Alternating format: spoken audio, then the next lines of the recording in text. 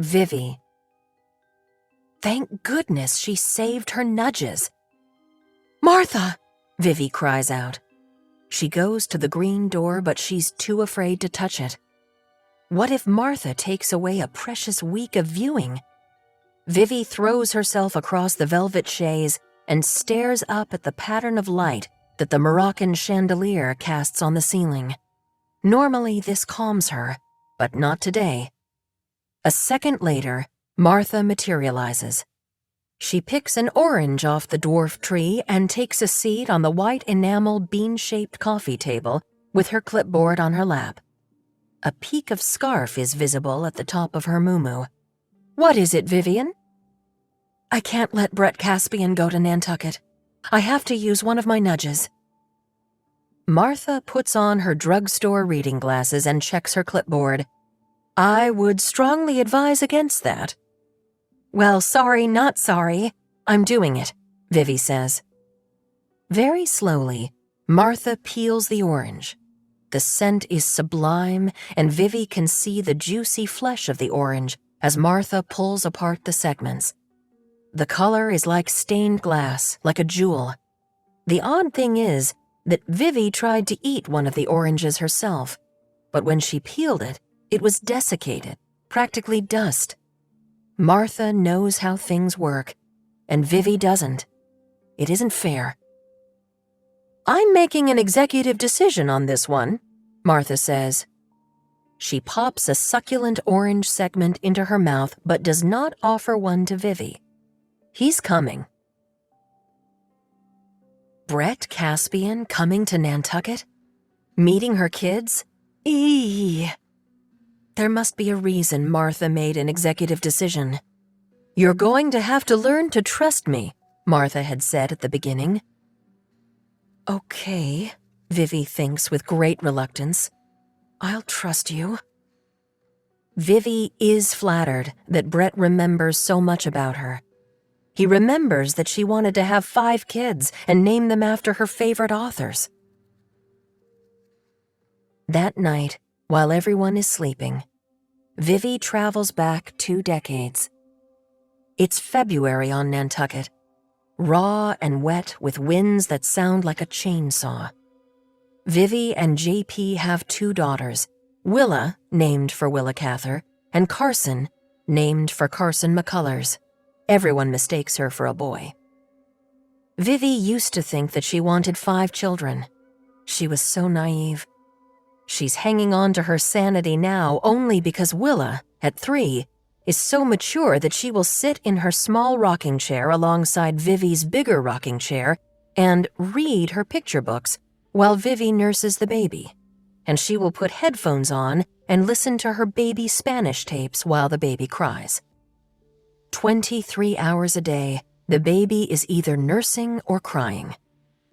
The only hour that the baby will sleep soundly is the hour after JP comes home from work at Island Fog Real Estate. Carson's cheek hits her father's shoulder and she instantly conks out. This, at least, gives Vivi a chance to make dinner. "We were spoiled with Willa," JP says. Yes, Willa was a perfect baby. She slept all the time, peacefully, face up in her bassinet and then her crib. She comforted herself without a pacifier. She nursed beautifully but never minded a bottle. Carson, however, has both colic and reflux. She eats, she spits up, she cries. Vivi has her on the breast, gives her breast milk from a bottle, gives her formula from a bottle. There's no difference, no improvement. She's happier sleeping on her stomach, but what kind of irresponsible parent puts a baby to sleep on her stomach? There are days Vivi cries right along with Carson, but she lets herself do that only when Willa is napping. She tries not to think of the girls as good kid, bad kid, or even as easy kid, difficult kid, because what if these labels follow them into adolescence and then adulthood? They're just so different, Vivi says. How did this happen? Happens all the time, JP says, like a man who is an expert on siblings, although he's an only child just like Vivi. One night that Vivi thinks might be the worst night ever. Carson is screaming bloody murder, and her face is as red as a Bartlett's Farm tomato. Willa is doing this new low-key whimpering thing, which is even more grating on Vivi's nerves than the baby's crying. And JP is off-island taking the test for his real estate license, so Vivi has no backup. Vivi gets an idea for a novel about two sisters. It comes to her whole, like a neatly wrapped present. The Dune daughters. Charlotte and Evangeline. Their father is a scalloper. He raises them by himself in a dilapidated fishing shack out in the dunes by Long Pond. One sister marries a local boy, and the other marries a rich summer kid. Who will be happier? Willa and the baby don't fall asleep until well past midnight. But Vivi, thinking about the novel's plot, doesn't care. When they're finally quiet, she grabs a notebook and a pen and brews a cup of herbal tea. She wants coffee, but there can be no caffeine while nursing. She inhales the silence and exhales words onto the page. It is just that easy, that natural. It feels like breathing. 2 hours later, like clockwork, the baby cries and Vivi's milk lets down, but she keeps writing. Miraculously, Carson stops crying on her own. The front of Vivi's nightgown is soaked, but she doesn't care. She keeps writing. 8 months later, the first draft of The Dune Daughters is finished. Vivi wrote it during the girls' nap time and late at night. She learned to live with less sleep the same way people learn to live with less food during wartime. On the night she completes the novel, she wakes JP up by sitting on the edge of the bed and kissing the crook of his neck.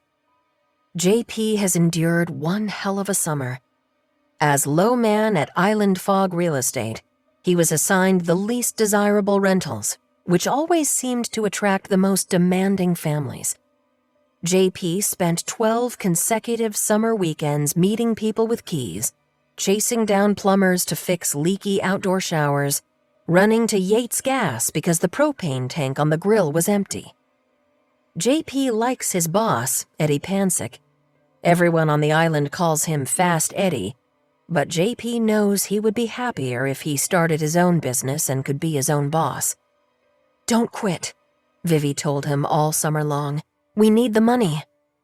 They used the fund set up for JP by his grandparents to put a down payment on the house on Surfside, and the rest went into a contingency account, which is almost depleted. Kids are expensive. Life is expensive. "I finished the novel," Vivi says once JP's eyes open. He props himself up on his elbows. "You did? Just now?" "I can't tell if it's any good," Vivi says. She has given the novel a dozen read-throughs and sometimes thinks it's inspired and other times thinks it's cheesy and cliched. A vanity project by an overtired housewife. "I'm too close to it."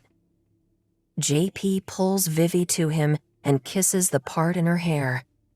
"Of course it's good," he says. "You wrote it." When Vivi tells the women in her Mommy and Me group that she has finished writing a novel, half of them are skeptical about its prospects, the other half patronizing. JP assures her those mothers are just envious because Vivi found the time to do something for herself. That's part of it, certainly, Vivi thinks, but it's also silly to expect people to get excited about a book that isn't published. How will she ever get published? Vivi has remained in touch all these years with famous author, the one who taught the workshop that Vivi attended in high school. In a letter, Vivi asks famous author what she should do with her manuscript. He calls her, taking her completely by surprise. She included her phone number in the letter but never dreamed he'd use it. He gives Vivi his own agent's name and address. "Send it to Jody with a big note on top that says I referred you. I want full credit for discovering you. Hear me? You're going to be successful, Vivian. I could tell that 13 years ago. You've got something. A week after Vivi sends the manuscript, Jody Partridge calls to say she would be honored to represent Vivi. This book is so summery. It makes me want to move to Nantucket and live my best, beachiest life. Vivi eyes the inside of her house. There are doll clothes and Cheerios all over the floor and a juice box, not even organic, leaking onto the coffee table. Vivi had big plans of taking the girls on a walk through the moors. The foliage is changing colors, and the October sun makes everything look like it's been dipped in gold. But it's 2 o'clock and Vivi is still in her yoga pants. I predict we're going to have a bunch of competing offers on this, Jody says, which will drive the price up. With luck, it'll go for a pretty penny. A pretty penny, Vivi tells JP the second he walks through the door. She grabs both of his hands and starts hopping up and down. A pretty penny! But something is wrong. JP looks dejected. Like his dog died. They don't have a dog. Or like he got fired. Is everything okay? Vivi says. Did you get fired? It's true that JP hasn't generated a lot of income for Island Fog, but building a client list takes time. No, JP says. Then what's wrong? My mother bought half of Old South Wharf is what's wrong.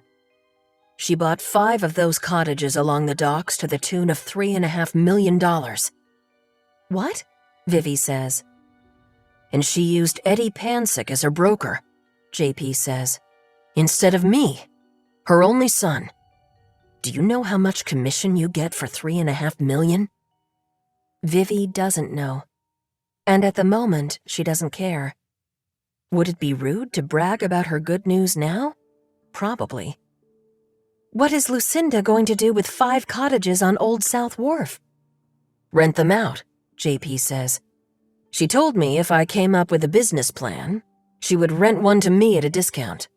So, I was thinking about a yacht concierge business. I could cater to all the huge boats in the summer. You'll be right back to picking up dry cleaning, Vivi says, and you don't want that. What about something else?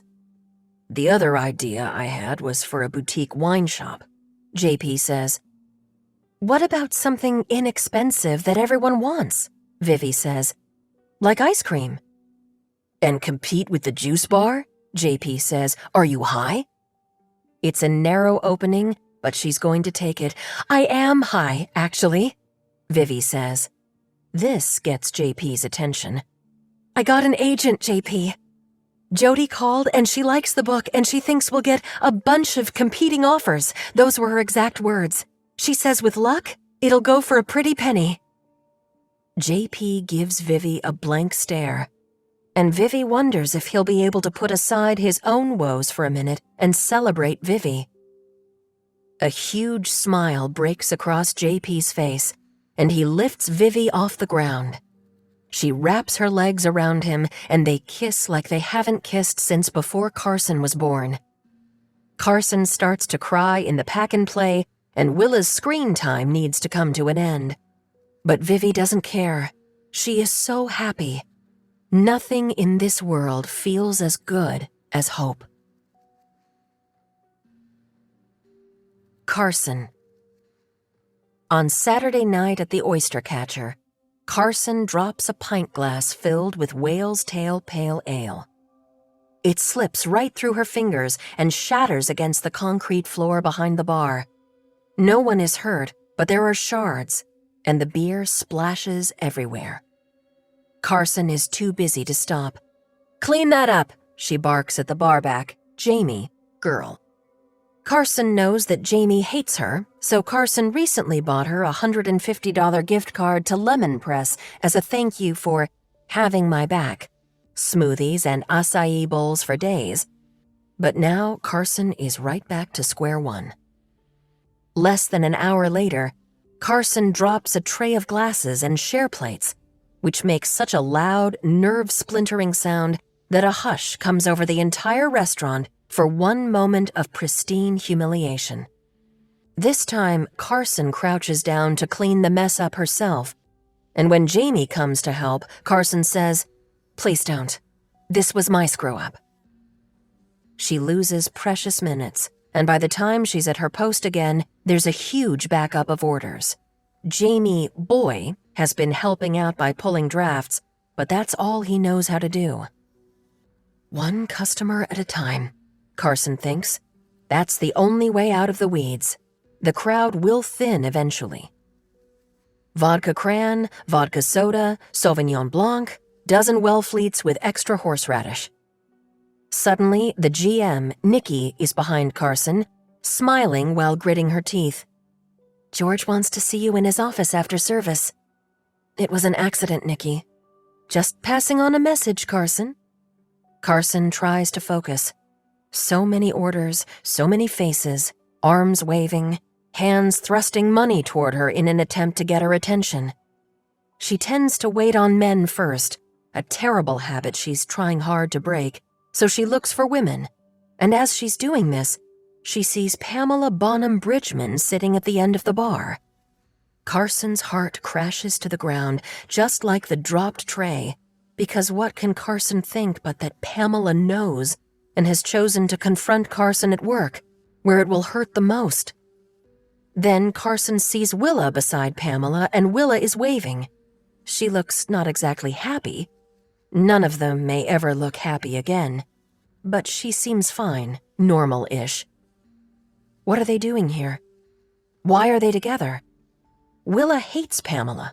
Everyone hates Pamela. Carson takes drink orders from every other female at the bar, and then every man. When she can ignore her sister and her lover's wife no longer, she says, "Ladies, surprise, surprise, what can I get you?" "Chardonnay with a side of ice," Pamela says. "Cranberry seltzer with lime," Willa says. "You guys eating?" "There's no room at the bar," Willa says. "They told me it's a 90-minute wait for a table. Do you have any pull?" Not tonight, Carson thinks. But she can't resist showing off in front of Pamela, so she approaches the hostess stand where Nikki is busy crushing people's dreams and says, "It's my sister's first night out since my mom died. Any chance you can put her at table 1? Table 1 is the two-top closest to the dunes at sunset. It's the best table at the oyster catcher. Nikki growls, "I shouldn't, but I will. For her, though, not for you. The people are paying now. Tell her 5 minutes." Carson hustles back to the bar. 5 minutes, she says, handing the shard, the ice, and the seltzer over the counter. "These drinks are on me." "Thank you," Willa says. But Carson doesn't care about Willa. She cares only about Pamela, who is gazing out over the beach, looking very alone among the sea of people. She accepts the Chardonnay without a word and doesn't even look at Carson.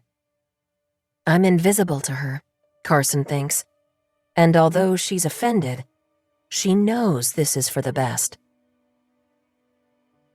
After service, Carson heads down the hall, past the retail shop and the restrooms, to George's office. The door is closed. Has she been saved? Is he gone for the night? Tomorrow, her drops will be forgotten. The service industry has a short memory, especially in a place like the oyster catcher, where there is never a quiet moment for reflection. Carson knocks. "Enter!" Carson swears under her breath and opens the door. George is at his desk, which is meticulously organized. Invoices on the left, order forms on the right, and in the center is a weekly calendar that shows the schedule, written always in pencil. Pencils are sharpened, kept points up in a mason jar. The computer behind the desk displays an old-school game of Tetris. "Please sit down," George says. There's a folding chair, known to the staff as the hot seat. Carson feels she should remain standing, but she's been on her feet since 3, so she gratefully collapses. "2 drops tonight," George says. "I know, I'm sorry. I don't have an excuse. I wasn't paying attention." George tisks under his breath. George is universally loved at the oyster catcher and on Nantucket. He has worked in restaurants on the island for something like 40 years, managing at both the Straight Wharf and the White Elephant, and then running the grill at the Maya Comet Golf Club for a few years before buying the Oyster Catcher. Because George has worked as a barback, bartender, busser, and server, he makes an excellent boss. He's a confirmed bachelor, a ladies' man, and loves poker and golf and clamming out on Cotu.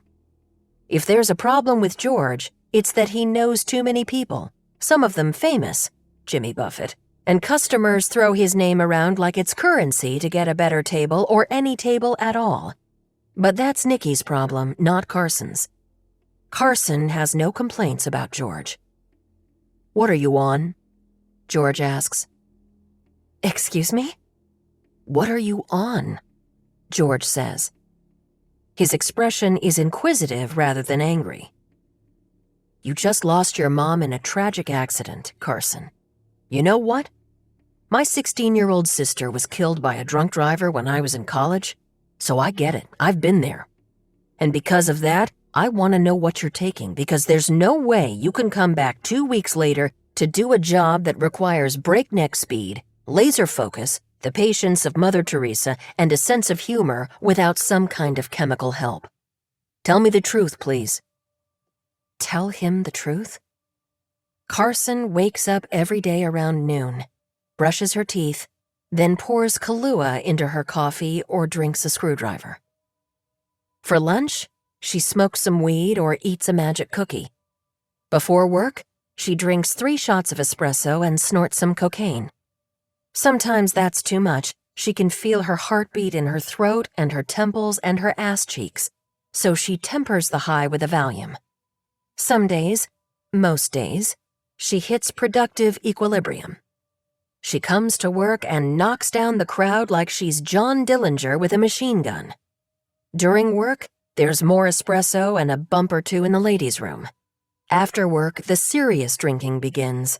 A couple of cocktails first, shots, then beer. Then weed and an Ativan or a Valium to fall asleep. "I'm not on anything," she says. She's surprised by how convincing she sounds. "I mean, I smoke a little weed on my day off, and I usually grab a drink after work." "But no oxy, no pills, no smack?" George says. "No," Carson says, sounding affronted, feeling affronted. "Oxy? Smack? Do I seem like a junkie to you, George, really?" George takes a visible breath. He's a lot grayer now than he was when Carson started here 3 years ago. But Carson likes the gray. Zach has some gray at his temples, and she finds it very sexy.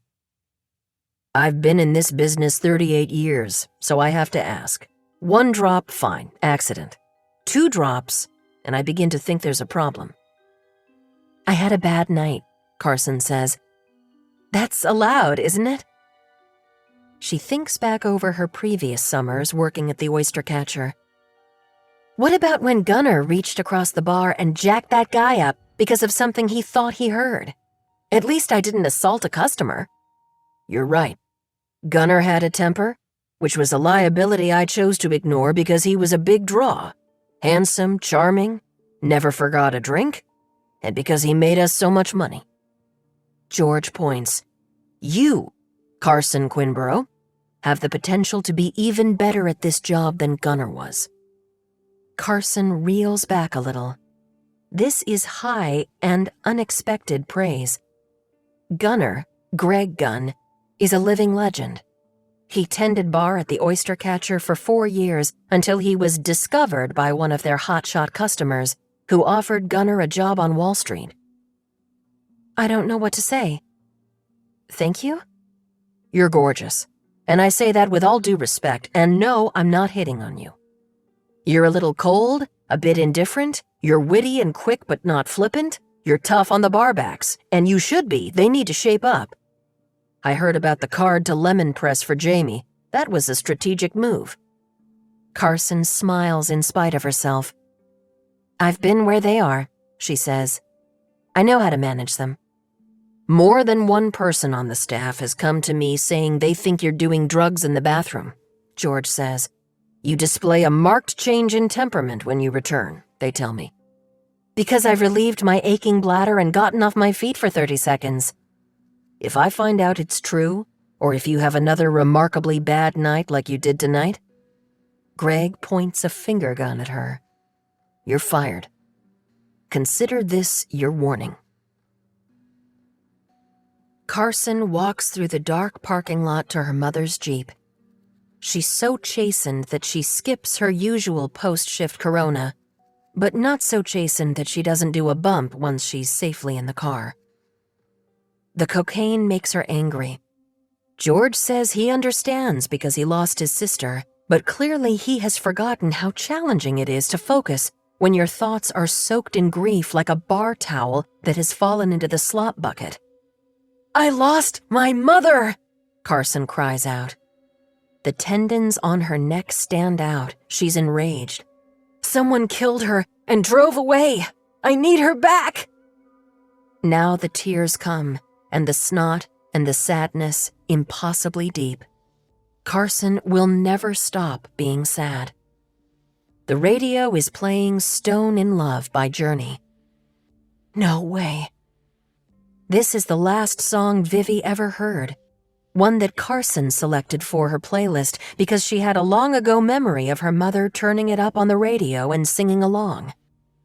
Carson sings now in an unhinged voice, wondering if somehow her mother is watching her. Maybe her mother had this song play on the radio to let Carson know that she's around, in the air, up above. Carson pulls out her phone and texts Zach. Meet? There's no response. Stone in Love ends, and Everybody Wants You by Billy Squier begins. Carson is listening to Classic Rewind on Sirius XM because she's driving Vivi's Jeep, and these are Vivi's radio stations. No Shoes Radio, The Bridge, typical old person music. It's no great magic that Carson heard Stone in Love because this station plays Journey and other music from beyond the grave all the time. She's losing her mind. There's still no word from Zach. It's 11:15. He's probably asleep. Maybe Pamela came home from her little night out and they slept together. It happens occasionally, he admits, and Carson hates how much this bugs her. The agony is the price that she, and every other woman out there, must pay for falling in love with a married man. She wants to go out. She needs company, other people, even if they're nameless. She grabs some napkins out of the center console and mops her face. She lets her hair out of the tight braids and runs her fingers through the kinks.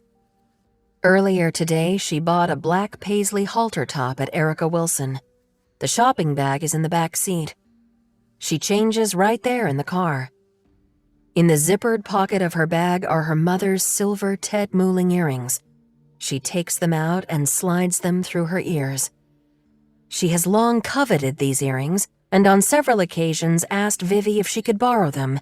No, you'll lose them. I know you, Carson. Carson had considered stealing them, but then decided her mother was right. Now they're hers. Everything is hers. She borrows Vivi's clothes, shoes, and jewelry. She sleeps in Vivi's bed. Why? Is she trying to become Vivi? Oh, who knows? Her mother had great taste, and the bed is comfortable. The earrings shine against Carson's dark hair. She's good to go. The line at the front door of the chicken box is long, but Carson, with her new cachet as head bartender at the Oyster Catcher, doesn't have to wait. She walks around to the back door, where the bouncer, Jerry, who is Nikki from Work's fiancé, lets Carson right in and gives her a cold Corona while he's at it. The bar is packed. Bodies are crushed in so tight that Carson has to turn sideways and wedge herself between people in order to get to the row in front of the stage, where there is at least room to breathe. The band, Max Tone, is popular. They play cover tunes. The lead singer, Aaron, sees Carson and gives her a thumbs up. He and the band came into the oyster catcher the night before for dinner. Carson tips back her beer and tries to get lost in the song, What I've Got by Sublime. When the song ends, she takes a look at the other people in the front row and sees Greg Gunner, the legendary bartender, her predecessor, all the way in the corner. He's too dressed up for the box, nice white shirt, seersucker pants, and he's with some smoke show in what Carson thinks is vintage Stella McCartney. Carson sidles her way toward them to say hi, but then stops halfway because what if he doesn't remember her? It's too loud to explain who she is, and she'll end up making a fool of herself, which isn't at all appealing when her night has been so bad already. She should go home. But what's at home? Nothing. She needs another beer. She heads for the bar. It's easier moving away from the stage than toward it, but when she tries to step around one guy, he moves in front of her. And when she tries to go the other way, he does too. Funny. She bares her teeth at him. Carson, he says. It's what's-his-face from the Field and Oar. Marshall, she says. The duck. He grins. He's lovely to look at, the same way a baby or a puppy is, although here in the box with his Cisco Brewers t-shirt and his hat on backward over his golden curls and a little scruff on his cheeks. He must have had the day off because the Field and Oar doesn't tolerate facial hair. He's more attractive than the last 2 times she's seen him. Look at you, Marshall. She thinks about having a night of good old-fashioned fun with Marshall the duck. They can dance, make out, drive to the Strip for a slice, go down to the public way by the galley to skinny dip, and then have sex on the beach.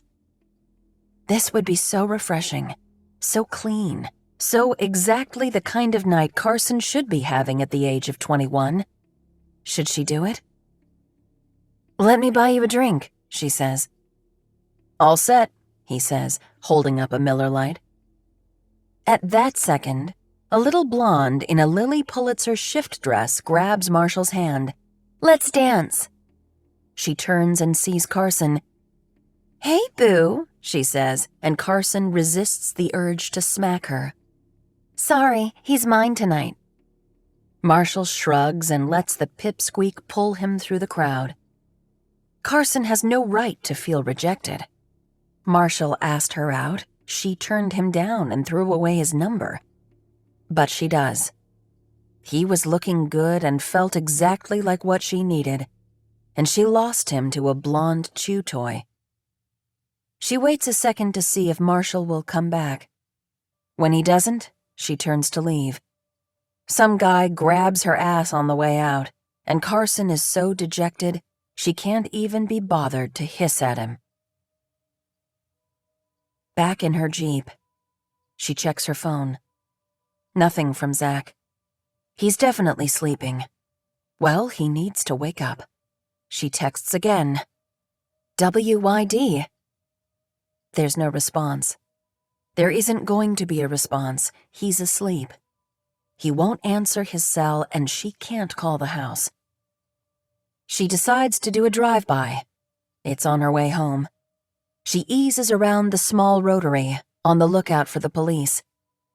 The way her night is going, she'll probably get pulled over and given a breathalyzer. She takes Hooper Farm down to Parker and turns right off Parker onto Gray Avenue. The Bridgman house is set back from the road about 100 yards. It's gambrel style and has a detached garage with a small apartment upstairs where Zach's son Peter now lives. Peter is away at camp. He's been going since he was 8 years old, and now he's the head counselor. Zach says that Peter fits in at the camp in a way he never fit in at Nantucket High School. Carson has heard way too much about the trials and tribulations of raising a teenager, considering that Carson is practically one herself. She pulls over into the parking spot of the deserted horse barn across the street. From here, she has a clear view of the house, which is dark except for the porch light and a light over the garage door. Carson is tempted to knock on the front door or throw pebbles at Zach's window.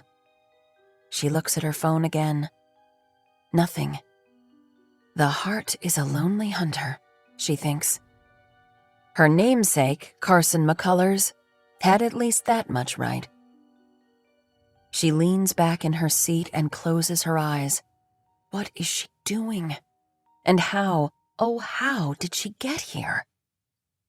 The affair started the previous November. Carson enrolled in a bartending class in South Boston. She would stay in Savannah's townhouse in Back Bay. Savannah was doing field work for her charity in Dakar, so Carson would have the place to herself. She had recently turned 21 and was ready for city life. She planned to run along the Charles, grab coffee from Thinking Cup, choose a museum or an outing for each afternoon, go to her bartending class, then eat out every night. She made a list of restaurants: Pammy's, Mistral, Area 4. She was flying from Nantucket to Boston on Cape Air on a 9-person Cessna. Zach Bridgman was also on her flight. When Carson saw him in the terminal, she waved and he waved back and smiled.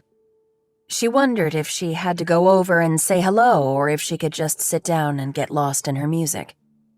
The Bridgmans, Zach, Pamela, Peter, were now related to Carson through Willa. Seeing Zach was like seeing a distant uncle or a cousin twice removed. She thought it was good luck when she was assigned the seat behind Zach on the plane, because there would be no need for conversation. As they were boarding the plane, they exhausted their only topic of conversation: where they were going. Zach was going to an air traffic control conference at the Boston Harbor Hotel. "Ooh," Carson said, genuinely impressed. "Fancy." Carson told Zach that she was taking a bartending class and staying in Savannah's townhouse on Marlborough Street. "I should have been a bartender at some point," Zach said. "That has always felt like something I missed." Carson was reminded then that Zach was friendly and kind. Carson steered clear of Pamela because she could be confrontational and negative. She likely would have told Carson to go back to school, get her degree, and make something of herself. The plane hit weather somewhere south of Boston. Plymouth, maybe. Carson always tried to pick landmarks out on the ground to mark their progress, but all she could tell before they hit the squall was that they were somewhere over Route 3. The plane bounced around, and the rain sounded like gravel hitting the window. They were in the cotton ball. All Carson could see out the window was dense, dark cloud. The woman sitting behind the pilot reached for her barf bag. Carson was unconcerned. It was kind of fun, actually, like an amusement park ride. Sure enough, the plane emerged from the clouds into clear sky, the ground once more visible beneath them. Carson saw the skyline of Boston in the distance. Everyone relaxed. The pilot turned east, out over the water. Carson was jolted awake when the plane slammed down so hard that Carson thought they must have landed. But no, they were still in the air, back in the cotton ball. The turbulence was unlike any Carson had ever experienced. It felt like the plane was a cup of dice God was shaking. Carson's bag flew forward. The man to her left lost his file folders. The woman in the front seat puked again. The plane tipped sideways and went into a nosedive. They were plummeting and bouncing. Carson watched the pilot fight the wheel to raise the nose. The plane was going down. They were going to die. She reached forward and, almost involuntarily, grabbed Zach's hand. "It's okay," he said. "He'll get us down. And if I see him get in real trouble, I'll assist. I can land this plane." Carson was only somewhat comforted by this. She bent her head forward against Zach's seatback and let a stream of profanities fly. She thought of her mother, her father, her brother, and her poor sister, who had just miscarried for the second time.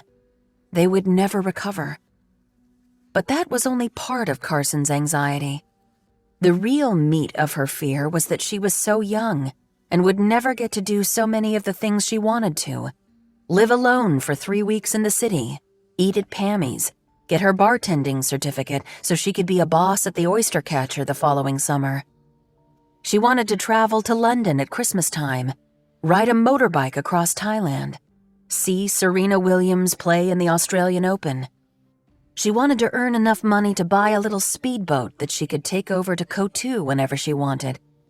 She had just turned 21 and had a lifetime of drinks to legally buy. She wanted to fall in love. Getting married and having children and sending out an annual Christmas card with her family's names printed in script across the bottom held zero appeal. But she liked the idea that someday she would find a man to be both friend and lover. So far, her men had been either one or the other. The plane tilted so far to the left that Carson was afraid it would start to spin. Zach said, "We've caught the edge of a funnel cloud." "A tornado?" Carson said. She could feel how unstable the air was around them. She was holding on to Zach's fingers so tightly that she feared she might break them, and yet she could not let go. His wedding ring, made from a dark metal, pressed into her skin. The man who had lost his file folders was saying a prayer in Spanish. "Fix this," Carson said to Zach. "Can you?" The plane was rumbling like a truck over a bumpy road and bouncing not only up and down but sideways as well. The woman up front was crying. The pilot punched buttons and moved levers. Carson could see his lips moving. He was talking to the control tower in Boston. "I think he's got it," Zach said.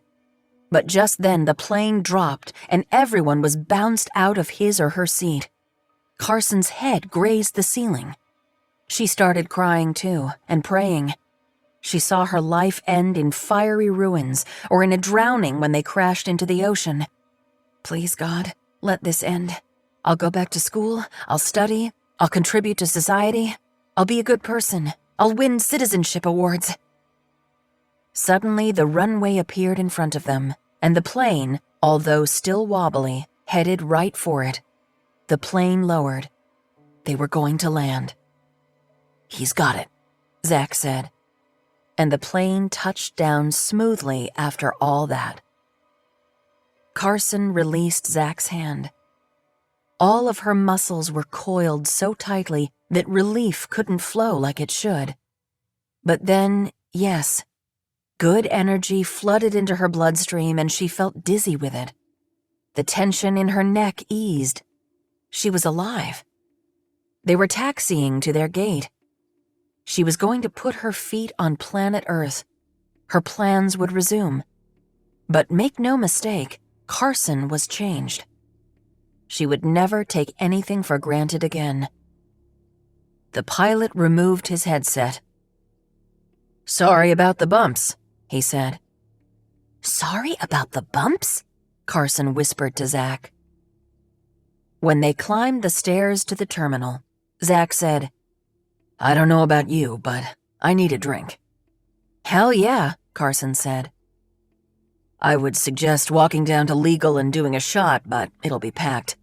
What time is your class?" "Starts tomorrow," Carson said. "I'm free today." "Let's have a drink at my hotel," Zach said. "My treat." Carson thought to decline. She kind of wanted to get to Savannah's. She could go to any one of dozens of bars in Back Bay by herself. But she remembered her vow to be a contributing citizen, and she wasn't sure what she would have done if Zach hadn't been there to calm her. "Sounds great," she said.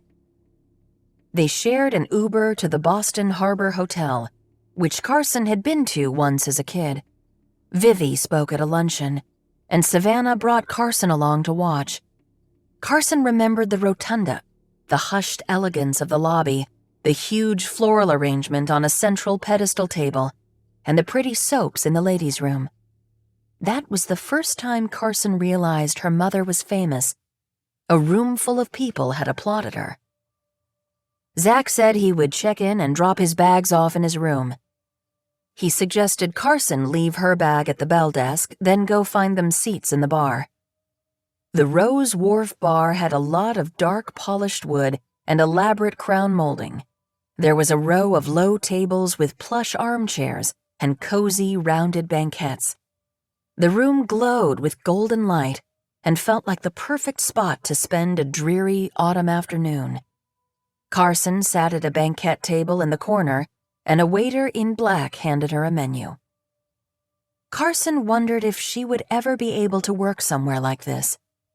It felt like a place where things happened. Business deals, love affairs. The prices on the menu were just south of staggering, but Zach had said he was paying, so Carson ordered a glass of Veuve Clicquot. Just then, Zach appeared. "Make it a bottle," he said. Their server brought a selection of bar snacks that looked too pretty to eat, as well as the chilled bottle, an ice bucket, and 2 flutes. Carson watched his elegant movements. He seemed to have 4 arms. The pop of the champagne cork gave her a shiver. She was alive to appreciate the pleasing sound of a champagne cork popping. Carson and Zach raised their flutes and touched them ever so gently together. Zach said, "We made it." They drank. Carson said, "Were you worried?" "I was worried the pilot would panic and do something that would make him lose control of the plane. I would have taken co-pilot and gotten us down." "You should have." "I wasn't needed, except by you." He poured them each some more champagne and said, "I thought I was going to lose a couple of fingers." There were no sexual or romantic feelings for Carson at first, just a sense of camaraderie. And then, as they ordered a second bottle of champagne and a burger to share with double fries, a sense of conspiracy. Carson Quinborough and Zach Bridgman were hanging out, wasting an afternoon getting drunk in a fancy hotel bar. Zach was easy to talk to. Carson heard about how he'd graduated from MIT with a degree in aeronautical engineering, then came to Nantucket to work for the summer before doing a master's at Rensselaer. During that summer, he worked at the yacht club and was targeted by Pamela Bonham. He was then fast-tracked into the Bonham family and a life on Nantucket. By fast-tracked, you mean... I got Pamela pregnant. "Ah," Carson said. "You were so young." "Yes, my friend, yes, I was. It wasn't the life I'd planned, but I've made it work. I enjoy ATC. I like flying myself when I can. I love Nantucket. I'd be a jerk to complain." Their server appeared and asked if he could bring them anything else. By that point, Carson was well on her way to being drunk, and although she knew the proper thing was for her to thank Zach, collect her bag, and summon an Uber, she noticed something in Zach's expression, a crack in the friendly, confident facade. Maybe he wanted to be a jerk. Maybe he wanted to complain.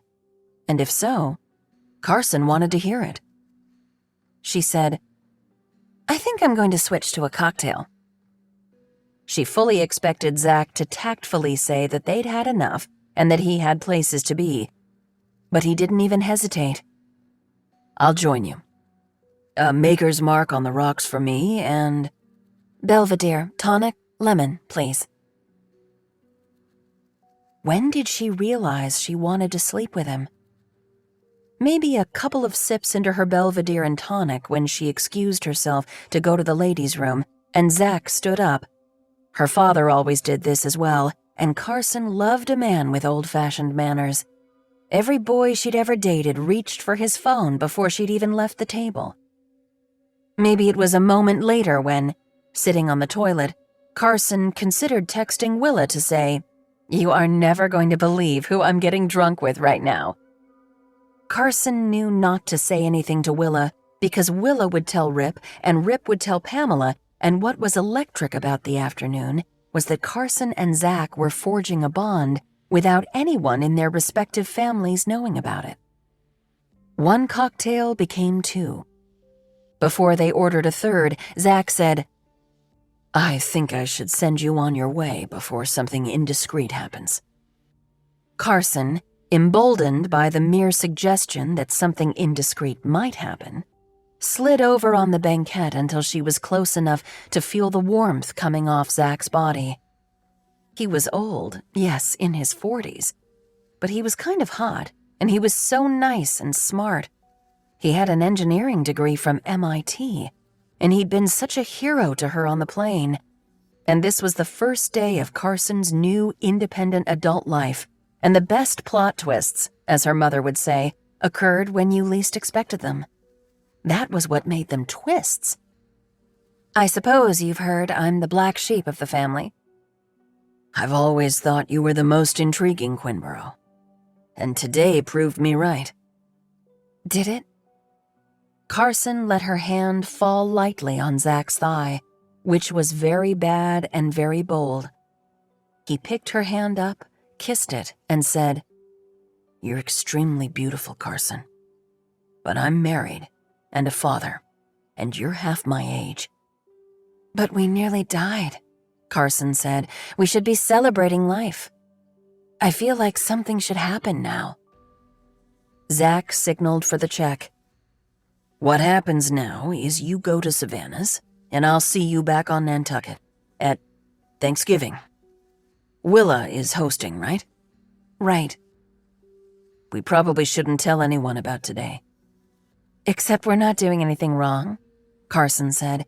"You're rejecting my advances." Zach squeezed her hand.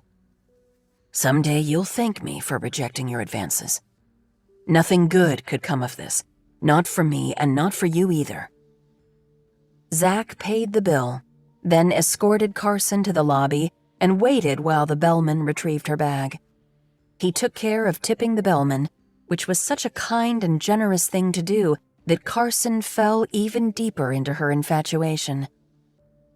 "Shall I wait with you while your Uber comes?" he asked outside the hotel. "Please don't," Carson said. "I'll be fine." Zach kissed her once, gently, on the lips. It fell somewhere between a romantic kiss and an avuncular one. "Thank you. That was the best afternoon I've had in a long time." "It could get better," Carson said. Zach laughed and disappeared through the revolving door. Carson waited for a few addled seconds as she tried to read that kiss. Then she canceled her Uber and dragged her bag back into the lobby. She moved straight for the elevator bank.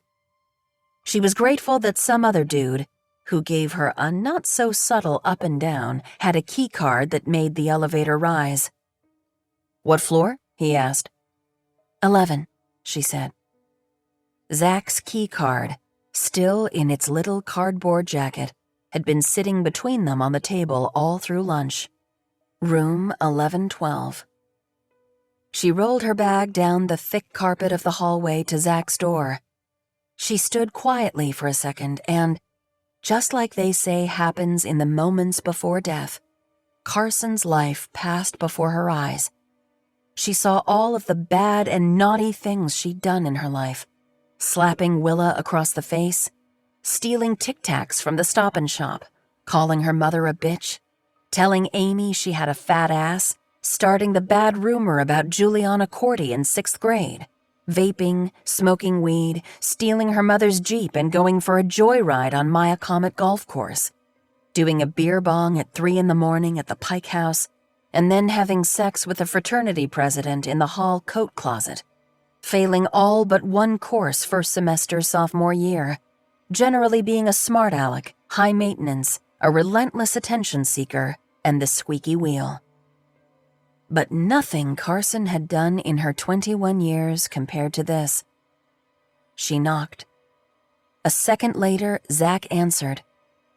Did he look surprised to see her? No. "I watched you from the window," he said, his voice now husky. "And?" He stared at her for a long second, so long that Carson wondered if he was running through his own worst moments. Then he sighed and held open the door.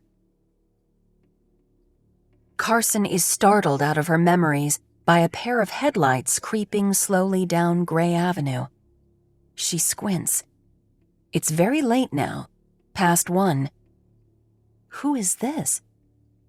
She catches a glint of red and sees the outline of the Range Rover. It's Pamela. Carson is about to get busted lurking outside the Bridgman house. How will she explain this? She slides all the way down in her seat, fighting the urge to open the car door and vomit on the ground. She hears the Rover slowing down as it gets closer. She's every bit as scared now as she was when the plane was plummeting. She decides to act surprised to see Pamela. She'll say she didn't realize this was the Bridgmans' house. Will Pamela buy this? She'll use her mother's death as an excuse. She'll say she was on her way home from the box, took a wrong turn, and pulled over to sober up. She'll say she has been completely lost since the accident. The only time Carson has been to the Bridgman home was for Willa's bridal shower, which was one of the most unbearable afternoons of Carson's life. She remembers the squealing over monogrammed towels, the ribbons and bows taped to a paper plate that Willa was supposed to wear as a hat. Carson had slipped out to the driveway to get high. There was simply no other way to tolerate it. And when she came back inside with bleary red eyes and wolfed down half a platter of tea sandwiches that Tink Bonham had had shipped in from Le Petit Chef in Philadelphia, her mother approached her, frowning, and said, "You could have at least invited me to go with you."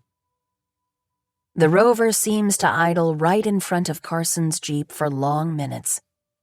What is Pamela doing? Carson holds her breath, waiting for Pamela to knock on the window. It's like a horror film, and Pamela is the hatchet that will hack Carson's emotional life to bloody pieces. The knock doesn't come, and Carson can see the lights swing around into the Bridgmans' driveway. Carson lets her breath go a little at a time, and when she hears the car door slam, she pops her head up just enough to watch Pamela stumble across her front yard and into the house. Carson counts to 50, watching the house for lights. No lights. Carson imagines Pamela stumbling up to bed in the dark or, better still, passing out face down on the kitchen floor. She turns the key in the ignition and gets the hell out of there. The chief. Is this room always open? The chief is talking to the general manager of the Stop and Shop, a guy named Dick from Taunton. Dick is very protective of his employees. The chief likes that. Turns out that Donald, the evening custodian, is nearing his 80th birthday. He's a vet on a fixed income and is hard of hearing, and Dick would prefer he be left out of the investigation unless it's absolutely necessary. Yes, it's always open, Dick confirms. Even when the store is closed? We have a cleaning crew and stockers in overnight and they use this room. How closely is entry to this room monitored? The chief asks. Because someone put those shoes in the trash. Dick gives the chief a list of store employees, then admits that it would be easy for a shopper in the store to slip into the break room undetected. The break room is right next to the public bathrooms. One would only need to open the door, stuff the shoes in the trash, and close the door. Unfortunately, there are no cameras in the break room or in the hallway where the bathrooms are. Why would we have cameras? Dick asks. Just in case someone pops in to dump evidence from a homicide investigation into the trash? The chief leaves the store feeling dejected. It's 6 o'clock on a Friday night in July. Andrea is putting together a family dinner, which means that Chloe and Finn have to put their work and social lives on hold, and Ed does too. On his way home, he calls Pamela Bonham Bridgman and asks if he can set up a time to talk to Peter. About what? Pamela asks. She's blunt to a fault on a good day, and usually Ed appreciates this because they all have business to attend to, and small talk can be a waste of time. I need his help with the Vivi Howe case, Ed says. He takes a breath to slow himself down. He's probably said too much already. How old is Peter? 19, Pamela says. I'll speak with him directly then, the chief says. Would you please give me his number? He's at camp in Maine until the end of August, Pamela says. Cell phones aren't allowed, and there's no service even if they were allowed. She pauses while the chief's spirits plummet even further. He can't get anywhere with this case. Why on earth would you want to talk to Peter about Vivi's death? I just have a few questions for him, the chief says, but clearly they'll have to wait. Thanks, Pamela. He needs to ask for help. Investigating homicides isn't his job anyway. His job is to oversee the department. But he misses actual police work, and he feels connected to this case, not only because Vivi Howe was a local and Andrea's favorite author, but also because he wants to clear Cruz's name. Ed calls the Greek. The Greek is Nicholas Diamantopoulos, a Massachusetts State Police detective. Nicky, the chief says, I could use some advice. I'm on vacation, Ed, the Greek says. I'm lying on Mansion Beach on Block Island. I got here 40 minutes ago and I'm not due back at the station until a week from Monday. The chief can hear a female voice in the background. The Greek is very, very popular with the ladies. Can this wait 10 days? Can it wait 10 days? Peter Bridgman, who sent whatever photo that had Cruz so upset, is incommunicado. When the chief called Lisa Hitt to see if she'd found anything usable on the shoes, he learned that she was on vacation as well. Do you have 5 minutes so I can run something past you? The chief asks. 5 minutes, the Greek says. 4 minutes, 59 seconds. Hit and run, the chief says. Local author of some note, New York Times bestsellers and all that, killed running on her own street. Forensics has, so far, turned up nothing useful, but then the clothes and running shoes went missing from the hospital. First, I thought it was just a simple mistake. They got lost or whatever, misplaced. Then the shoes show up in the trash in the employee break room at the local Stop and Shop. Random? The Greek asks, and Ed can tell his interest is piqued. On vacation or no, the Greek is a professional, and an unsolved homicide is catnip to him. No, I don't think so. The kid who called the accident in, name of Cruz DeSantis, works at the Stop and Shop. He was a friend of the deceased's son, and that morning he was driving over there to talk to the son. Do you think that's who hit her? No, the chief says. Forensics found blood on his car, but only on the handle, not the bumper. The woman had a gash on her leg, so it stands to reason there would be blood on the bumper. Don't assume, Nick says. She could have sliced it on a rock when she hit the ground. He's a good kid, Nicky. The chief says. I know him. I know his dad, Joe. Joe's an Iraq vet. That doesn't mean... I think someone is trying to frame the kid, the chief says. The sneakers turning up at his place of employment indicate that. But who is it, and why? The chief clears his throat. The kid, Cruz, is black, so it has occurred to me that race might be a factor. Might be, the Greek says. The Greek is black as well. His mother is Cape Verdean. Still, you can't discount the kid because you like him, Ed. I'm stuck, the chief says, and I'm late for dinner. Hit-and-run homicides are hard to solve. We live on an island, Nicky. Nobody can get away, that's the thing. You checked with the body shops? The Greek asks. Yes, that was Dixon's job, but he'd come up empty. All front fender bodywork repairs since Vivi Howe was killed have corresponding accident reports. It's entirely possible that someone is just driving around with a dented fender. It's also possible that hitting Vivi Howe didn't even leave a dent. We did, yes. You spoke to the son? I've been saving that for last, the chief says. The kid lost his mother. Well, the Greek says, sounds to me like the time for that conversation has come. Leo. When Leo finally bumps into Cruz, it's in the place he least expects, on the docks. Leo is working at the Nantucket Boat Basin, where he's a glorified trash collector and errand boy. He has a golf cart and a walkie-talkie, and he zips around from slip to slip, bringing ice and taking people's trash. Leo likes his job, though some of the boat owners try his patience. Still, he knows he's lucky.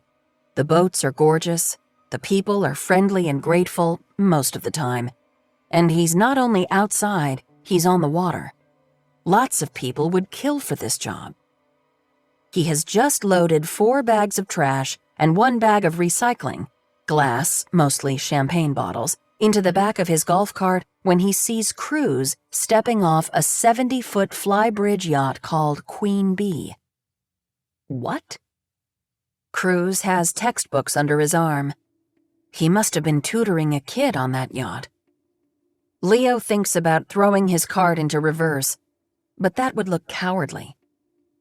Leo feels like he's being controlled by some outside force as he rolls the cart forward and stops in front of Cruz. He's not sure what to say. Leo swallows. Hey. Cruz stares at Leo a second, his face unreadable. Hey. Were you the one who hit my mom? Leo asks. Because if you were, you need to admit it, man. I didn't, Cruz says. I found her on the ground. You can ask me 1,000 times, and my answer isn't going to change because that's the truth. If I'd been the one to hit Vivi, I would have told you. There's no way I could live with myself if I killed Vivi and then pretended I didn't. I have integrity. Integrity might as well be Cruz's middle name, Leo knows. Adults always use that word when describing him because he's an achiever, because he looks people in the eye, because he was nice to the kids at school that nobody liked, because he never swears and doesn't complain, because he thinks of other people before himself. And hasn't some of this rubbed off on Leo? Hasn't he tried to be a person of integrity too? I couldn't even keep quiet when we stole the street sign from Hulbert Avenue, Cruz says. Leo bites his tongue. He won't give Cruz the satisfaction of smiling. The summer between 7th and 8th grade, Leo and Cruz used to sneak out in the middle of the night on their bikes. They once lit a campfire in the bamboo forest between Vivi's house and the Matticat Road and roasted hot dogs. The only reason they hadn't burned the forest down was that Cruz had thought to bring water. They skinny dipped in the pool of some house on Cliff Road. They stole the street sign from Hulbert, home to the most expensive real estate on the island. They'd watched the sunrise a lot that summer, then went home and slept until 2 in the afternoon. I heard you ran a stop sign and were seen speeding before you got to my house, Leo says. I think you were so upset about the photo from Bridgman that you weren't paying attention to the road and you hit my mom. And now I think you're trading on your so-called integrity. And that's why you haven't been arrested. Man, Cruz stops himself. Say it. Of course I was upset by the photo. I was driving over to talk to you about it. I want you to just admit you hit her, man. She's gone. Nothing can bring her back. I get that. But you need to confess. It was an accident. Obviously, you didn't intend to kill my mother, but you were the one who hit her. The police saw you driving recklessly, Cruz. Cruz steps up, gets right in Leo's face. Leo can see the sweat on Cruz's upper lip, smell the laundry detergent that Joe uses. Cruz is his best friend in the world, his buddy since forever. Vivi had a million things she used to call them: Frick and Frack, Mutt and Jeff, Felix and Oscar, Abbott and Costello, Ben and Jerry, Beans and Rice. Vivi loved Cruz. She took care of him like he was another son. When Vivi cooked, Cruz always got a bigger portion than Leo. She bought special things that he liked: mangoes, cookie dough ice cream, pistachios. She lent him her books. They both read the New York Times and they texted each other about the articles. Cruz and Vivi were connected intellectually in a way that Leo and Vivi weren't. Leo could have been jealous about this, but he wasn't. He was happy they got along so well. Vivi used to say that Cruz balanced out the family. She had 2 girls and 2 boys. With an extra person, there was extra love. Now, love is dead. The person who needs to admit something here, Leo Quinborough, is you. Cruz pokes Leo hard in the chest. You need to face your truth. With that, Cruz strides down the dock, and Leo, not sure what to do or to think, blinks at the hot blue sky and the darker blue of Nantucket Sound and the yachts lined up in their slips like really, really expensive toys. Then his walkie-talkie rasps. Slip 92 needs ice. Leo goes home early with a stomach ache to find the chief of police, Ed Capanash, knocking on the front door of Money Pit. Hello? Leo says. He wishes he'd stayed at work. He wishes his sister had answered the door and dealt with the chief, but it's 4 o'clock. She's at the oyster catcher. Hey there, the chief says, offering his hand. You're Ms. Howe's son? Leo, he says. Leo Quinborough. Leo, the chief says. The lion. I'm named after Leo Tolstoy. Leo says. The writer? He's Russian. He wrote War and Peace. The chief nods. He doesn't care. Nobody ever does. You got a few minutes to chat? I guess, Leo says. He pushes the door open for the chief and they step into the kitchen. The kitchen has cathedral ceilings and a teal blue Ilve majestic stove with a matching hood that Vivi called the Lambo because it was the stove equivalent of a Lamborghini. The kitchen was the first room in Money Pit that Vivi renovated, but no one has cleaned it since Vivi died, and it's not looking like its best self. On the counter sits the blender, half filled with a purple smoothie that has attracted fruit flies, and there are bagel crumbs and seeds all over the butcher block. The last of the sympathy flowers are dying on the table. The petals are falling, the stamens staining the white surface. Can I get you anything? Leo asks. Ginger ale? This is what he's having. He cracks open a can and takes a sip. He really thinks he might puke. What is the chief of police doing here? I'm fine, thanks, the chief says. I have some questions for you. Do you want to sit down? Okay, Leo says. The table is grimy. He could lead the chief out to the back by the pool, but Vivi's writing chaise will be there, and for this reason, Leo has been avoiding the pool. Nearly every day in summer, Vivi would lie out back, writing away in one of her notebooks. If Leo or Carson or Willa interrupted her, Mom, would you please make me a sandwich? Can I have money for gas? Is it okay if I invite some people over? She would say, I know it looks like I'm lying around in anticipation of granting your every wish and desire, but I'm working, so please step off.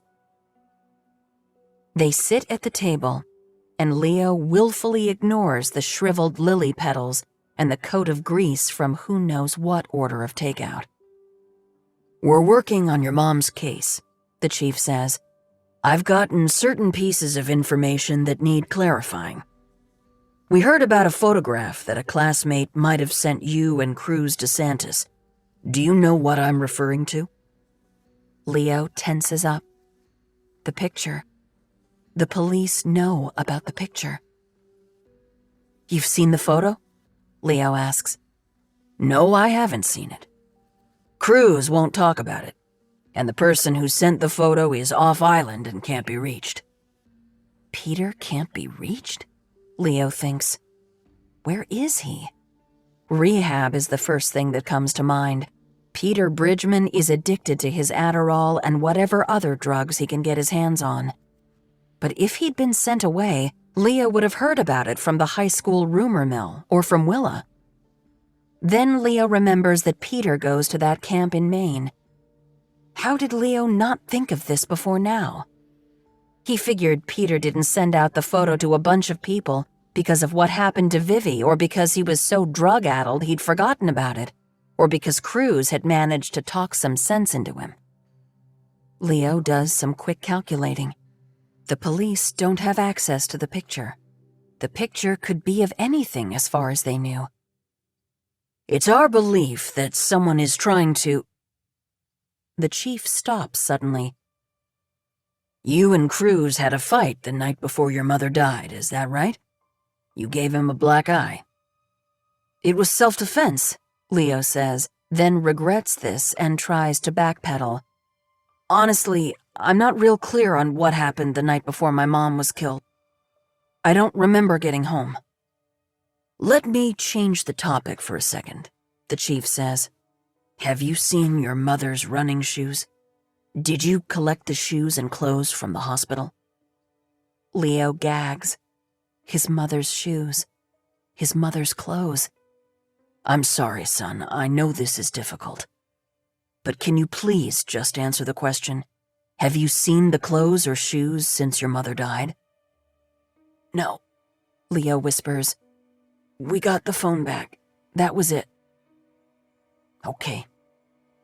The chief places a light hand on Leo's shoulder. I know Cruz ran a stop sign and was speeding before he got to my road. Leo meets the chief's eye for the first time.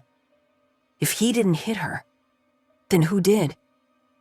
That's what we're trying to find out, the chief says. Thank you for your help. I'll be in touch. The chief drives away. He left his card and said if Leo had any thoughts about the shoes or the clothes, to call his personal cell phone, not the station. Leo goes up to his bedroom and closes the door. He imagines Cruz being arrested, arraigned, indicted, sentenced, jailed. He imagines the strong brick foundation that Cruz built to support his future crumbling. He thinks of Cruz poking him hard in the chest, an imitation of Joe DeSantis when Joe wanted to get a point across. You need to face your truth. Face my truth? Leo thinks.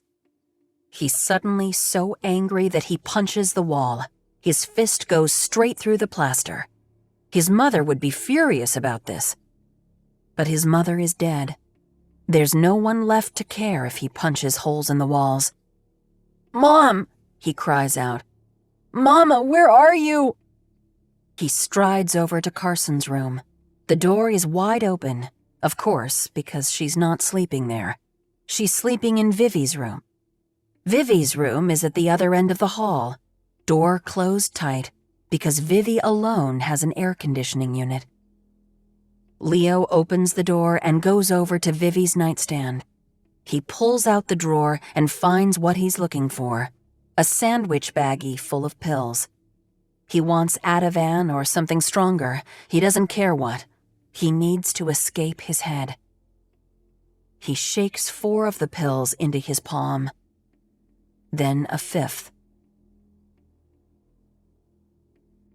Vivi. I'm using one of my nudges, Vivi says, and you can't stop me. Martha purses her lips. She's wearing a scarf knotted around her neck, the same one she had on the first time they met. Maybe she wears them in rotation. Vivi will ask, but not right now. This is where a mother should step in, Vivi says. He takes the pills, he associates the pills with feeling better. He seeks out more pills. He becomes addicted. He ends up a functioning addict, or he goes to rehab, or he dies. Is that what's going to happen? Can you check your clipboard? I didn't bring my clipboard, Martha says. She closes her eyes. I'll do it this way. Her eyes fly open. I'm afraid you're right. You can see the future? Vivi asks. I have some special skills, Martha says. The mind reading, as you know. I can see potential futures, and with extra concentration, I can go back in time and follow the road not taken. What? Vivi thinks. But let's not waste time, Martha says. Use your nudge, right now, go ahead. How? Vivi asks. Leo has stepped into her bathroom and is filling her cup with water. Swoop down there and nudge. Vivi gazes down at Leo, her dear, sweet baby boy. The glass of water is full. The pills are in his palm. Focus, Vivi thinks. But she's distracted by the mess in the bathroom. Carson's makeup is everywhere, and she has left the lid off Vivi's La Mer soft cream, which costs over $300. Vivi, Martha says. Vivi snaps her attention back to Leo. He's bringing the pills to his mouth. Vivi jumps off the ledge of the room. She tries to break through the membrane, but the membrane just stretches like a nylon stocking. Okay, weird. Vivi guides Leo's hand away from his mouth. Leo stares at his hand as though he realizes he's being possessed by an external agent. Then his body relaxes and seems to fall into resignation. He dumps out the water and returns the pills to the baggie. Vivi floats back up to the green room where Martha is waiting. I should have had him flush them down the toilet, Vivi says. Shoot. It's fine, Martha says. They both watch as Leo returns the baggie to the nightstand and leaves the room. Vivi experiences what can only be described as a kind of ecstasy. She used her first nudge. She saved her son from becoming a pill addict. She feels powerful. She feels like a good mother. I saved him, Vivi says. You could see the future. He would have become an addict and spent countless hours drinking coffee in church basements. Let's not stereotype, please, Vivian, Martha says. He would have been okay eventually, but you spared him a struggle. He knows pills aren't the answer. I nipped it in the bud, Vivi says. Her self-congratulations have made her forget the other thing that's bothering her. Why is he so angry with Cruz? Why does he think Cruz did it? There's no way Cruz did it. She pauses. Is there? You can't tell me I know. Vivi sighs. It breaks my heart that Leo and Cruz are fighting like this. I think you should focus on the good you did your son. What if he needs me again? Vivi asks. Eventually, all three of them are going to have to learn to live without you, Martha says. All the way without you. The summer is going to end, Vivian. Summer always ends. Vivi can't bear to think about it. But then again, she doesn't have to yet. It's only July. Nantucket. Vivi Howe's last novel, Golden Girl, enters the world on Tuesday, July 13th, and we couldn't be prouder. Vivi's publisher, Mr. Hooper, launches a coordinated social media effort, Facebook, Twitter, and Instagram. The company puts a full-page ad in People magazine, an in memoriam to its golden girl, Vivi Howe. In the center of the ad is a beautiful picture of Vivi sitting in the dunes at Steps Beach, photographed by Nantucket's own Lori Richards. Vivi is wearing earrings from Jessica Hicks and a soft, pale sweater woven at Nantucket looms. The book cover is underneath. It's a bit of a tightrope walk. Are the Mr. Hooper people memorializing Vivi, or are they trying to sell books? Mr. Hooper has also made a 60-second TV commercial, a montage of Vivi talking about Nantucket and her writing. At the end of the spot is a message that reminds everyone that Vivi has passed away, and if they want to own a first edition of Golden Girl, the last Vivi Howe novel, they'd better buy now. The spot runs during all the morning shows, and millions of people see it. Savannah Hamilton called Vivi's publicist, Floor, to say that either she or JP would be willing to stand in for Vivi on Great Morning USA with Tanya Price. Floor nixed the JP idea right away. The country doesn't want to hear a man speaking for a woman. Those days are over, and especially not her ex-husband. Savannah, as best friend, might be better, but Floor intimates that the only replacement the producers would go for is one of the children. Savannah rules out Leo and Carson right away. They're both too fragile right now. And when Savannah asks Willa, she declines. She hasn't been feeling well and she doesn't want to travel. It's a busy time at the museum. This, Savannah suspects, is all a way of saying that she's terrified of going on live television in front of 10 million people. "But I'm not terrified," Savannah said. "I mean, I am, of course, but I'm also willing to do whatever it takes to get Vivi to the top of the list." She didn't like to say it out loud, but you and I both know, Floor, that it was her lifelong dream to get to #1. "Sales are looking good," Floor says. "Appearing on Great Morning USA would give the book a huge boost," Savannah says. "I'm willing and able to appear on the show." "I'll check with the producers and circle back," Floor says. And Savannah, who knows every buzzword and phrase of the business world, understands that's a no. Everyone at Mr. Hooper, as well as those of us here on Nantucket, are holding our collective breath on Wednesday, July 21st at 4:55 p.m., right before the following week's New York Times bestseller list is announced. We want Vivi to do well. The highest she has ever debuted is #2 combined, #3 hardcover with her previous book, Main Street Gossip. Can Golden Girl make it to #1? It's anyone's guess. The algorithm that the Times uses to determine where books land on the list is the biggest mystery in all of publishing.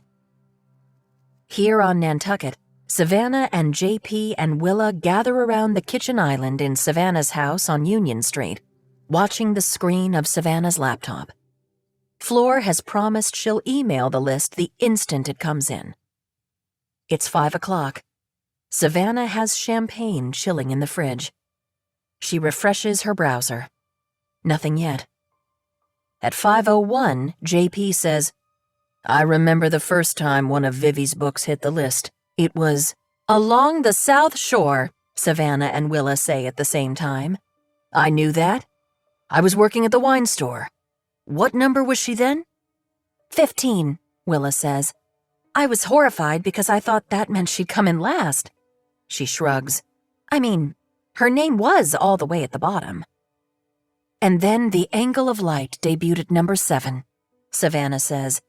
"I took Vivi to the galley to dinner to celebrate." Main Street Gossip was so close, Willa says. #2 on the combined list behind Stephen King. And Stephen King is the most famous writer of modern times, so he doesn't even count, Savannah says. At 5:02, Savannah checks her email. There it is from Rivera Floor. Bestseller list 7/25/21. Savannah clicks on the list. Golden Girl is #2 on both the hardcover and the combined list. #1 is a novel called Satan's Weekend by someone named D.K. Bolt. The description says it's the 15th book in the Gruesome Goth series. Gruesome Goth? Savannah says. That sounds dreadful. Willa says, "I should have gone on Great Morning USA. I'm sorry. I just didn't feel up to it." Savannah pulls the bottle of Veuve Clicquot out. "Let's drink this anyway," she says. "I know Vivi would want us to." "You guys enjoy," Willa says. "I'm exhausted and Rip is expecting me at home." "Oh, just have one glass in your mother's honor," JP says. "#2 in the country is nothing to sneeze at." "I'm all set," Willa says. She picks up her canvas NHA tote bag, which is what she uses as a purse, and leaves. "I've lost them," JP says to Savannah after they hear the front door close. "They never want to hang out with me." "You can find them again," Savannah says. She pops the cork on the champagne. Have you broken up with Amy yet? Not yet, JP says. I've been too busy at the Cone. But I'm taking a day off next week. I'll do it then. Savannah brings the Waterford flutes out of the good china and crystal cabinet, which is a beaten and battered pie safe that Savannah's mother believed might fool potential burglars, and pours each of them champagne. She raises her glass. To Vivi, number 2 on the list, number 1 in our hearts. JP clinks Savannah's glass and drinks. I don't know, he says. You're putting a positive spin on this, but all I can think is that wherever Vivi is right now, she's pissed off. Vivi. Number 2? She says, I died and I still came in second? Satan's weekend sounds like the work of someone below, Martha says, chuckling, way below. Yes, Darla K. Bolt, Vivi says. I knew her at Breadloaf. She was my roommate. What are the chances, Martha says, the two of you battling it out years later? I'm glad you find this so entertaining, Vivi says. You do realize that was my last opportunity to make it to the top? I should have used one of my nudges. I think we both know you didn't want to get to number 1 that way, Martha says. Vivi silently concedes. She wanted to be first, fair and square. Now that will never, ever happen. If there's one thing you learn up here, Martha says, it's never say never. In the past few years, I've seen things happen in the world, in our country, and in individual lives that I would have said simply weren't possible. And I was proved wrong. So you're saying I can still get to number 1? Vivi says. How?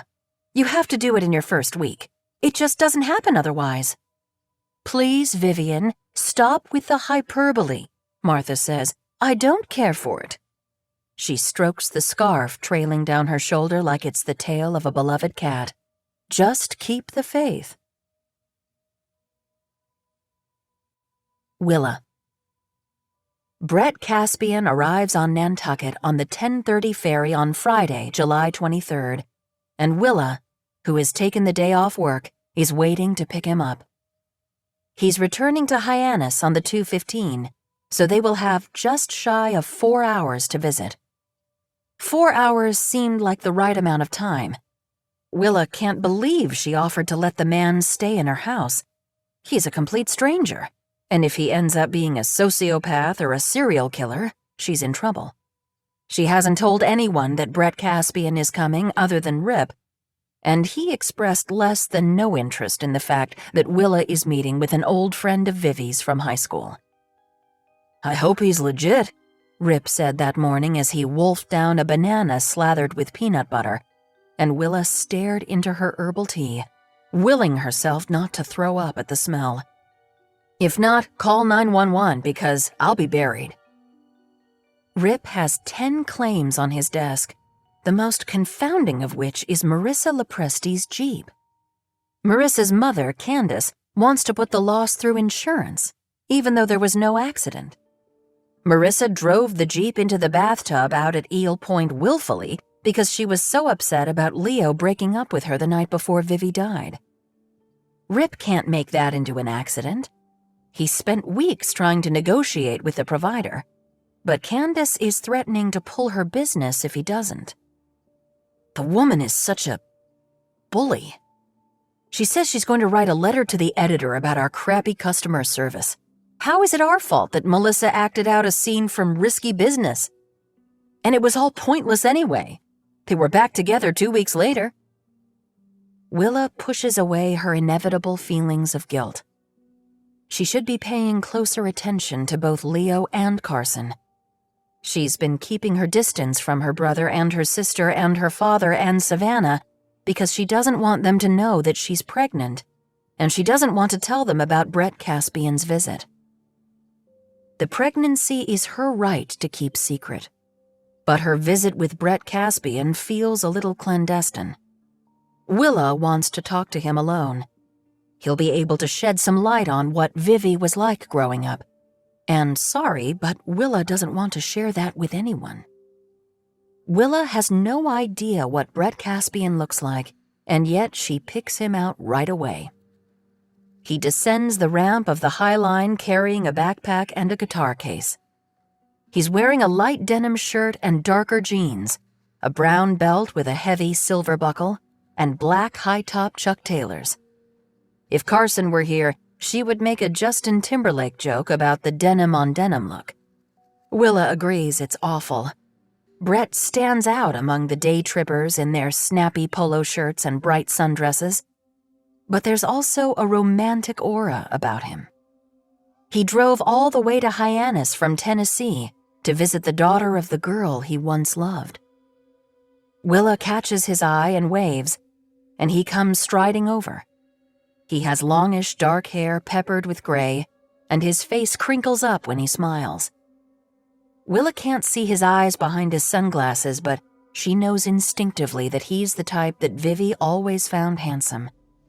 He is every bit the aging rebel, part James Dean, part Steven Tyler.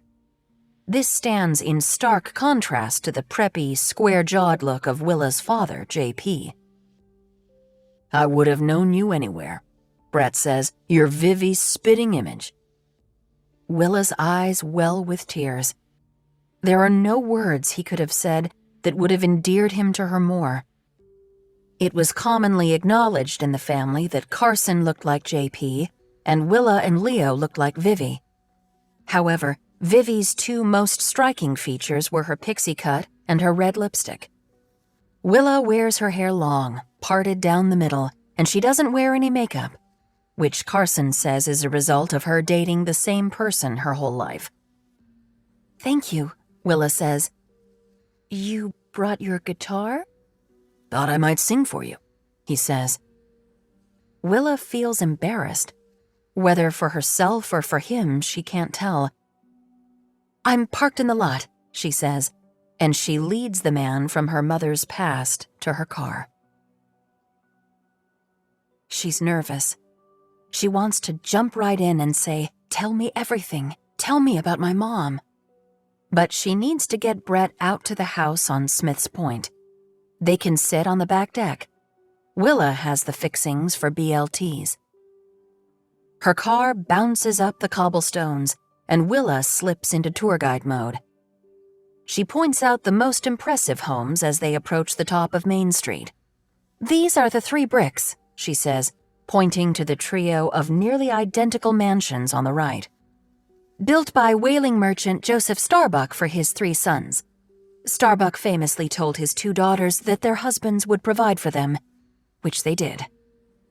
Willa points next to the white mansions on the left, evocative of Greek temples, one with Ionic columns, one with Corinthian. The sisters and their very successful husbands moved in across the street. All 5 homes were a shock, and an affront to the Nantucket Quaker community. Starbuck built the mansions to keep up with Jared Coffin, who was building a grand red brick home on Broad Street, and the husbands, Hadwin and Barney, built the Greek revivals to keep up with their father-in-law. Brett nods along, but Willa can see she has gone too deep into history mode. Brett says, "So when did your mom move here?" "After college," Willa says.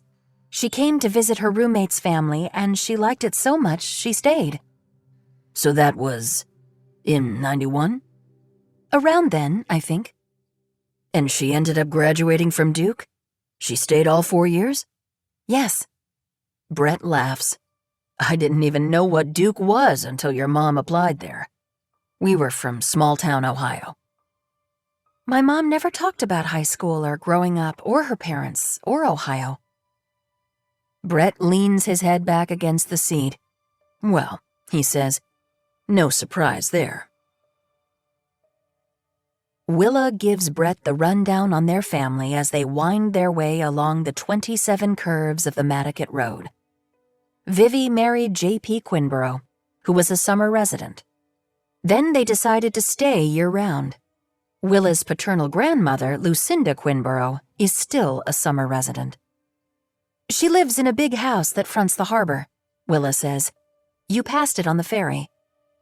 So your grandmother is rich, Brett says. Is your dad rich? His use of the word rich throws Willa off. Does anyone use that term anymore?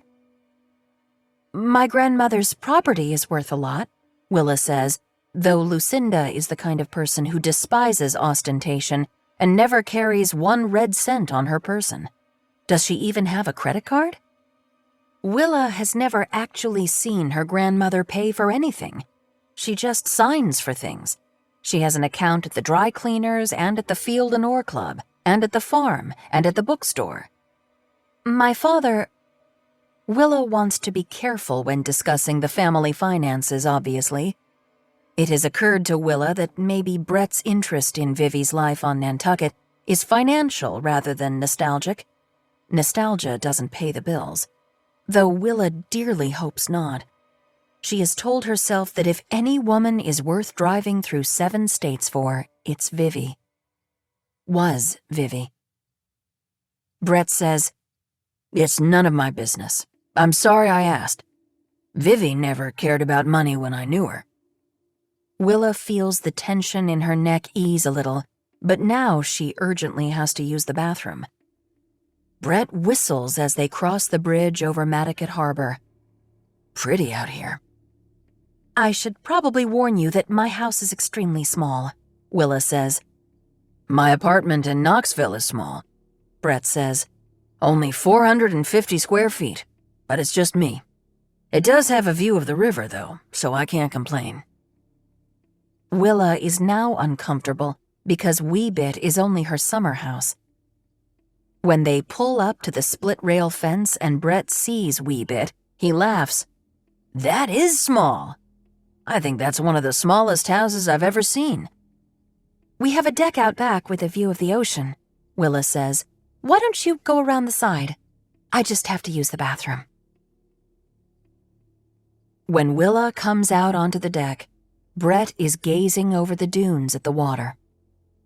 I like thinking your mom ended up somewhere so beautiful, he says.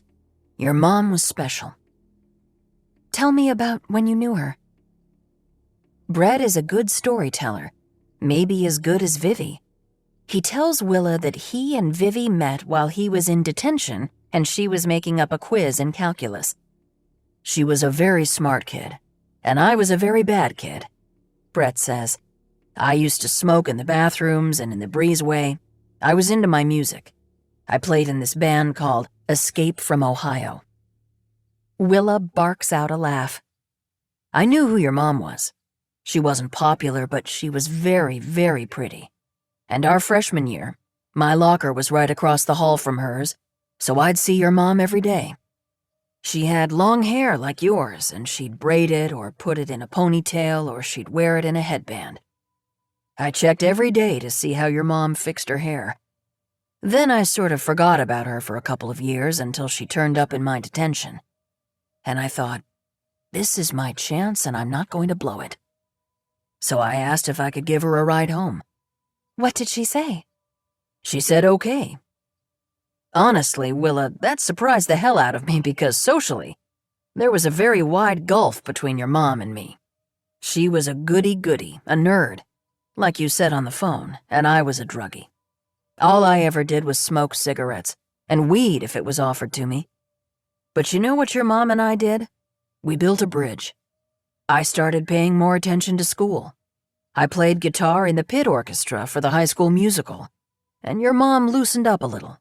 She bought some cute jeans and a pair of Chucks. She got the top of her ear pierced, and she came to my band practices in my buddy Wayne's garage. Did you know her parents? My grandparents? Grandparents are something of a mystery to Willa. She has only ever had one, Lucinda. Lucinda is fine, though she has her own busy life both here on Nantucket and back in Manhattan, and she has never really paid attention to her grandchildren except as something to present to her friends at the Field and Ore Club. Willa longs for a kindly, white-haired grandfather who smokes a pipe and pulls nickels out of his ears. I knew Nancy a little, Brett says, shaking his head. Tough woman. And I met Frank once before he died. You did? You met my grandfather? Of Willa's 3 dead grandparents, the one she's most curious about is Vivi's father, Frank Howe, the one who killed himself. He and Vivi had a standing breakfast date. Every Saturday, they went to the Perkins in Middleburg Heights. They never missed a week. So when Vivi and I started dating, I asked if I could join them. At first, Vivi said no, it was their thing. Then she changed her mind and decided she wanted me to meet her dad without her mom around. I hadn't met Nancy yet at that point. I used to pick your mom up and drop her off at the corner down from her house. It was pretty clear she hadn't told her parents we were dating. But that didn't bother me. I knew she was out of my league. I was just happy she liked me back. So you went to breakfast? Yep. I can remember it like it was yesterday. Your mom and grandpa always sat in the same booth and had the same waitress, and they'd order everything on the menu. French toast and omelets and sides of bacon and sausage. I remember I had the chocolate chip pancakes with a side of hash browns. Her dad asked me about my music. He sang in a barbershop quartet. He did? I never heard him sing. I was just happy he didn't think my music was a waste of time. Did he seem sad? Willa asks. Troubled? No, Brett says. He seemed like a regular, hard-working guy who loved his daughter. When Vivi went to the restroom, I remember he said, "Always be good to her." And I said, "Yeah, of course." I didn't find it strange at the time. It just sounded like a dad thing to say, like he wanted to be sure I wouldn't leave Vivi at the football game to go out with my friends or pressure her into having sex. But then, a few months later when he killed himself, I thought about him saying that. Willa feels herself growing misty. I'm starving. Do you mind if I make us some lunch? Brett laughs. He wipes at the corners of his eyes. I'd love it, thanks. Over the BLTs and potato chips and peaches that are so juicy they drip and make an embarrassing mess, Brett talks about the stuff he and Vivi did in high school. They walked around the Parmatown Mall. They went bowling at Maple Lanes. They went to teen night at the mining company. They went to football games and then to Antonio's for pizza. Vivi used to study on a brown sofa in Wayne Curtis's garage while Brett practiced with his band. They did a fair amount of driving around, to the canal of the Cuyahoga River and along State Hill Road. They used to go to Sheetz to get Cheetos and hand pies and bottles of root beer. When the weather got warmer in the spring, they drove to Lake Erie and sat on the beach at Edgewater Park. Willa feels like he's building towards something. By now, they've finished their lunch and Willa has cleared their plates and gone to the bathroom twice.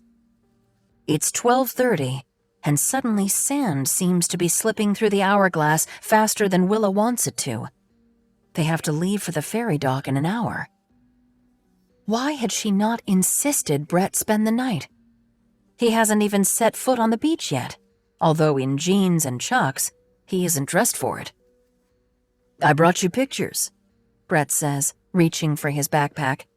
I had copies made so you can keep these. He pulls a packet of photographs out and flips through them for Willa. Vivi in a pink Fair Isle sweater and a forest green down vest, sitting in the bleachers at a high school football game next to Brett, who's wearing jeans and a jean jacket and flipping off the guy behind the camera. This was early in our relationship, Brett says. Your mom still has her headband. But then, he flips to the next picture, where Vivi is wearing tight jeans, a pair of chucks, and an REO Speedwagon t-shirt. Her eyes are rimmed with black eyeliner, and she's wearing a black lace choker. Brett is still in his jeans jacket. They're on a bench at a mall. There's an orange Julius cup resting between them. Then the Christmas formal, Brett says. The picture is the two of them posing together in front of a silk-screened winter wonderland. Vivi is wearing a black dress with thin straps. and Brett is in a gray pinstriped suit with a purple shirt and purple tie. His hair has been shaved at the sides to leave an impressive mullet. What strikes Willa about her mother in all three pictures is how young she is and how unknowable. This is Vivi before she was married, before she had kids, before she set foot on Nantucket or maybe even knew what Nantucket was. This Vivi Howe is real. It's her mother, but she's a stranger. Then the end of the school year came and we were graduating. Your mom had gotten into Duke with a scholarship. I didn't have any firm plans, but my band was starting to get some paying gigs. We were hired to play a bar mitzvah at the Holiday Inn in Independence. He stops, nods. That's when everything happened. What? Willa says. What happened? What, she wonders, could possibly happen at a bar mitzvah at a Holiday Inn in Independence, Ohio? One of the guests at the bar mitzvah, the kid's uncle, liked our sound. Turns out the uncle was John Zubow, vice president of Century Records in Los Angeles. No way, Willa says. So, you were discovered? John asked if we had any original material. We had 2 songs. One was called Parmatown Blues, written by our drummer Roy. The other was Golden Girl, which was a song I wrote for your mom after her father died. When Frank killed himself, she was devastated. Brett bows his head. I guess you know exactly how she felt. That profound loss. That sense that nothing is ever going to be right again. I do, Willa whispers. I wanted to make her feel better. I would hold her while she cried, and I supported her when she fought with her mom. But that wasn't enough. So I asked myself, what do I know how to do? All I knew was music. And I wrote Vivi this song. Gah, Willa says. She can't believe this. Brett lifts his guitar out of its case. Willa knows nothing about guitars, but she can tell this one is special. It's dark wood with a mother-of-pearl pickguard, and the strap that goes over Brett's head is embroidered. When he strums the first chord, Willa gets chills. She's a person who has spent her entire life planning for some imaginary point in the future when she would achieve perfect happiness. There's a way in which Vivi's death has freed her from this quest. Nothing will ever be perfect again because Vivi won't be there to share it with her. Even if Willa lives to be 100 and is surrounded by children and grandchildren and great-grandchildren, she will still miss her mother. So all she can hope for are unexpected moments of grace. Like now. Willa has met Vivi's high school boyfriend. She has seen pictures of her mother wearing liquid eyeliner and jeans that fit her like the skin on a grape. Brett will now sing the song he wrote for Vivi. When we started going out, our song was Stone in Love by Journey, Brett says. He pauses. Have you ever heard of Journey? Willa takes a stab at it. Don't Stop Believin'? Yes. Stone in Love is another song of theirs. We used to listen to it in the cassette deck of my Skylark, and Vivi would rewind it over and over again, and we'd turn the stereo up and put the windows down and belt out the lyrics. That song came to define high school for me. He strums another chord. Do you have a song like that? Castle on the Hill, Willa says, by Ed Sheeran. She feels like Brett might find Ed Sheeran silly, but his face lights up. Right, exactly. That's another song about being a teenager in love, so it makes sense that it would appeal to teenagers in love.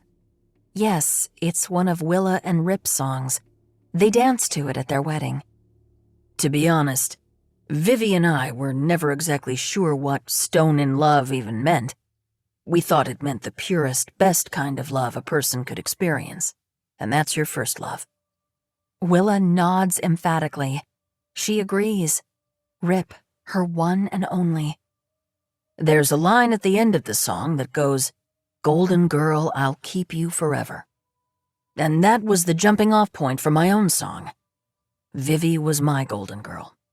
She was the one I would hold above all others. He looks at Willa. To this day, that's true. Will you play it? Willa whispers. Brett slaps the front of the guitar for rhythm, then launches into the song. It's immediately catchy, a little bluesy, a little folksy, but with a rock beat. Brett's voice is sexy. This isn't a word Willa wants to use, but it's true. His voice has strength, tenderness, and a little bit of a rough edge. You're my sunshine and my light, my treasure, my prize. You're the fire in my eyes, my golden girl, my girl so bold. Your path I'll clear, your heart I'll hold. Willa can't believe how good the song is. It's every bit as good as Ed Sheeran. As soon as Brett finishes, Willa claps like crazy and says, "Play it again, please. I want to take a video of you singing, so I have it." She thinks he might balk at the idea of being taped, but instead he smiles and sits up straighter. The sun is on his face, and the dunes and a thin blue ribbon of the ocean beckon beyond him. The song is even better the second time. Willa's heart aches with the lyrics, and although she has never been to Ohio, she is suddenly there as her mother would have been, way back in the 1980s, her feet on the dashboard of Brett's car, which thrums with the bass line of the stereo, wind rushing in through the windows, bringing the smell of fresh-cut grass, her heart filled with passion, restlessness. But if love doesn't get any sweeter than this, then what is Vivi looking for? Willa is envious that someone loved Vivi enough to write this song for her, and confounded that her mother never mentioned it to anyone. When Brett finishes, Willa says, "I can't believe you're not famous." "Well," he says, "that's the rest of the story." The rest of the story. His tone of voice, and the fact that he's now managing a Holiday Inn in Knoxville, Tennessee, means the story doesn't end the way it should. "You read your mom's book?" Brett says. Willa nods reluctantly. She started Golden Girl right after their phone conversation, but she's only on chapter 3. She's so tired at night that she sometimes falls asleep before she can make it through even one page. "My band flew to LA to meet with executives at Century Records." Did they not like the song? "They didn't like Parmatown Blues. They said it was too regional. And it was. But they liked Golden Girl. They let us make a demo in their studio, and then they talked about us staying in LA permanently. We could write some more songs, play some bigger venues, try to get some exposure while we worked on an album." Brett stops. "Then your mom called to say she was pregnant." "What?" Willa says. She's up on her feet, and instantly she has to pee. "Wait, I'll be right back. 2 seconds." Willa races to the bathroom, thinking, "I have a sibling." Willa has heard some crazy stories from Facebook friends about the surprises they've found in their genealogy studies, and honestly, Willa thought these stories strained credulity. But now, Willa has an older brother or sister, and that is why Brett Caspian drove through 7 states to get here. But as Willa washes her hands at the sink, she studies herself in the mirror and thinks, "No, that's not what he's going to tell me. He's going to tell me something else." She curses herself for not getting farther along in the book. When Willa retakes her place at the table, Brett looks extremely uncomfortable. "I gather Vivi never told you she got pregnant in high school?" "No," Willa says. "Well," Brett says. He seems hesitant to continue. "She called me in California to tell me she was pregnant, and I flew home."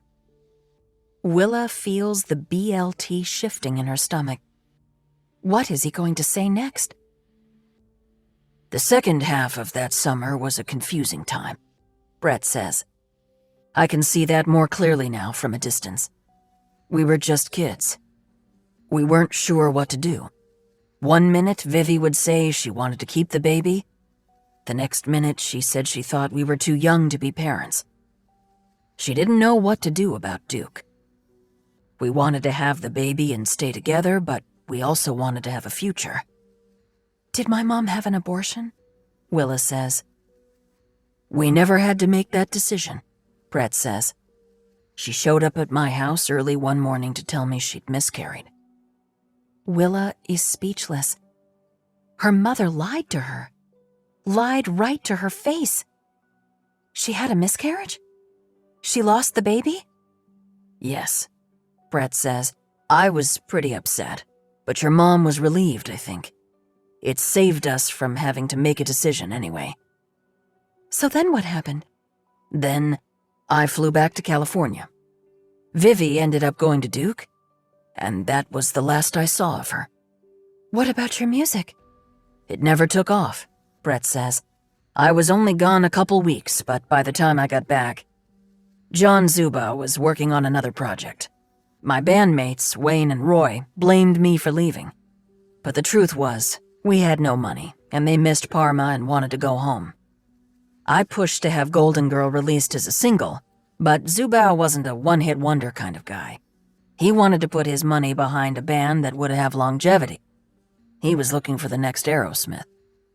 Willa says, "The song is so good.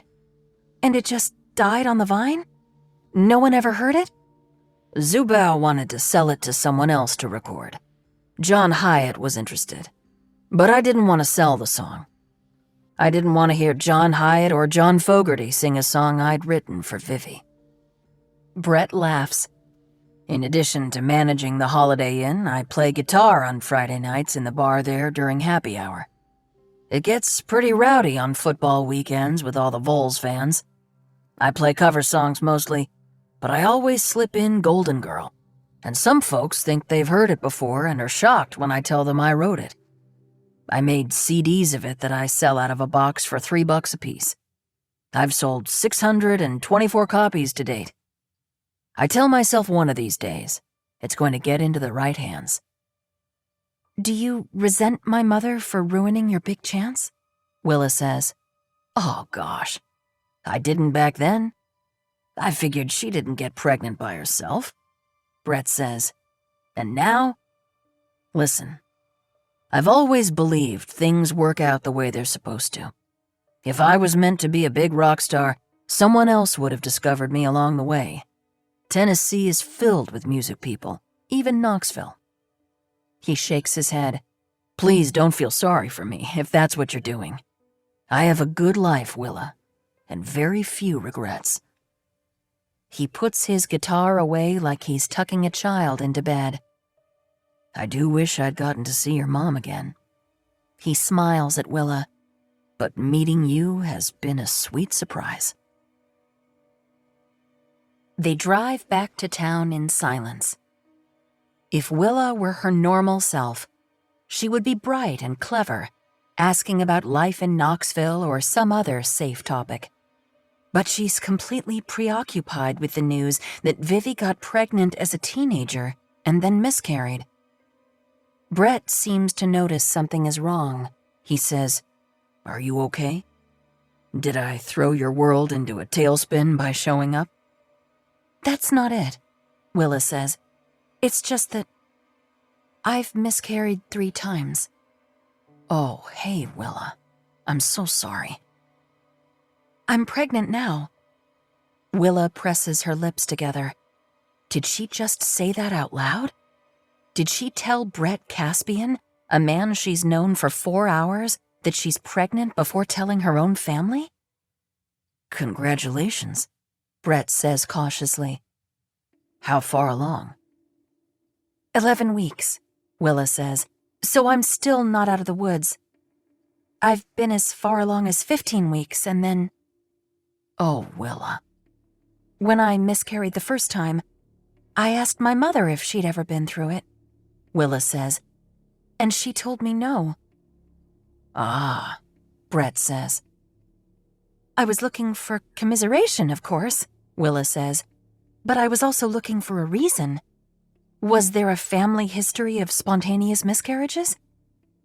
My mother lied. She told me no.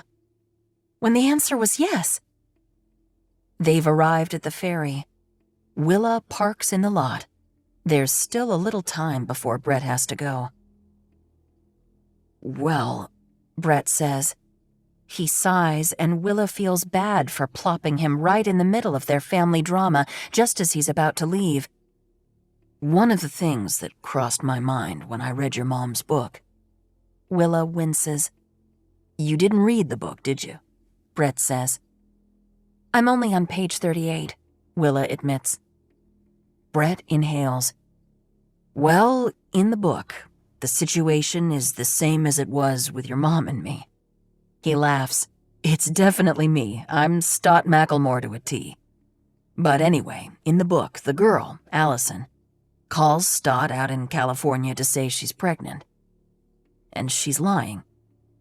She's faking it because she's afraid she's going to lose Stott to the rock and roll life.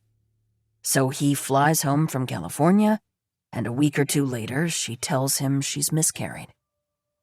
Willa gasps. So you think my mom was faking it? She wasn't pregnant at all? She didn't miscarry? She lied to you? Brett moves his palms like he's weighing something on a scale. I'm not sure what to think. Looking back, I think she could have lied about being pregnant. She was still emotionally raw from losing her dad, and then suddenly I was off starting a new life without her, and she was lonely and sad and desperate, just like Allison in the book. Brett looks out the window and shakes his head. And just like Allison, as soon as I flew home, she lost interest. And off to college she went, without ever looking back. Willa is gutted by this. I don't think my mom would do that. She was a good person, and also a really strong person, self-aware, self-confident. I'm sure she was as a grown-up, Brett says. But when she was 17, she was battling some pretty serious demons.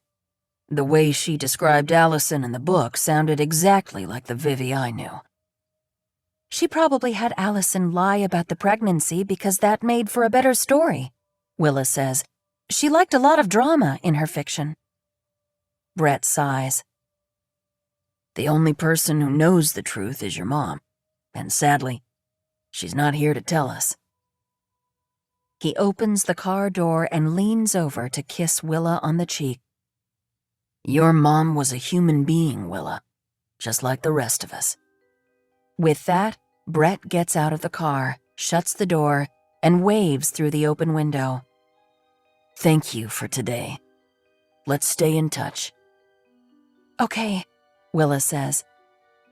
She wants to assure him that her mother didn't lie to him and didn't sabotage his big chance because she was lonely and insecure back in Ohio. But then Willa realizes that what Brett said is true. The only person who knows the truth is Vivi. What if Vivi did lie about the pregnancy? That could be a reason why she never breathed a word to anyone about Brett Caspian, or their romance, or the song. She might have been too ashamed. And this would also explain why Vivi told Willa she had never miscarried. Because she hadn't. Mom, Willa thinks.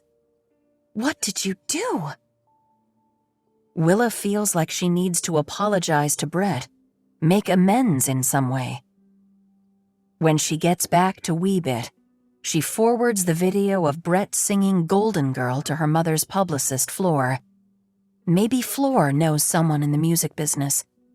Maybe this can be the first step toward getting Brett an agent. Then Willa watches the video again herself. 3 more times. Vivi. The only person who knows the truth is your mom.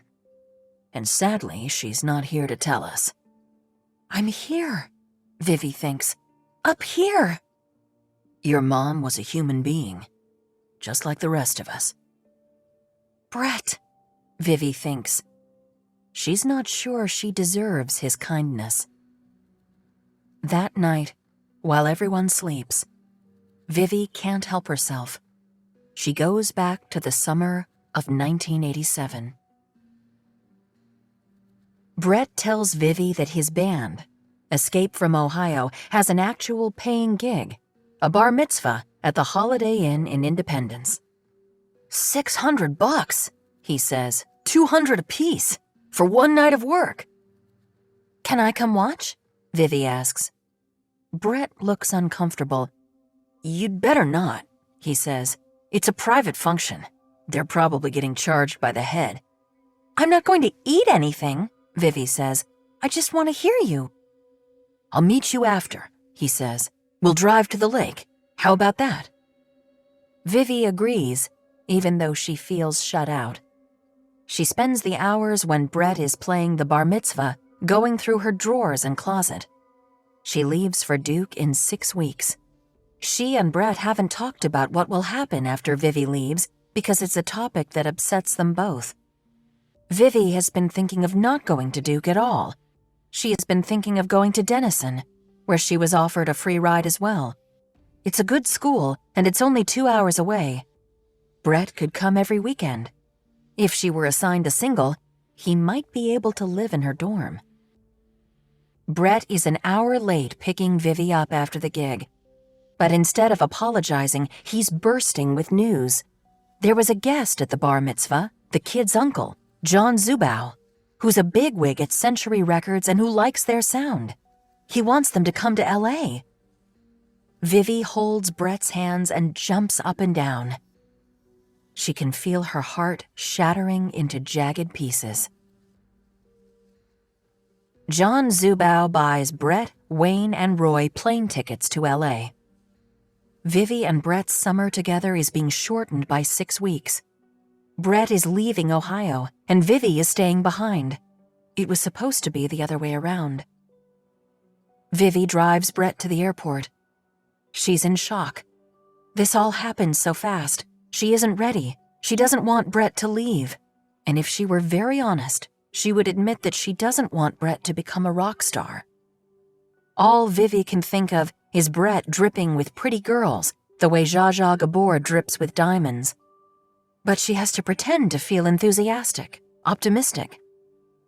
This is going to happen for you, she says. The song is terrific.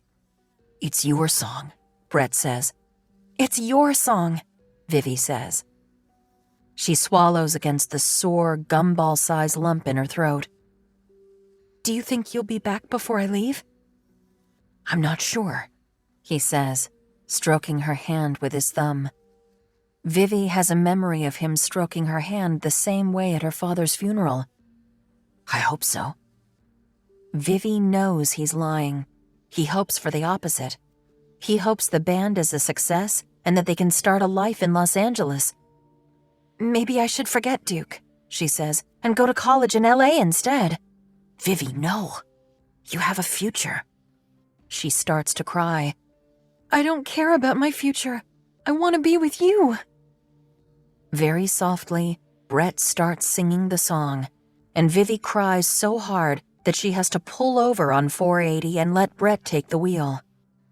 Vivi chastises herself for falling so deeply in love. What if she had said, no thank you, when Brett asked if she wanted a ride home after his detention? What if she'd said, I'll take the sports bus? What if she had stayed focused on her schoolwork?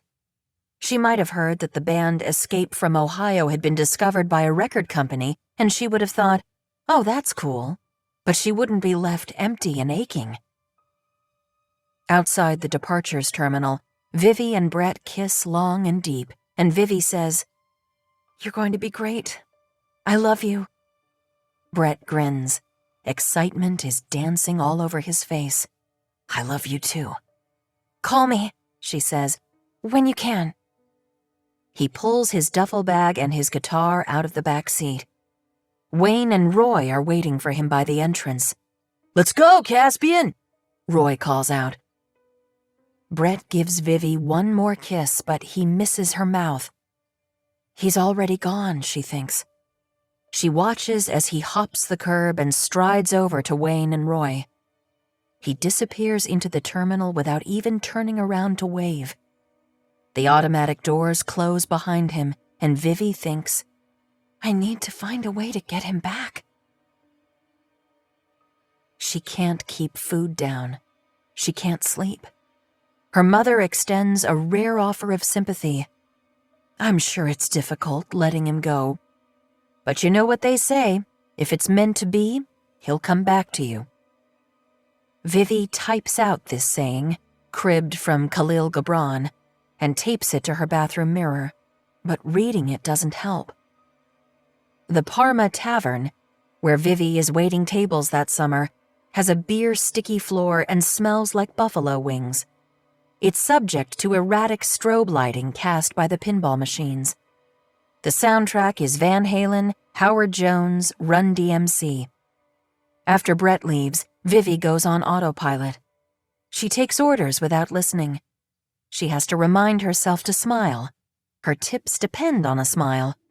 And she tries to flirt with the men who come in after their company softball game, but it all feels fake and dirty.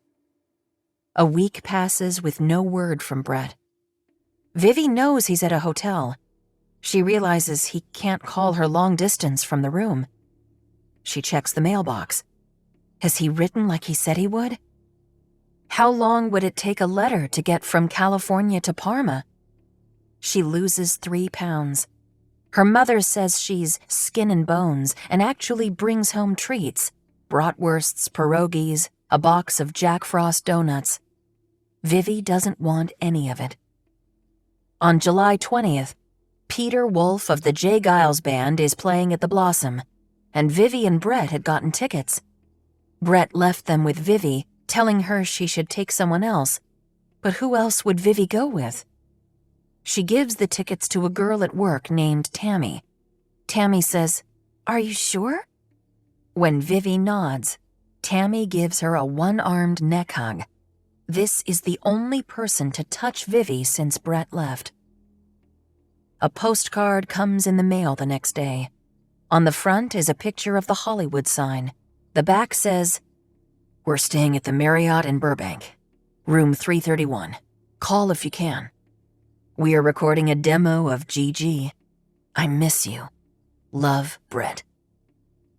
I miss you. Love, Brett. Vivi reads this 14 times, willing it to say, I love you. Why didn't he write I love you? She has the phone number now. She can call him. That night at the Parma Tavern, one beautiful couple stands out. They're young and fresh and look as though they've been clipped out of a magazine. They're wearing the same shade of light blue. They take an interest in Vivi, ask how long she's lived in Parma. She says, "My whole life," but adds that she's leaving for college at the end of August. The woman, who is blonde and wearing a seersucker sundress with a matching headband, asks where Vivi is going to school.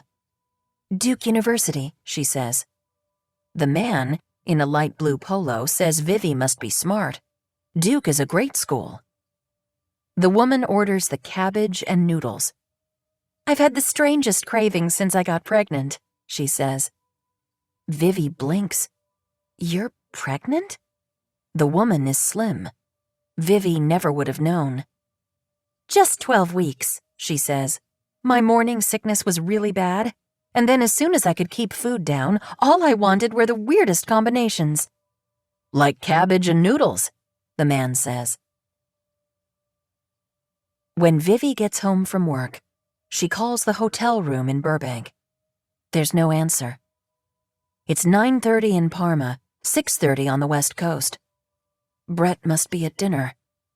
Vivi wonders if he and Wayne and Roy eat at McDonald's every night, or if John Zubau has been taking them to Spago and the Ivy and other restaurants that you read about in magazines. Vivi calls again 2 hours later, after her mother has gone to bed. She tiptoes down to the kitchen and whispers when she asks the front desk clerk for room 331. There's no answer in the room. It's only 8:30 in LA, she reasons. Lots of times this summer, Brett would pick Vivi up at 8:30. She goes back to bed and dreams of the woman in the blue sundress with the matching headband. That couple will have a little boy. She can feel it. Vivi wakes up again at 3:45. It's 1:45 in LA. Brett will definitely be home. Vivi slips back downstairs to use the phone. The desk clerk connects her to room 331. There's no answer. He's not home at 1:45. He's out. Partying? Vivi thinks about what she knows of Los Angeles. Hollywood, Beverly Hills, Mulholland Drive, Malibu. He's at a party with record company people, which means models with teased hair and sparkly purple eyeshadow, wearing tight leather skirts and high heels. Vivi has watched thousands of hours of MTV. She knows about life backstage. She sits in the dark kitchen and realizes why Brett didn't say he loved her on the postcard. He's outgrown her. He's moving on. She calls the hotel again. No answer. Her mother is going to hyperventilate when she gets the phone bill. Every time someone answers in California, there will be a separate charge. Things were better when Vivi didn't have Brett's number, because then she didn't know for sure that he wasn't home at 1 a.m. She falls asleep at the kitchen table and wakes up with the pearly pink light of dawn and the neighbor's dog barking. It's 5:20, 2:20 in California. Vivi looks at the phone. Don't call, she thinks. It's better not to know. She should wait until right before she leaves for work at 11:30. She might wake Brett up, but at least he'll be home.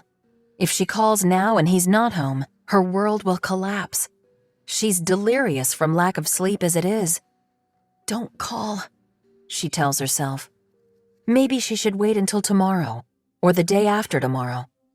He can wonder what she's up to. Yes, this is what Vivi should do. Wait. But she's consumed with love and rage and panic. She feels like Brett has dropped down into a hole. What if something happened to him? What if he's in the hospital or in jail? Her father has been dead for exactly 6 months, but Vivi can't mention this to her mother. Vivi doesn't ask if there will be a mass said in her father's name. She knows the answer is no, because killing yourself is a sin. Vivi has lost her father's love. It vanished when he died. Brett tried to make up for that loss. He tried to love Vivi enough for 2 people. She can't lose him. She picks up the phone and dials. She has the number memorized by now. 2 rings in. Brett answers. Hello? Vivi is so overcome by hearing his voice that she starts to cry. Vivi? He says. Vivi, is that you? Why are you crying? I'm pregnant, she says.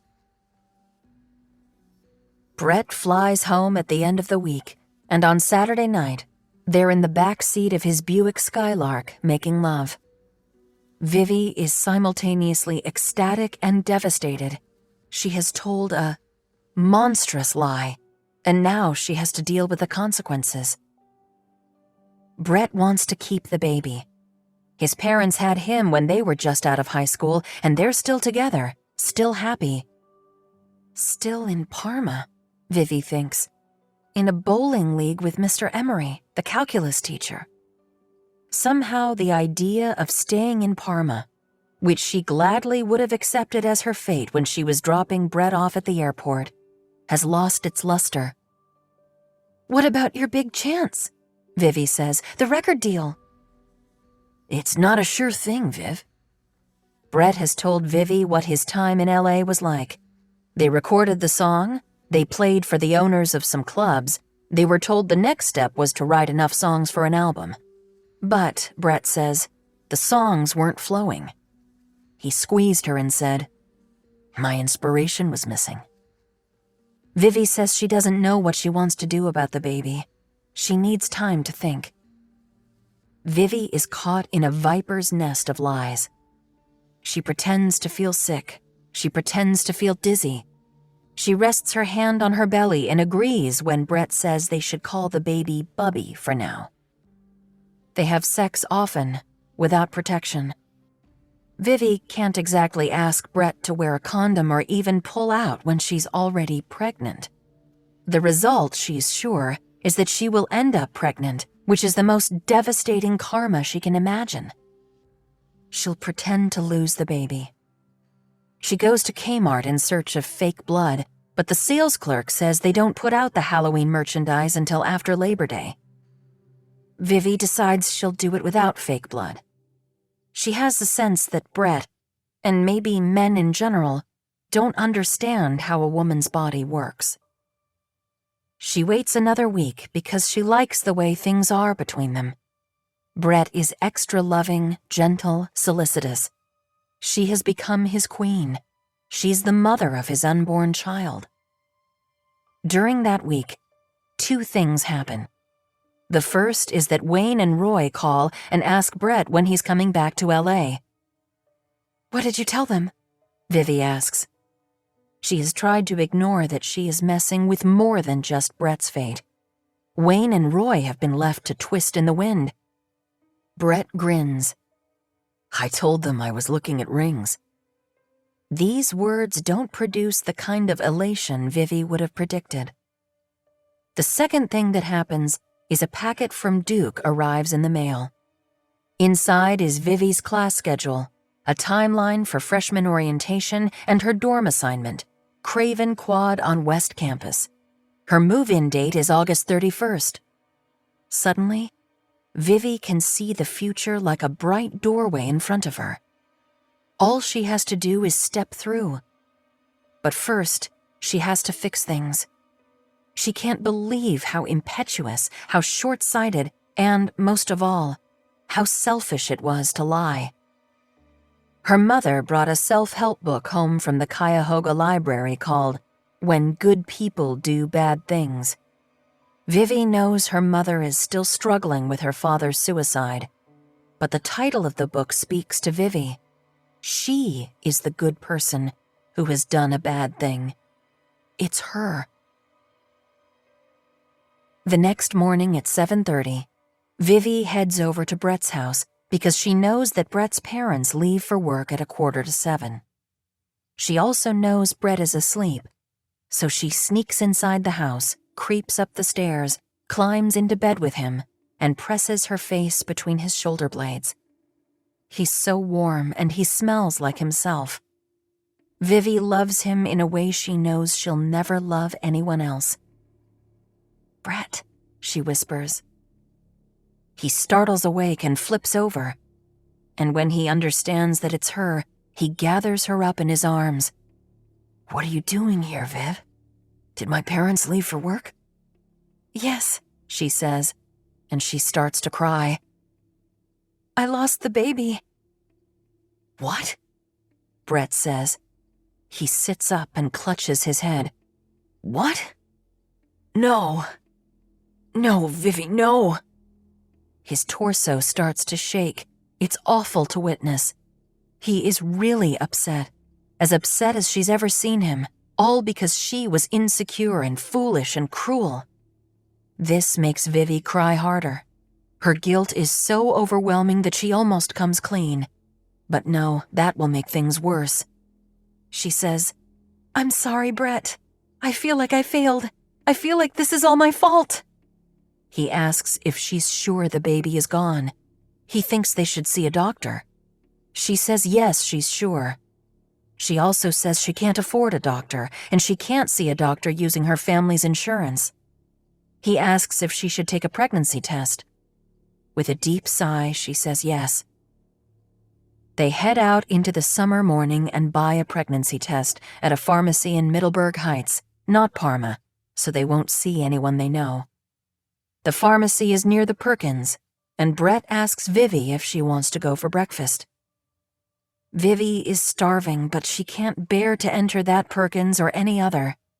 She hasn't been inside one since her father died, and she doesn't want to risk seeing Cindy. She thinks about how disappointed her father and Cindy would be if they knew what she'd done. She was such a good kid, ordering French toast and hash browns and crispy bacon, drinking coffee, reading the movie reviews in the Plain Dealer, then checking her horoscope. She remembers the hope with which she used to unfurl those tight, tiny scrolls and read what was in store for her as a Capricorn. Nothing in them ever led her to believe that she would create a tumultuous situation like this one. "I just want to go home," Vivi says. "You're home." Back at Brett's, Vivi takes the test. Negative. Brett and Vivi climb back into Brett's bed for a nap. Brett kisses the top of Vivi's head and says, "We can still get married." The next few days are tense.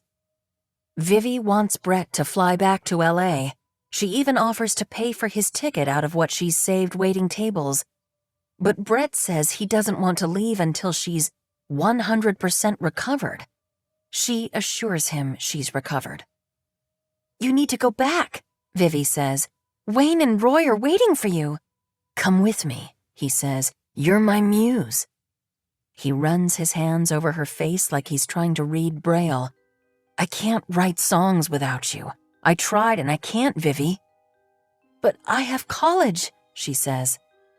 "You said you might want to go to college in LA. There's UCLA, USC."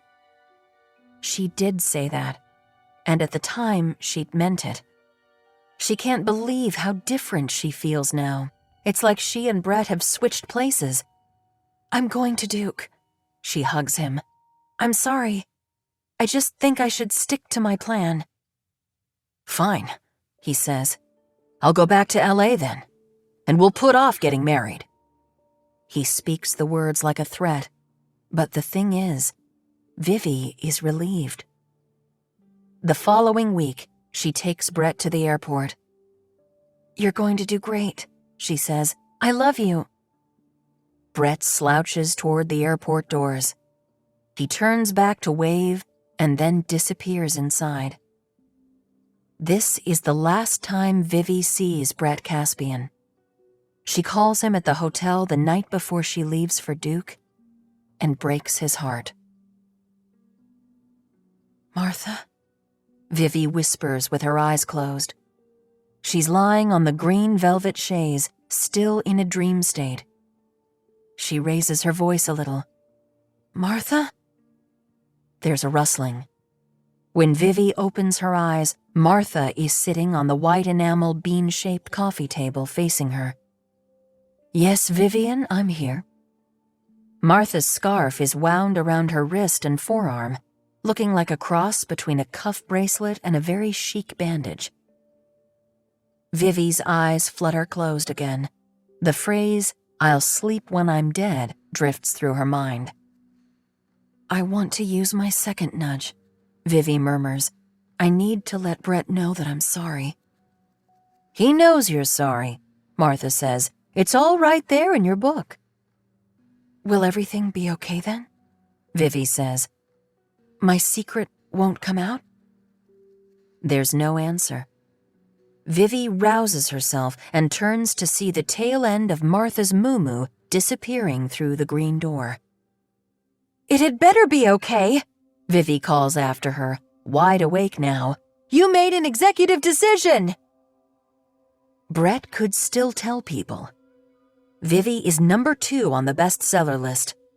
His revelation might be newsworthy, if only because his story so perfectly mirrors the plot of the book. The internet might blow up. Vivi's secret might come out and go viral. Aren't readers always looking for the story behind the story? And what if Willa tells Carson, Leo, Savannah, JP? What will they think? Will they think she was just a human being like the rest of them? Or will they think something worse? When Vivi wrote the book, she knew there was a slim possibility that Brett would find out about it, and an even slimmer chance that he would read it. A surprising thought crosses her mind. Maybe a teensy part of her, lurking in the dark chamber where she's been hiding this secret all of these years, wanted Brett to know the truth. Maybe she wanted to confess. She stares up at the ceiling and runs her hand along the soft velvet of the chaise. She can't deny it. She feels lighter, nearly unburdened. Amy. JP takes Monday off so he and Amy can go to the beach together. Amy puts on the new black bikini she optimistically bought on January 8th, a week into her New Year's diet, and studies herself from every angle. She has bulges of fat at her middle that are threatening to turn into actual rolls. She'll have to be careful how she sits. Her backside is filled out, but Amy thinks maybe the world likes this look now. Sometimes at work, Lorna will grab Amy's ass and say, "Dummy thick," which is apparently a compliment. Amy puts on a diaphanous white cover-up and applies her expensive sunscreen and wishes she'd gotten a pedicure. She works at a salon. But JP announced his intention to take a day off only the night before. It's a spontaneous decision to spend quality time with the woman he loves, but it might also be a chance for them to have the talk he mentioned, something Amy has been studiously avoiding. The ring is no longer in the top drawer. JP either returned it or moved it. It might be in his truck. Is she grasping at straws? Oh, hell, probably. But it stands to reason that any proposal JP had planned would have been pushed back by Vivi's death. It's not impossible that he's going to propose today. JP is in charge of the food. Amy is hoping they can go to the Nickel for sandwiches, but JP feels awkward about seeing Joe DeSantis because apparently Leo and Cruz aren't speaking. JP makes ham and Swiss with thin slices of ripe fig and a combination of mayo and Dijon on toasted sourdough that he got at Born and Bred. He packs a bag of dill pickle-flavored potato chips, Amy's favorite, a nice touch, some cold grapes, and several bottles of water. Amy notices there's no alcohol.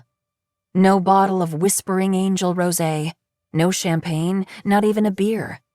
She nearly says something, but the picnic is JP's department and she won't interfere. She's deluding herself about the proposal. Nobody proposes without champagne. As Amy wanders into the mudroom for towels, her expectations pop like so many party balloons.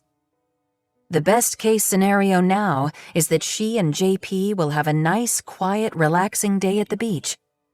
She grabs their striped beach umbrella, 2 chairs, the book she's been reading since Christmas, and the book JP is reading, which is Golden Girl. Amy considers leaving it behind. Would it be too much to ask to have a beach day without bringing Vivi along? Vivi is dead, Amy reminds herself. Her continued jealousy is childish and absurd. She tucks the novel into her bag. When they're finally ensconced in the front seat of JP's pickup, she says, "So where are we going?" "Fat ladies," he says. "It's just ladies," Amy corrects him. "It was always fat ladies when I was growing up." "Well, it's no longer appropriate to use that name. It's body shaming." JP scoffs. "It'll be crowded at ladies," Amy says. "What about Great Point?" "Too far," JP says, and Amy's last hope is quashed. Daytime proposals always take place at Great Point, evening proposals on Steps Beach as the sun sets. "But you're right, ladies will be crowded. Let's go to Ram Pasture." Amy doesn't have the heart to say no, but she hates Ram Pasture because that's the beach where JP and Vivi went on their first date. JP has told Amy the story about how he met Vivi at the dry cleaners, asked her out, and took her to the beach for the day, which turned into a full-fledged summer romance, which led to us getting married. JP told Amy this story during her first week of work at the Cork, and at the time, Amy thought it was cute and romantic. She also thought JP and Vivi were happily married, a notion that eroded like a sandcastle in the surf over the course of the summer. Maybe JP doesn't associate that beach with Vivi any longer, but it's undeniable that certain places remind you of certain people. Subconsciously, JP must be thinking of Vivi. Well, Amy and JP will just have to make their own memories at Ram Pasture, ones that are more powerful. Amy cranks up the music. Pearl Jam, because it's a band they both like, puts her bare feet up on the dash, then takes them down because of the state of her toes. She reaches for JP's hand. This is going to be fun, relaxing, a much-needed reconnection. It's a beautiful day with a scrubbed clean sky, no humidity, a light breeze. The low vegetation and open land on the way out to Ram Pasture remind Amy of pictures she's seen of the African savanna. But then, on the horizon, a thin blue ribbon appears. To the left, she catches the first glimpse of Little Ram Pasture Pond, which is ringed with rugosa roses in full pink and white blossom. Amy spends so many long hours in the salon that she forgets the rest of the island is outside showing off like this. You were right, she says. Paradise. They set up chairs and their blanket, place the cooler in the shade of the umbrella. JP peels off his t-shirt and Amy studies him.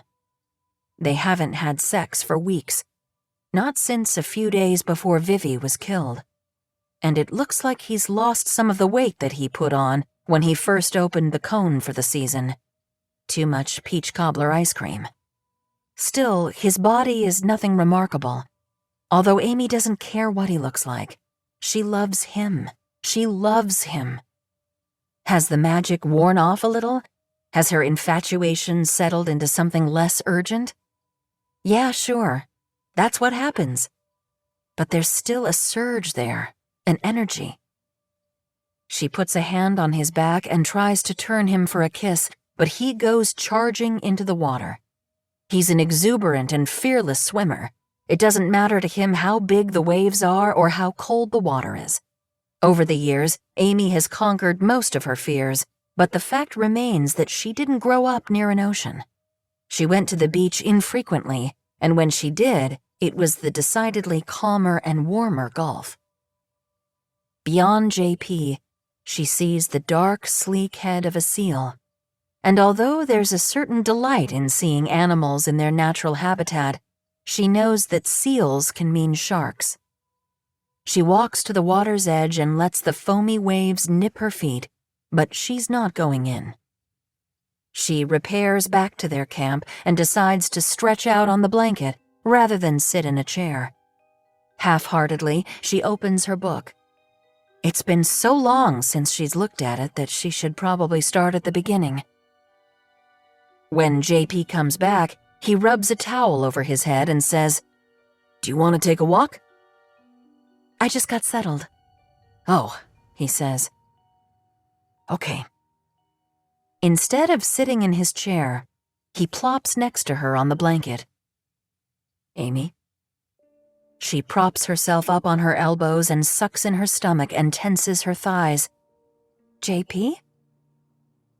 He's silent for a second, and Amy realizes that the moment she's been dreading is upon her. We probably should have a talk at some point. I know that things haven't been easy for you since Vivi died, he says. Understatement. Don't worry about me, Amy says. I'm worried about you and the kids. I worry about the kids too, JP says. I need to make them my focus. Of course, Amy says. She has kind of stalled where the kids are concerned. She hasn't seen any of them since Vivi died. Maybe we should invite them over for dinner? This sounds like a solid starting point, but dinner for their family is a pipe dream. JP works at the Cone every night until 10. Willa lives in married bliss with Rip. Leo is leaving for college in another month, and Carson also works at night. Plus, sorry, she's not the family dinner type. Amy, JP says, I want to take a break. No, that's misleading. I want to break up. I want you to move out. I want us to go our separate ways." The words hit Amy like pellets, and her jaw drops in increments until her mouth is hanging fully open. She knows she must look shocked. But she's not shocked. If she were very honest, she would admit that the second she let J.P. Quinborough kiss her in the wine shop after drinking 2.5 bottles of Cristal, she knew this was one way it could end, with J.P. cutting the line, deciding that she wasn't a keeper. "I'm sorry," J.P. says, but Amy can hear in his voice that he's not sorry. He's relieved. The death blow has been landed. The 10 years that Amy has invested in this relationship has been dissolved with a few sentences. "You're a wonderful girl." "Stop," Amy says. "There will be no patronizing, please." Her voice is surprisingly clear and firm, a welcome change from the sing-songy tone she typically uses with JP in an attempt to sound charming, cute, lighthearted. "Does this have anything to do with Vivi's death?" "Kind of," JP says. "I've taken a self-inventory. I don't have the right feelings for you. You deserve to be loved and adored." "And you don't love me? You don't adore me?"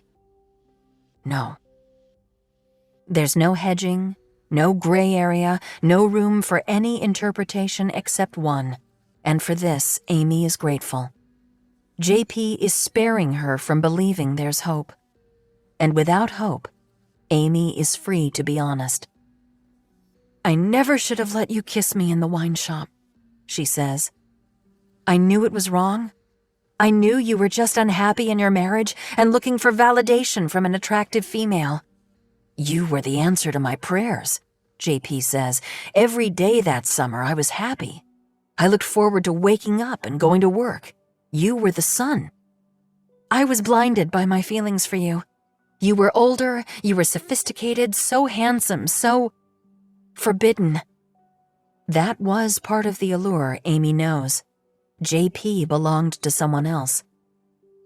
"I wanted it to work, Amy. I gave it my best shot. I think when you moved in..." Yes, 3 years ago when Amy moved in with JP, things became stressful, and that stress eroded the romance. The kids were older, they had opinions and allegiances. But Amy had needed a place to live, and she and JP had been together nearly 7 years. It made sense. But she should have maintained her independence. She should have rented or even purchased her own place. "I was always jealous of Vivi," Amy says. "You were divorced, but the two of you were still codependent. Even after we'd been together for years, she was still the most important woman in your life. It was never me. It was always Vivi." She expects JP to refute this, but he says nothing. "You used to tease me about being jealous of her. You said it was absurd, that I was insecure. But I was only reacting to always coming in second." Now the anger surfaces. It feels like acid she wants to throw on him. "I shouldn't have believed a word you said. I should have left years ago. You stole the best years of my life." "You're only 33. There's still plenty of time for you to meet someone else and have a baby." He's right. Now that Amy is free, she can meet someone and get pregnant. Whereas with JP, that avenue was closed. He'd had a vasectomy after Leo was born. "Do you remember the night you went to Savannah's for dinner?" she says. "I spied on you through the back window of her house." "You did not." He holds her gaze. "You did? Wow, that's a new low for you, Aim. You do realize that Savannah and I are just friends." "You weren't friends before. You hated her before." JP concedes this with a dip of his head. "Our relationship is complicated. Lots of history. I've known Savannah my whole life, long before Vivi." Amy has heard it all before. JP and Savannah grew up together at the Field and Oar Club, 2 children of extreme privilege with shared memories of this tennis match, that sailing race, their parents laughing and drinking gin and tonics together on the patio. "You looked pretty cozy." "We were grieving." Well, Amy says, when I left Union Street, I went to the Gaslight and bumped into Dennis. Ugh, JP says, poor you. He asked me to dance, Amy says. We ended up making out in the front seat of his truck. JP recoils. Is he bothered by this? Jealous? Amy never planned on telling JP about this indiscretion, though she's revisited the moment many times since it happened. Dennis had been surprisingly gentlemanly with Amy, respectful, kind, generous. He bought all her drinks, and he'd also been insightful, funny, and honest. Don't stay with JP. Dennis said, he's not good enough for you. Even Vivi used to say that you deserved someone younger, with more energy. And then, later in the night, while they were making out pretty heavily in his car, he whispered, I've always thought you were so hot. I mean, so hot. Amy had leaned into these words because what woman wouldn't relish hearing this? Amy had never found Dennis particularly attractive, although the size of the bulge in his jeans that night was intriguing. She's not vengeful enough to mention this detail to JP. You made out with Dennis, JP says, his voice flat. Forget what I said earlier about a new low. We were grieving, Amy deadpans. She brushes sand off her shins. We should probably go. I have to pack my stuff. You don't have to move out today, JP says. Oh, but I do, Amy says. She can already predict what Lorna will say. Of course you can stay with me, Pigeon. Stay as long as you like. It's such a pretty day, JP says. If you wanted to enjoy the beach, you should have strung me along until the end of the afternoon, Amy says. After 10 years, what's a few more hours? JP hangs his head, and in spite of herself, Amy feels sorry for him. He has worked every single day of the summer except for the day of his ex-wife's memorial, which ended with Dennis punching him in the face. You stay, she says. I'll take the truck home, pack up my things, come back in a few hours to get you, and you can drop me off at Lorna's. He flops back on the blanket. Thank you. I don't deserve that. He doesn't deserve that. He deserves sand kicked in his face. He deserves to call an Uber to get home, and if he has no cell signal, too bad he can walk. Amy puts on her cover-up and strides off the beach, thinking that although the pain is fresh and she's likely in some kind of emotional shock that will wear off and she will realize that her heart has been exposed bare, she will survive this. She will grow from it. Relationships end all the time, every single day. Amy isn't special. She considers texting Dennis and telling him she's now a free woman, that JP has given her the boot, but she figures he'll find out soon enough through the Nantucket grapevine. Some people, no doubt, will say that Amy got what was coming to her. However, other people might feel sorry for Amy and decide that they judged her too harshly and should maybe give her a second chance. And Amy will be so there for it. Vivi. Good for Amy, Vivi says. To no one. Martha isn't around. Vivi must not need her. Vivi checks on JP on the beach. This couldn't have been easy for him, ending a 10-year relationship. JP has fallen asleep. That night, Vivi goes back. It is, once again, her first summer on Nantucket. She has left the Hamilton house on Union Street. After 3 nights of sleeping in the hostel out in Surfside, she found a room for rent in a house on Fairgrounds Road, and she scores a job working the front desk at Fair Isle Dry Cleaning. The dry cleaning job pays nicely, but it's hot. There's no air conditioning, and even though there's a cross breeze from leaving the side door and front door open, sweat drips down Vivi's temples, between her breasts, and down her back throughout her shift. She once goes so far as to blot her forehead with a cotton dress she pulls out of a drop-off bag. Her long dark hair feels like a furry animal, a raccoon or a mink, that's gone to sleep on her head. After her first week, she goes to R.J. Miller and tells the stylist to cut it all off. "Give me a pixie cut," she says, "like Demi Moore in Ghost." Then let me meet my Patrick Swayze, she thinks. J.P. comes in to pick up clothes for his mother, Lucinda Quinborough. He's wearing athletic shorts, a chicken box t-shirt, and flip-flops. His hair is a mess. He looks like he just woke up. Vivi checks the clock. It's 12:30. Vivi has gone back over the details of their meeting thousands of times in recent years as a way of chastising herself. Why did she not see the warning signs? He had just woken up in the middle of the day. He was picking up dry cleaning for his mother. What about this made Vivi think, I want to marry this guy and have kids? Well, Vivi isn't thinking in the long term when she meets JP. She's thinking, 99% of the people who walk through that door are either housewives or household staff. Here, finally, is a cute guy my age. She flexes her flirting muscles, which she's been toning when she goes out to the Mews and the chicken box at night with Savannah. Vivi has met boys and even kissed a few, but she has not yet embarked on a summer romance. "Here you go, Lucinda," Vivi says, handing JP a clutch of dresses and blouses sheathed in plastic. "I'm Lucinda's errand boy," he says, laughing.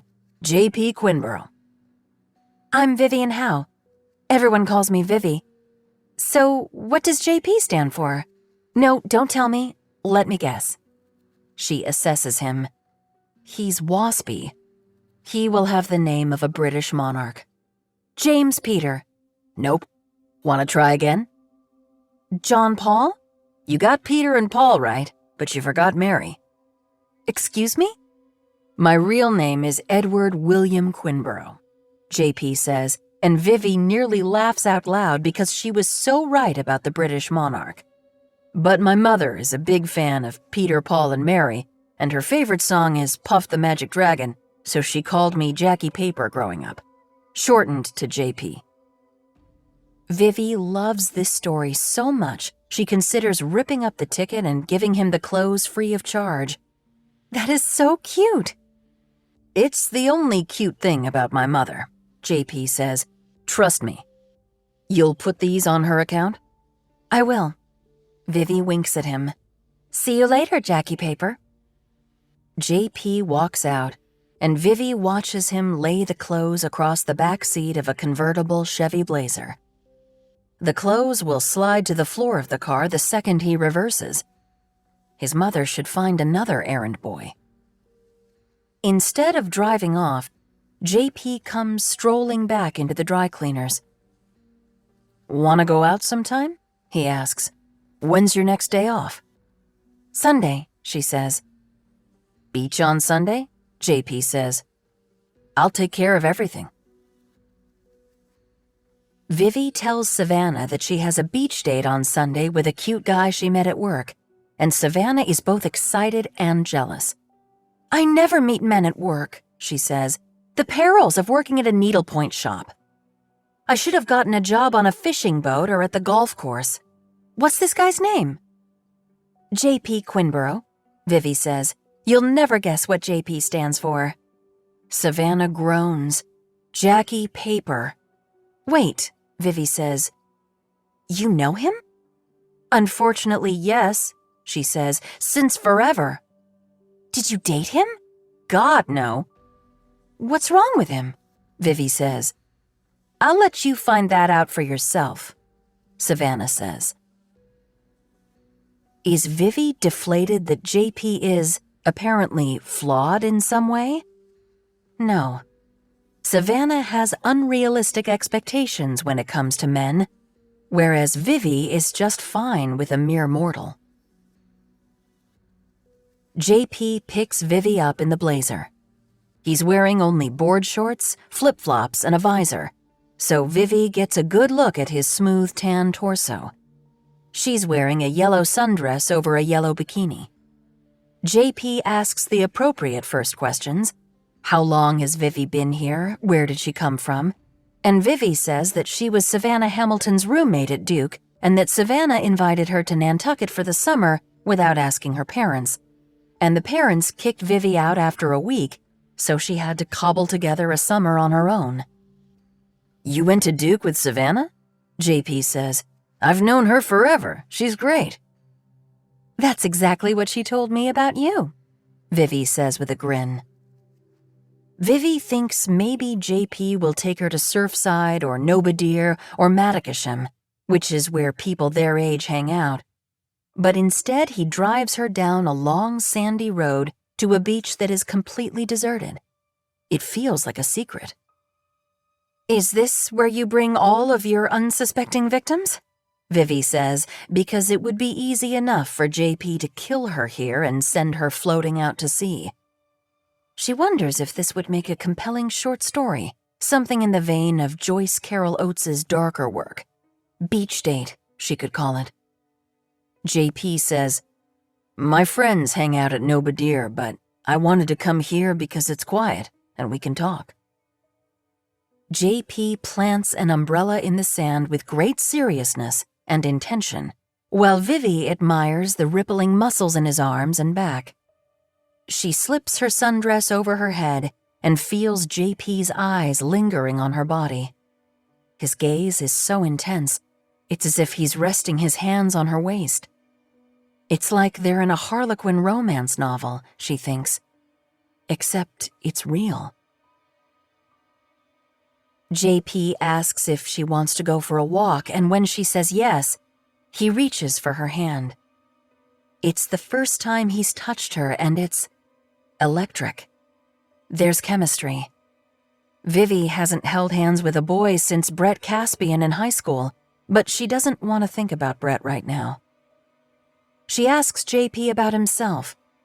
He grew up with his mother and grandparents in Manhattan, went to the Trinity School and then to Bucknell, where he majored in fraternity. When Vivi laughs, he says, "No, really, I was president of DKE and it took up all my time." He, like Vivi, just graduated and needs to figure out what to do with his life.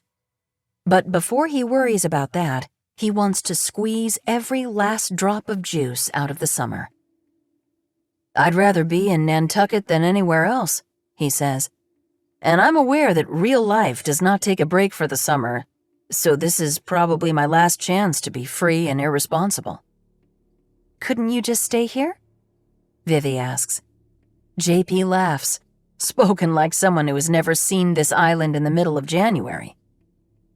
Vivi would like to see Nantucket in January, quiet and blanketed in snow, or even gray with a howling wind. She doesn't care. She loves it, and that love is starting to feel unconditional. She can easily see working at the dry cleaners year-round and maybe finding a nicer rental. There would be lots of time to write. "What about your dad?" Vivi asks. "Are your parents divorced?" "He was killed in a Chinook crash in Vietnam while my mother was pregnant with me," JP says. "So I never knew him." Vivi envies the insouciance with which JP announces this. He could have been telling her he grew up on the 9th floor of his apartment building. "I'm so sorry." "Can't miss what you never had," JP says. And this time Vivi detects a hint of bravado. It couldn't have been easy for him to grow up without a father. Vivi shocks herself by saying, "My father is dead too." She knows JP's next question will be, "What happened?" And she nearly heads him off by telling him what she always tells people when they ask, which is car accident. But instead she says, "He killed himself in the garage. Carbon monoxide poisoning." Her voice sounds calm and emotionless, and for the first time in her life, Vivi feels like an adult. Since she left Parma, she has kept the truth about her father private from everyone except Savannah. She feels ashamed because of both how her father died and the fact that he's dead. In a world where people are meant to have two parents, she feels lopsided, defective. JP squeezes her hand. Were you close to your dad? Yes. What about your mom? Are you close to her? No. But she's still alive? Yes, she lives in my hometown. Where's that? Parma, Ohio. Vivi takes a deep breath of the salt air. She's starting this relationship off on the right foot by talking about that which she normally keeps secret. At Duke, she often just told people she was from Cleveland. When they turn around to head back, JP takes Vivi's face in his hands and kisses her. She is worlds away from Parma. Things get serious quickly. For their second date, JP reserves a table at 21 Federal. It's an elegant restaurant in one of downtown's antique homes. The place is legendary. The Hamiltons talk about it all the time.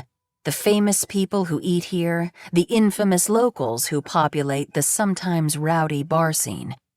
The maitre d' greets JP with a bear hug, then leads him and Vivi up the creaky back stairs to a cozy wood-paneled room with one candlelit table at a window overlooking charming cobblestoned Oak Street. You arranged for this? Vivi says. Maddie owes me a favor, JP says. I helped him dig his Jeep out at Great Point earlier this summer. Vivi closes her eyes. This is a quintessential Nantucket moment. JP moves his chair so it's next to hers and holds her hand. He orders champagne. They eat the most delicious food Vivi has ever tasted in her life. A roasted portobello mushroom over Parmesan pudding, a wood fire-grilled sirloin, a peach and blueberry cobbler that comes in a tiny cast-iron skillet and has a scoop of homemade ginger ice cream melting on top. When Maddie comes up to check on how everything was, JP says, "Thank you for everything, man. You've made me look good in front of my girlfriend." I'm your girlfriend? Vivi says. This is only our second date. I've never heard him utter the word girlfriend before, Maddie says. Date number 3, I'm proposing, JP says. He looks at Maddie. Know any good jewelers? What have you done with my friend? Maddie asks Vivi. JP keeps swinging by the dry cleaners with treats. One day it's a sandwich from Something Natural. The next day it's a bouquet from the truck that sells wildflowers on Main Street. He picks her up and drives her out to Matticat to see the sunset. They go to the movies at the Dreamland Theater. On her days off, he takes her to far-flung beaches, Smith's Point, Quidnet, Cotu. I think I'm in love with JP, Vivi tells Savannah. They're sitting by Savannah's pool with margaritas made by Mr. Hamilton. Lord help us, Savannah says.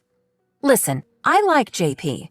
He's essentially a good guy, and I've been impressed with him this summer because he's treated you beautifully. But he's soft, Vivi. He gets everything handed to him by his mother. He's never held a real job and has no plan for the future. No ambition, no drive. I'm not you, Vivi says. I don't need those things. She doesn't tell Savannah that she and JP have already talked about spending the winter on Nantucket together. They might get a rental. JP says he's keeping an ear to the ground. Or Vivi might stay where she is and JP might stay in his mother's house. The house isn't winterized, so it'll be months of fires in the hearth and space heaters. But it sounds heavenly to Vivi. The two of them bundled up in a big old house that overlooks the harbor. Vivi doesn't share this vision with Savannah, but if she had, Savannah would have pointed out that Vivi hadn't yet cleared the biggest hurdle to the relationship. She hadn't met Lucinda. JP invites Vivi to be his date for the Anchor Ball, held on the Saturday of Labor Day weekend at the Field and Oar Club. Vivi doesn't have anything to wear, so Savannah lends her a pale pink sleeveless dress with a full skirt that makes Vivi feel like Audrey Hepburn. She borrows Savannah's pearl necklace and earrings. Are you sure you don't want to wear these yourself? Vivi asks. I'm not going to the anchor, Savannah says. You could not pay me enough money. Why not? Vivi says. She would feel more comfortable if Savannah was there. According to JP, nearly the entire club shows up for the anchor. It's a bastion of old-fashioned elegance. There's a cocktail hour on the lawn where everyone gets pleasantly buzzed, then a sit-down dinner, then dancing all night to an orchestra. It sounds divine to Vivi, except for the part where she'll finally meet Lucinda. Lucinda won't like her. Vivi comes from nowhere and no one. The Hamiltons and the Quinboroughs move in the same social circles, and the Hamiltons find Vivi pleasant and amusing, but their accepting Vivi as Savannah's best friend is different from Lucinda accepting Vivi as JP's girlfriend. Or maybe it's exactly the same, Vivi thinks. Maybe she can charm Lucinda with her intelligence, wit, self-sufficiency. She's plucky. She's a go-getter. Already she has been promoted to assistant manager at the dry cleaners, and she's in charge of training all the new staff. Besides this, she has a degree from Duke. She won the Creative Writing Award. Vivi thinks back on all the hours she spent in the front seat of Brett Caspian's Skylark driving around Parma, listening to the same songs over and over again. Stone in Love, Jungle Land, Fly Like an Eagle. What a waste of time. She should have been reading Steinbeck or learning French or taking a ballroom dancing class. She should have been improving herself, preparing for her eventual attendance at the anchor ball on Nantucket as the date of J.P. Quinborough. Vivi and J.P. are ushered forward to shake hands with the Commodore and rising Commodore of the club before they officially enter the ball. Vivi tucks her cute pink velvet clutch, also Savannah's, under her arm in a way she hopes seems elegant and Holly-Golightly-like, and offers her hand to the Commodore. His name is Walter Rosen. His wife, Penny, is Lucinda's best friend. Vivian Howe, pleasure to meet you. Walter winks at Vivi and squeezes her hand warmly. We've heard 100 wonderful things about you, he says. Someone has finally captured the heart of our JP. Welcome, Vivi. My wife will be extremely jealous that I met you first. The rising Commodore's name is Chaz Bonham. He's only about 10 years older than Vivi and JP, and though he's more reserved than Walter, he's very kind. Receiving line completed, JP guides Vivi with a hand on her back to a server holding a tray of champagne flutes. He gives one to Vivi and takes 2 for himself. Let's get this over with. They find Lucinda standing in a circle of people out on the lawn. Vivi wore ballet flats at Savannah's suggestion, and now she's grateful. She glides over the grass and stands at Lucinda's elbow, waiting to be introduced. Lucinda no doubt notices her son and his date lingering, but she's in a conversation with the woman to her left about a disagreement she had in the A&P parking lot that morning. A man heading to the ferry had pulled his suitcase over Lucinda's espadrille. Mother, JP says. Jackie, she says. She turns. And you must be Vivian. JP hasn't stopped talking about you, and now I can see why. Aren't you enchanting? Vivi offers her hand, but her voice has left her. We'll see you at dinner, JP says. He wheels Vivi back inside to the bar, and Vivi thinks, that's it? It's over? It was the blink of an eye. Vivi hadn't uttered a single word. She wonders if she'll be seated next to Lucinda at dinner, but no, proper placement is boy-girl, boy-girl, and Vivi finds herself between JP and Walter Rosen. Lucinda is all the way across the table, so there's no opportunity for conversation. Initially, Vivi is dismayed by this. Her main goal of the evening was to impress Lucinda, and her first chance was squandered. She might have looked enchanting, but she stood there like a lamppost. Vivi needs to be enchanting. She won't fret about Lucinda. She'll be present in the moment. There's wine at dinner and warm rolls with pats of butter that look like roses. Walter asks Vivi about her time at Duke. He's a basketball fan, so she throws around the names of the players she says she used to drink with at the Hideaway: Lettner, Hurley, Hill, and Walter laps it up like a kitten with cream. It's only a bit of an exaggeration. They were at the next table. Before dinner is served, the orchestra starts to play. Walter offers Vivi his hand. Dance? Now? Vivi thinks. Yes, there are already couples out on the dance floor, and Vivi and Walter Rosen, Commodore of the Field and Oar Club, join them. Walter is in his late 50s, Vivi guesses, and he's a skillful dancer. All she has to do is let him lead. She feels light as a feather. The skirt of her dress twirls, and she smiles at Walter, smiles at the band leader who is snapping his fingers as he sings Mac the Knife, smiles at the other couples on the dance floor and the guests who are still seated. She sees Bob and Mary Catherine Hamilton. Mary Catherine waves to Vivi and gives her the thumbs up, which is very unlike her, an outward sign of approval. The song ends. Vivi claps politely.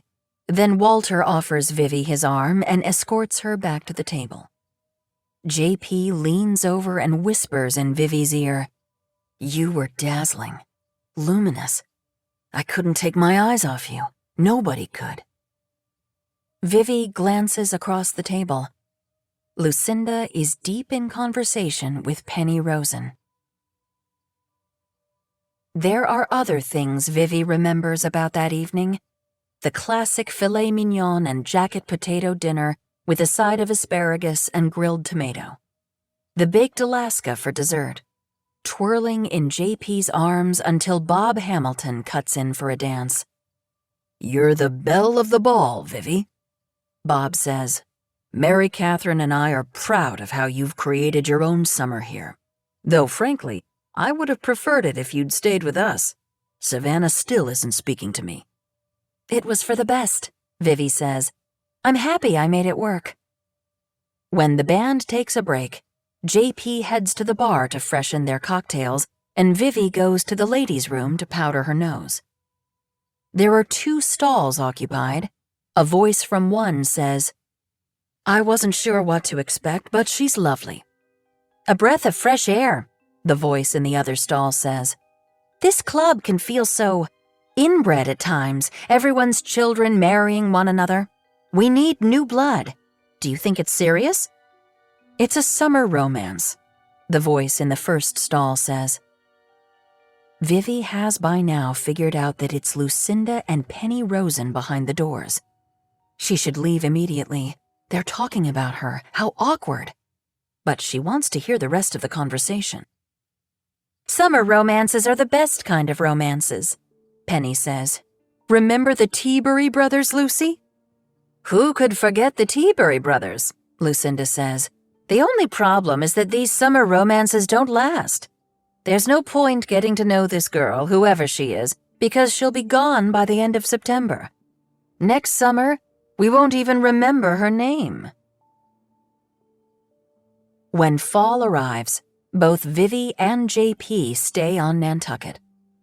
JP lives in the icebox that is Lucinda's house, though it's so inhospitably cold and the water heater so unreliable that most nights they sleep in Vivi's drab but warm rental on Fairgrounds Road. Fall becomes winter. Everything closes down. People go inside. The only places with full parking lots are the high school during basketball games, Marine Home Center, and Nantucket Wine and Spirits. JP and Vivi eat a lot of ramen, a lot of scrambled eggs and toast. They drive out to 40th Pole on Friday afternoons and look for seals off the coast. On Saturday nights, they go out to dinner at the Atlantic Cafe or the Brotherhood, and sometimes to a movie at the Starlight. March feels like it's 8 weeks long. It's bitterly cold with a ferocious northeast wind. There's no sign of spring. No crocuses, no bunnies, no mild sunshine. The writing that Vivi promised herself she'd do hasn't happened. She rewrites the story she's been working on since high school, Coney Island Baby, about a woman who thinks her husband is having an affair but discovers he's singing in a barbershop quartet. On St. Patrick's Day, Vivi and JP go to the Mews to shoot pool and drink green beer and dance to Celtic music. And while it's not exactly the anchor ball at the Field and Oar Club on a starry summer night, it's still fun. Everywhere with JP is fun, Vivi decides. She drinks too much and passes out in her clothes without brushing her teeth. When she stumbles into the bathroom in the morning, she blinks. Taped to the mirror is a note. "Will you marry me?" "What?" Vivi says. She turns.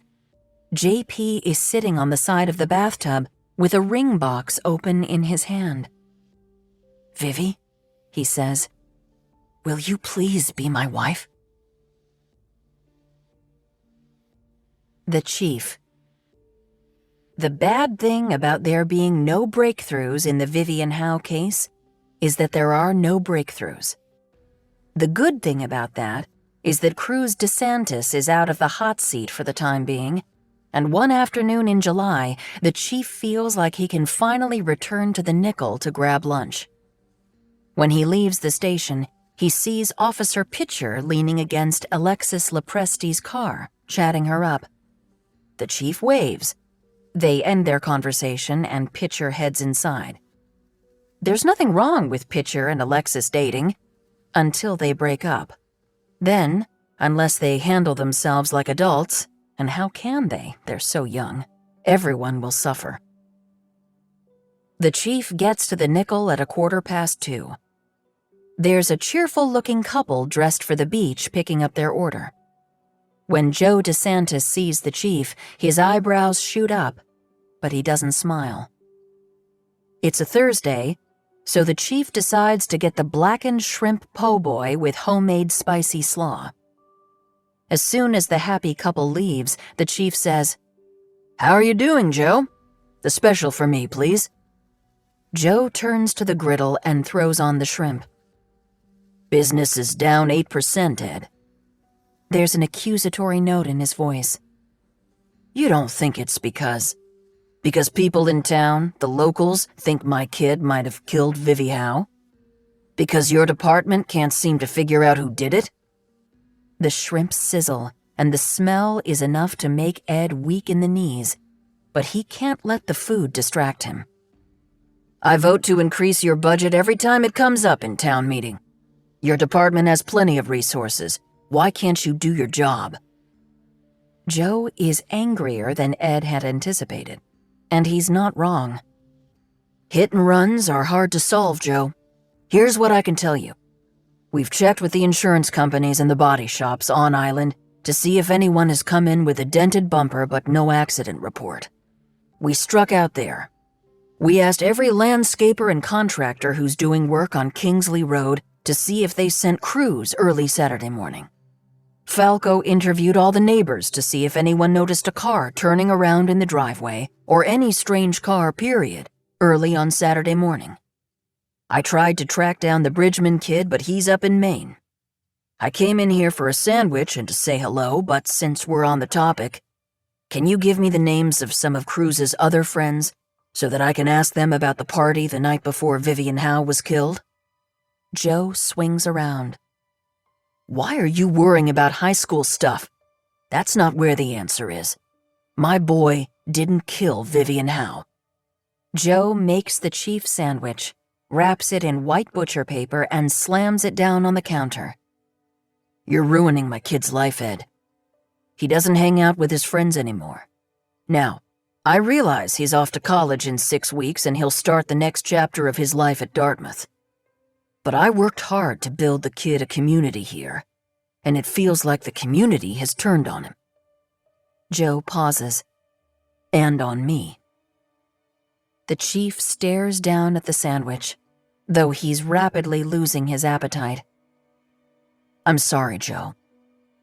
Cruz had the misfortune of being the one who found Ms. Howe, and we had to proceed with the investigation the way we did.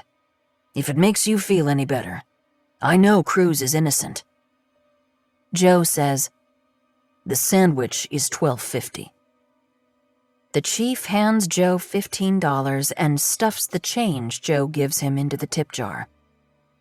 There isn't another word he can offer that won't make him sound patronizing or insensitive, so the chief raises a hand to say goodbye and heads for the door. "Jasmine Kelly," Joe says before the chief steps outside. "She's Cruz's girlfriend. If anything noteworthy happened at the party the night before the accident, she'll know about it." The chief nods. The bell on the door rings, and the chief leaves, sandwich warm in his hand. Jasmine Kelly. The chief thinks this is Sharifa Kelly's daughter. Sharifa works in the town building at the Registry of Deeds. The chief gives Sharifa a call. "Jasmine's a lifeguard this summer, Ed," Sharifa says. "If you can manage to track her down, God bless you. I only see her in a blur, coming and going, which makes me sad. She leaves for Vanderbilt on August 10th. Southern schools start early." "Thank you, Sharifa. I appreciate this more than you know," Ed says. He can call Rocky Moore, who oversees the lifeguards, and ask to speak to Jasmine one morning before the guards do their training drills. He thinks about Joe's words and wonders if he is wasting his time with the high school stuff. Somehow, he doesn't think so. Planting the shoes. Who would do that? Someone who wanted to see Cruz blamed. Someone who knew Cruz worked at the Stop and Shop. It has an unsophisticated Hail Mary feel to it. Let's dump the shoes in the trash where Cruz works and see if that gets him in trouble. This is starting to feel like an episode of Gossip Girl or whatever show it was that Casey used to watch growing up. Every show on TV is either police, hospital, or teenagers, because that's where the drama is. The chief gets back to the station and has just sat down to unwrap his po' boy when his cell phone rings. It's Dick from the Stop and Shop. "I just had a very interesting conversation with a daytime custodian, kid named Justin," Dick says. "He confessed to planting the shoes." "What?" Ed shoots up out of his chair and starts pacing his office. "He's here," Dick says, "if you want to talk to him yourself." Justin is in his early 20s and looks like a skateboarder, although Ed might be stereotyping. He has a lot of tattoos and piercings and blonde bangs that he's keeping off his face with a little girl's beret. He's sitting up straight and seems clear-eyed and alert when he tells the chief that some uptight dude with a very hot chick offered him $250 to put the shoes in the break room trash. "I thought it was weird," Justin says. "Sketchy, you know? But I needed the cash, and it didn't seem like it was hurting anyone, so I did it." "Can you describe the two people?" the chief says. "Did you recognize them?" "Nah," Justin says. "They seemed like normal establishment, straight or clean cut or whatever. She had dark hair and beautiful legs. Honestly, I don't remember what the dude looked like at all, except he had military-grade posture." "Were they driving a car?" "Didn't notice. They were just standing outside the break room door when I left work." The chief stares at the kid. He sounds legit, and this all but clears Cruz's name, unless Cruz has somehow put the boy up to this. "Why did you decide to come forward now?" the chief asks. Justin shakes his head slowly. "I heard through the grapevine that Donald was maybe getting in trouble for it. That guy's like a grandpa to me, and I couldn't let him take any kind of heat." Justin shrugs. "I just thought it was a quick, easy way to make some jack. I didn't realize the shoes were evidence or whatever. Sorry." The conversation with Justin feels like a breakthrough. But is it? The chief decides to call the Greek later and give him an update. Maybe he'll have some ideas. Meanwhile, the chief will talk to Jasmine Kelly and see if she can shed some light on who might want to frame Cruz. It's all he's got. Carson. We have to stop. Cold turkey right now. I'm sorry. The text from Zach comes in while Carson is driving to work, and she reads it in the parking lot. No big deal. One or the other of them has a crisis of conscience every week. She texts back, "K." Immediate response, "Please don't text me again." Carson sighs. It's 10 minutes to 3. Her head is vibrating like a tuning fork from the 2 shots of espresso she did at home. She considers taking an Ativan real quick, but worries it will soften her edge. And at the beginning of a 7-hour shift, she needs her edge. She calls Zach at work. He's the boss, so he has his own line and an office with a door that locks. He always answers because he doesn't want Carson leaving a voicemail on his work phone. "Hello, Zachary Bridgman." "It's me." There's a pause, during which she can tell he's thinking about hanging up, but if he hangs up, she'll call back. He knows she'll call back. "I can't talk." "Did something happen?" "Yes." "She got your phone?" Carson feels the black syrup of dread drip through her veins. "No." "What then?" "She saw you parked across the street from our house in the middle of the night," Zach says. "She didn't know it was you then, but she took down the license plate and ran it at work, so now she knows." "Shit," Carson says. Stalking Zach's house, stalking anyone's house, is always a bad idea. Now, in the bright light of mid-afternoon with the intense clarity brought on by mainlining caffeine, Carson can't fathom what she'd been thinking. Was she thinking Zach would come out to play? Was she thinking she'd be invited inside? "What did she say?" "She said she thought you were waiting for your drug dealer." Carson laughs for the first time since her mother died. "So, my bad reputation saved us?" "It didn't save us. Pamela isn't suspicious of you in particular, but she's suspicious in general. She watches me, Carson. I see her eyeing my phone, and every time I get a text at home, she hovers over my shoulder. I can tell that she looked up our credit card statement online. When I got to work, I checked my car for a tracking device." "You're overreacting. You're underreacting." "She thinks I was meeting my drug dealer." "She thinks that now. But if you appear unexpectedly again or something else brings you to her attention, we're doomed. I promise you the only reason she hasn't put 2 and 2 together is that the idea of you and me is so preposterous." "I thought we were going to run away," Carson says. "But instead, you're breaking up with me." "I'm sorry, Carson. I should never have talked about Paris or Alaska. I was caught up." "That was your heart talking." "I think the world of you." "So we've gone from you being madly in love with me to you thinking the world of me. Do you want to write me a letter of recommendation from my next inappropriate lover? List my attributes? Rave about my performance?" I knew this would happen. Carson can't handle his tone. "You knew what would happen? That I'd fall in love with you because I'm so young and impressionable and you're such a lady slayer?" "I knew things would end badly," Zach says, "but you have to believe me when I tell you that they aren't ending as badly as they could have." "I wish I could tape you," Carson says, "and then play you back to yourself when you're begging to see me in 3 days. That's not going to happen, Carson. Pamela and I are driving up to Maine this weekend to see Peter. I'm going to use that as a chance to reconnect with my wife." Gah, did he really just say that? Carson thinks. Reconnect with my wife? "Did you find a room at some cute little bed and breakfast with lots of chintz and a house cat named Mittens and popovers and fresh squeezed juice in the common room starting at 8 sharp? Yes, Zach says, a hint of misery creeping into his voice. I did.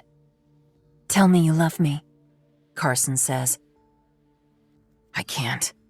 Tell me you love me, Carson says, so loudly that a mother packing up her kids after a day at Jetty's Beach turns around to stare. Carson flips her off. I can't, Carson. I'm sorry. Please don't call me again. Goodbye. Zach hangs up. Carson throws her phone at the dashboard. The screen cracks down the middle, just like her heart. She stares out the windshield at the oyster catcher. She can't work. She'll have to call in sick. It's 3 o'clock on the nose. If she calls in, she'll be leaving them in the lurch big time. She has nothing left but this job. She opens her door, climbs out, and somehow puts one foot in front of the other. But oh, she's in a mood. Jamie, girl, is as chipper as a Girl Scout on the first day of the cookie sale. Thank you for the gift card, she says. I love lemon press. Carson stares at her. I know I should say you're welcome, but you're not welcome. She steps a little closer to Jamie and notices that she has a new nose piercing, a diamond chip embedded in the side of her nostril, surrounded by sore-looking pink skin. I resent having to pay you off to ensure that you'll help me out. Girl, do you think Gunnar ever bought me so much as a freaking latte? He did not, but I still worked my ass off for him. And why? Because I'm a team player, that's why. Carson sniffs. I know you think you're taking over my job when I move on, but you're not, Jamie. Carson waits a beat. Because you're not hot enough. This lands hard, because it happens to be kind of true, and Jamie knows it. She's not beautiful like Carson. It isn't fair, but if Carson can teach anyone a lesson, it's that life isn't fair. A dozen island creeks, a dozen well fleets, 24 cherry stones, and a round of kamikaze shots. Carson glances up at that. Yep, the guy ordering is in his 50s. Nobody young orders kamikaze shots or even knows what they are. And pour one for yourself, he says, leering at Carson. He's suntanned and wearing a tailored shirt. Breitling watch. He's with a bunch of other guys his age, all of them with slicked back hair and needlepoint belts and horn-rimmed glasses, half of them staring at their phones, the other half watching him trying to flirt with Carson. The guy ordering, and paying, she assumes, isn't wearing a ring. She pours the shots, including the one for herself, which she throws back quickly. Technically, it's not allowed, but every bartender in America does it. The guy plops his neon orange American Express down. This must be a new color to announce one's douchebag level of wealth. Brock Sheltingham, a name straight out of a Vivi Howe novel. Keep it open, please, Brock Sheltingham says. The shot goes to Carson's head. It doesn't help that she made the kamikazes with tequila her nemesis. Not only does Carson hate the taste, but it reminds her of her mother. It also doesn't help that the gentlemen want to do a second round of kamikaze shots. Fine. Carson makes them strong, thinking that when these guys leave her a $10,000 tip, she'll be internet famous. If that happens, Carson will give $1,000 to Jamie to make up for the horrible things she said. Carson does the second kamikaze shot as well. To decline seems rude. 2 shards, a Sauvignon Blanc, a martini, no olives. Why even bother having a martini? 2 whale's tails, a dozen cherry stones, and an order of calamari. Reconnect with my wife. Carson has no one but herself to blame. She was the one who canceled her Uber and sneaked onto the elevator and up to the 11th floor of the Boston Harbor Hotel. She's young, but she knew what she was doing was wrong. She could have left it as a one-time fling, but no. She had stayed at the Boston Harbor Hotel for the entire 3-day conference. ordering up room service like Eloise at the plaza, leaving only to attend her bartending class, and then going right back to Zach's bed. It could have ended there. It could have been a conference affair. This seemed like a thing that must happen all the time between consenting adults. But Carson gave Zach Savannah's address, and he returned to Boston the following week. For an additional 2.5 days, they had lived together in Savannah's beautiful townhouse. Zach had cooked for her, pasta carbonara and Caesar salad with homemade dressing and a simple chocolate mousse, and by the end of his stay, they were in love.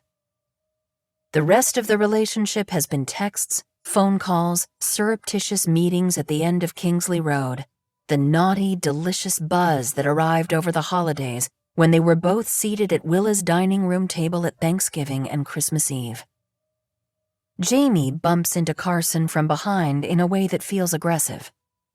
Carson once told Willa she wasn't pretty, and Willa had gotten the same expression on her face that Jamie has now: shock, hurt, resignation. With Willa, it wasn't quite as bad. Willa was pretty, just not as pretty as Carson.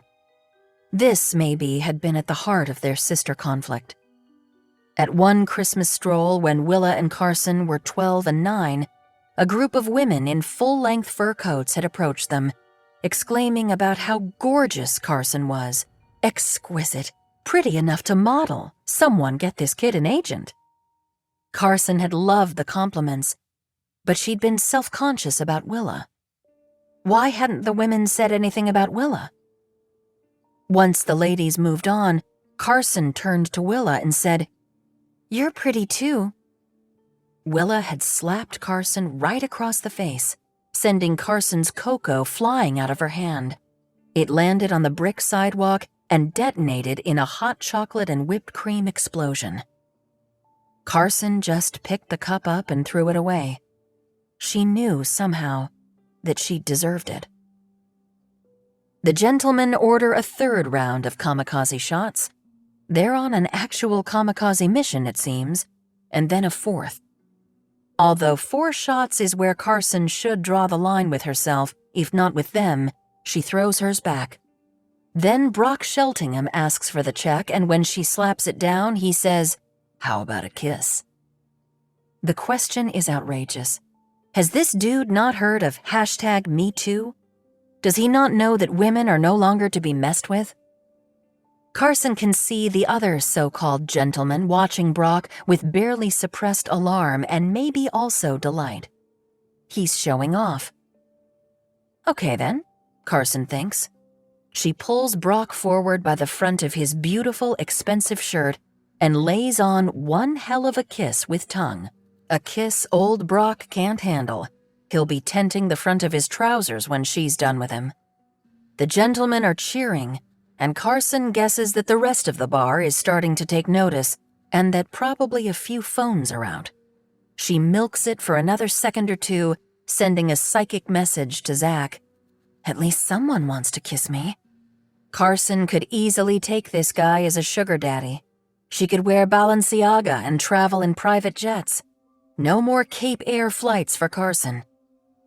She lets Brock go. The gentlemen cheer, and she runs the card. Jamie Boy comes over and says, "Do you know that guy? Is he your boyfriend or something?" "My uncle," she says. The look on Jamie's face is priceless, but Carson can't maintain a straight face. Kidding. He's just a customer. 4 kamikaze shots have gotten her seriously buzzed. 2 whale's tails, vodka soda, vodka tonic, Mount Gay and tonic, Diet Coke. Carson looks up to make sure that isn't Pamela. Margarita, no salt. Carson handles the orders, but her head is swimming. She's sloppy with the soda gun. Bartending isn't a job that can be done well while intoxicated. She lassos Jamie Boy and says, "Cover me for a minute, please, bruh. I'll be right back." She's not drunk, but she's not sober. She neglected to eat today. No smoothie, no bagel, which was why the espresso hit so hard and why she's spinning now. She needs to clear her head and make it through her shift. Then she can go home and rage against the machine being love. She's not quite all the way in the bathroom stall when she pulls out her vial of cocaine. She sits on the toilet and bumps, then bumps again, not realizing that the stall door is hanging open and that someone is watching her and that the someone is Jamie until it's too late. Jamie walks out of the ladies' room without a word. Carson stuffs the cocaine down into her purse. No, that's not good enough. She needs to throw it away, but she can't bring herself to throw it away. Jamie won't tell. She's too chicken shit. And even if she does tell, it's Jamie's word against Carson's. Carson strides out to the bar, shoulders back, beaming. Jamie looks relieved to see her. He says, "There's stuff on your nose." "Thanks. Now piss off," Carson says, and she runs the back of her hand under her nostrils. Vodka tonic, Planter's Punch, Sauvignon Blanc. Carson is pulling a fresh bottle of Matua from the mini fridge when she sees a pair of legs. Carson's eyes travel up. It's Nikki. "George wants to see you in his office," she says. "Now?" Carson says. "I'm busy." "Now," Nikki says. "It's not true. Jamie is holding a grudge about something I said earlier. My boyfriend broke up with me. My mother is dead. It will never happen again. I'll do whatever you want me to do. I'll go to a program, see a therapist. Just please don't fire me." "I'm sorry, Carson," George says. "You were warned. I knew you were lying to me when we talked last time, and frankly, the nonsense with Brock Sheltingham didn't help." "He asked me for a kiss." "I'm sure he did. But you should have ignored the guy instead of turning it into a public spectacle. This isn't Vegas, Carson. This isn't Coyote Ugly. It's a family restaurant." "Don't be grandiose. It's a beach bar." "There were children around, and those children have parents, and your behavior was inappropriate, and doing 4 shots in a row with customers is obviously unacceptable. I could maybe have looked the other way on that stuff in the name of fun and you showing Sheltingham who's boss. But drugs on your shift? No. I told you I would fire you, and I'm firing you." Carson nods to let George know she heard him, but she can't accept this outcome. "I need this job, George." "Take some time, properly grieve your mother, clean up your act or tone it down, do what you need to do. I'll give you a glowing recommendation in the fall and you'll be able to work anywhere on Nantucket that you want. Or you can go off island. But you have to get your head on straight." He sighs. "I like you, Carson. I want what's best for my business, but I also want what's best for you." Carson stands up. She's getting a hangover, and the coke has made her jittery. There's a mounting wave of destructive energy inside of her that is telling her to burn this bridge. George says he gets it, but he doesn't. "I understand," Carson says. "You should give my job to Jamie. She'd be great." With that, Carson leaves the office and walks out of the oyster catcher, swiping a bottle of 888 vodka as she goes. In her car, she checks her phone. Nothing from Zach. She sends him a text. "Got fired." Fired. She got fired. It's so humiliating. And yet, she full-on deserved it. Only 2 hours earlier, she had considered calling in sick and thought that was the worst thing she could do. Ha! Not even close. Zach doesn't respond, so she takes a swig of the vodka, coughs, then calls Zach's cell. She's sent straight to voicemail. He's blocked her.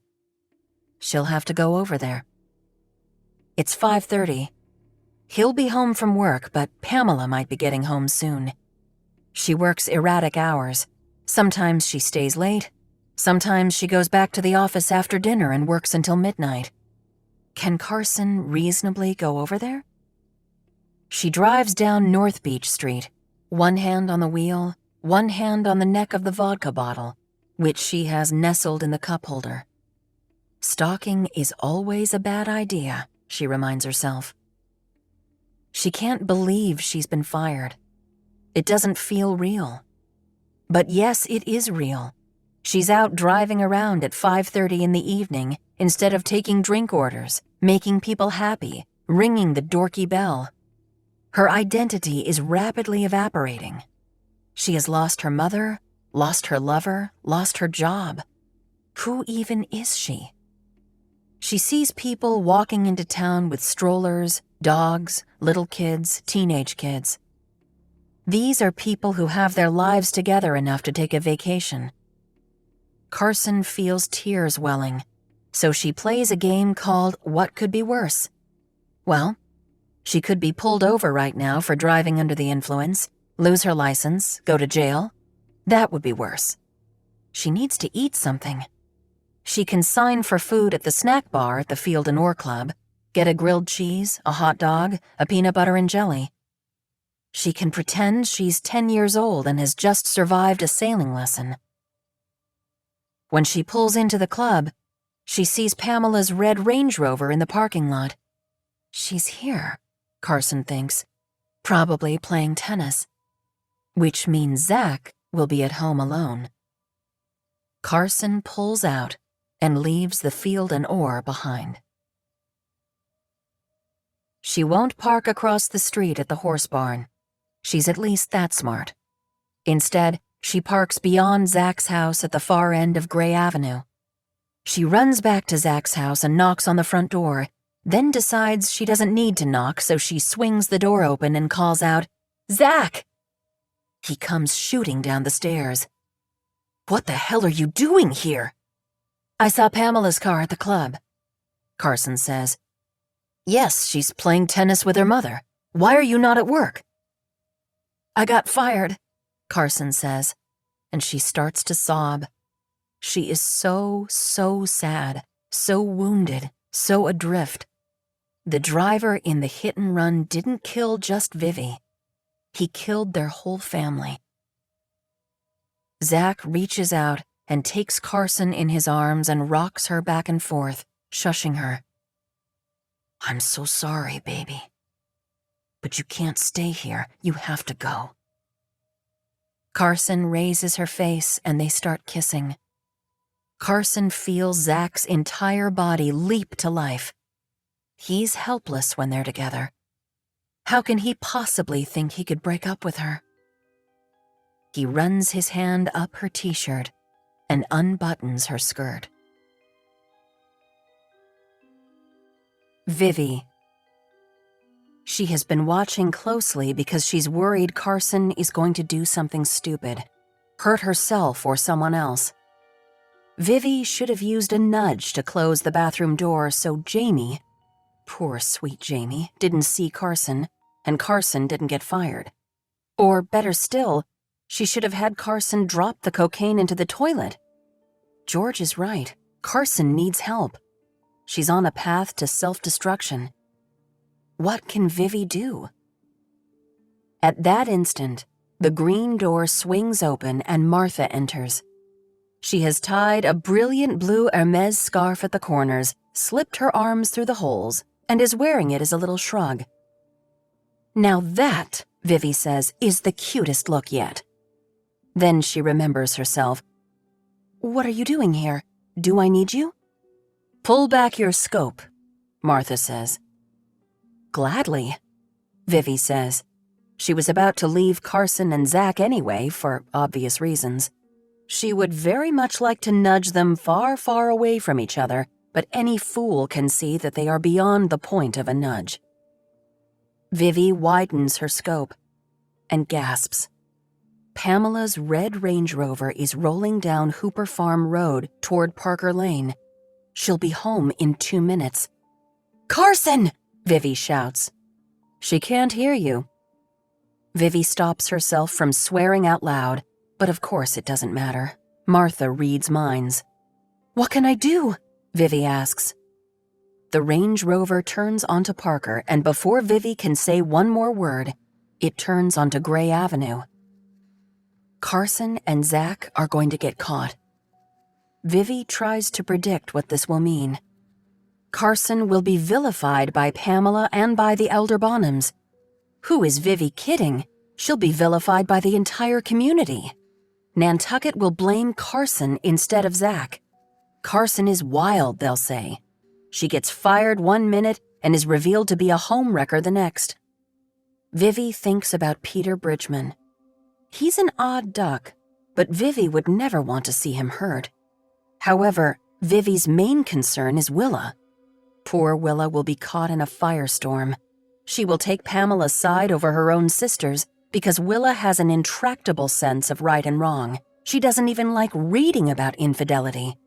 She didn't care for Along the South Shore for this reason, she told Vivi. Everyone in Vivi's family has been through enough without piling this on top. Getting fired will, Vivi suspects, be good for Carson in the end. But this? No. The affair with Zachary Bridgman needs to stop, obviously. But not like this. Is there a way for Carson to realize she has almost been caught but not be caught? Vivi asks. Can we scare her straight? Use a nudge, Martha says, pronto. Carson and Zach are going at it on the living room sofa. Carson's clothes are scattered across the floor of both the living room and the hallway. When Pamela pulls into the driveway, there's a 3-tone chime that sounds throughout the house. It's an alarm, Vivi realizes, to let the occupants know someone has arrived. An alarm for this reason feels like overkill. They're on Nantucket. But of course, Pamela works in insurance. Possibly the alarm company offered it to Pamela free of charge. The alarm is worth its weight in gold in this situation. Zach leaps to his feet, pushing Carson off him and into the coffee table, where she knocks over a pair of candlesticks. She's home, Zach says. Go out the back. Carson is naked. I need my clothes. She and Zach snatch up Carson's clothes. Pamela, meanwhile, turns off the ignition and reaches into the back seat for her sports duffel and her racket. I can't find my thong, Carson says. What did you do with it? Zach runs a frantic hand around the cushions of the sofa. Just take what clothes you have and go. Pamela reaches for the car door. Nudge, Martha prompts. She isn't going to make it out of the house in time. Nudge right now. How? Vivi says. Call Pamela, Martha says. Call her? On her cell? How can I call her? I'm dead. Who will she pick up the phone for? Martha asks. Work? Vivi says. Rip? Her parents? Vivi feels the answer like someone kicked her in the rear. Peter. Yes, Martha says. Do it now. Vivi peers down into Pamela's purse and thinks, call from Peter. Call from Peter. Pamela's phone lights up and starts to play the marimba ringtone, which was also Vivi's cell's ringtone. She feels a sad nostalgia even though she hated when her phone rang and tried never to answer. The screen says, Son, Peter. Pamela ignores the ringing. Arrgh! Vivi watches with horror as Pamela puts one foot out of the car. Carson is struggling with her t-shirt and finally gets it on, inside out and backward. She hurries down the hall, naked below the waist. Her skirt is in one hand, shoes in the other. Answer the phone, Vivi thinks. She reaches down through the stretchy membrane and turns the phone so that when Pamela glances at it, she sees a picture of Peter's face lighting up the screen. Ah, Pamela says. She snaps up the phone. Darling, is everything all right? There's a pause. Darling? Peter? Peter, it's Mama. Can you hear me? Your reception is terrible. Hello? Peter? Well, if you can hear me, just know that Daddy and I will be there around 2 on Saturday afternoon. Pamela holds up the screen, checks to see if the call is still connected. Improbably, it is. Okay, honey. Love you. We'll see you Saturday. Carson steps out the back door, hides between 2 hydrangea bushes, and wriggles into her skirt. Her breathing is shallow, and her heart is beating like the heart of a small, scared animal that narrowly escaped becoming part of the food chain. Vivi can hear the thumping even from up here. Zach finds a red hanky-panky thong under the sofa and stuffs it into his pants pocket. He straightens the cushions, stands the candlesticks upright. Through the living room window, he watches Carson slip through the border of lace-cap hydrangeas into the neighbor's yard. He's exhaling his relief as the front door opens. Pamela walks inside, staring at her phone. "I just got a call from Peter," she says, "but I couldn't hear a word. The service up there is non-existent. I hope everything is okay." "I'm sure everything is fine," Zach says. His voice is tight and high, but Pamela doesn't seem to notice. "He probably wants us to bring up junk food. He likes those white cheddar Doritos. How was tennis?" Only then does Pamela give her husband the briefest of glances. "Fine," she says. "I won in 2 sets, but, I mean, that's nothing to brag about. My mother is nearly 70. I'm going to shower." "Okay," Zach says. Pamela disappears up the stairs, and Zach collapses onto the sofa. His head lolls back, exposing his Adam's apple, which moves with shudders of relief. Carson runs down Gray Avenue in her bare feet and climbs into her car. When she's back on Hooper Farm Road, she says, "Thank you, God." "It was me, honey," Vivi calls out. Martha shakes her head. "Oh, Vivian," she says. Carson drives home, orders Lola Burger for herself and her brother, and goes to bed at 10 o'clock without the aid of so much as a sleeping pill. After Carson has safely fallen asleep, Vivi goes back. It's 2011, the 3rd summer of the wine shop. The cork is hemorrhaging cash, and JP is late with the rent to his mother. He's asked Vivi nicely if he can pay Lucinda out of their joint savings account, and Vivi has said she'll think about it. She doesn't want to give in to JP on this, but what choice does she have? Lucinda is a tough landlord. She won't let him slide. Vivi wishes Lucinda would just evict him, and then, as his mother, tell him what Vivi herself is too afraid to say. JP doesn't have a head for business. He should close the shop for good at the end of the summer and do something else. Vivi is now making enough money that JP could simply stay home and be a full-time dad, take some of the parenting duties off Vivi's plate. One night in the final honey gold week of August, JP comes home from the cork visibly drunk. This isn't the first time he's come home drunk, and Vivi suspects part of the reason the cork is failing is that JP is imbibing the profits.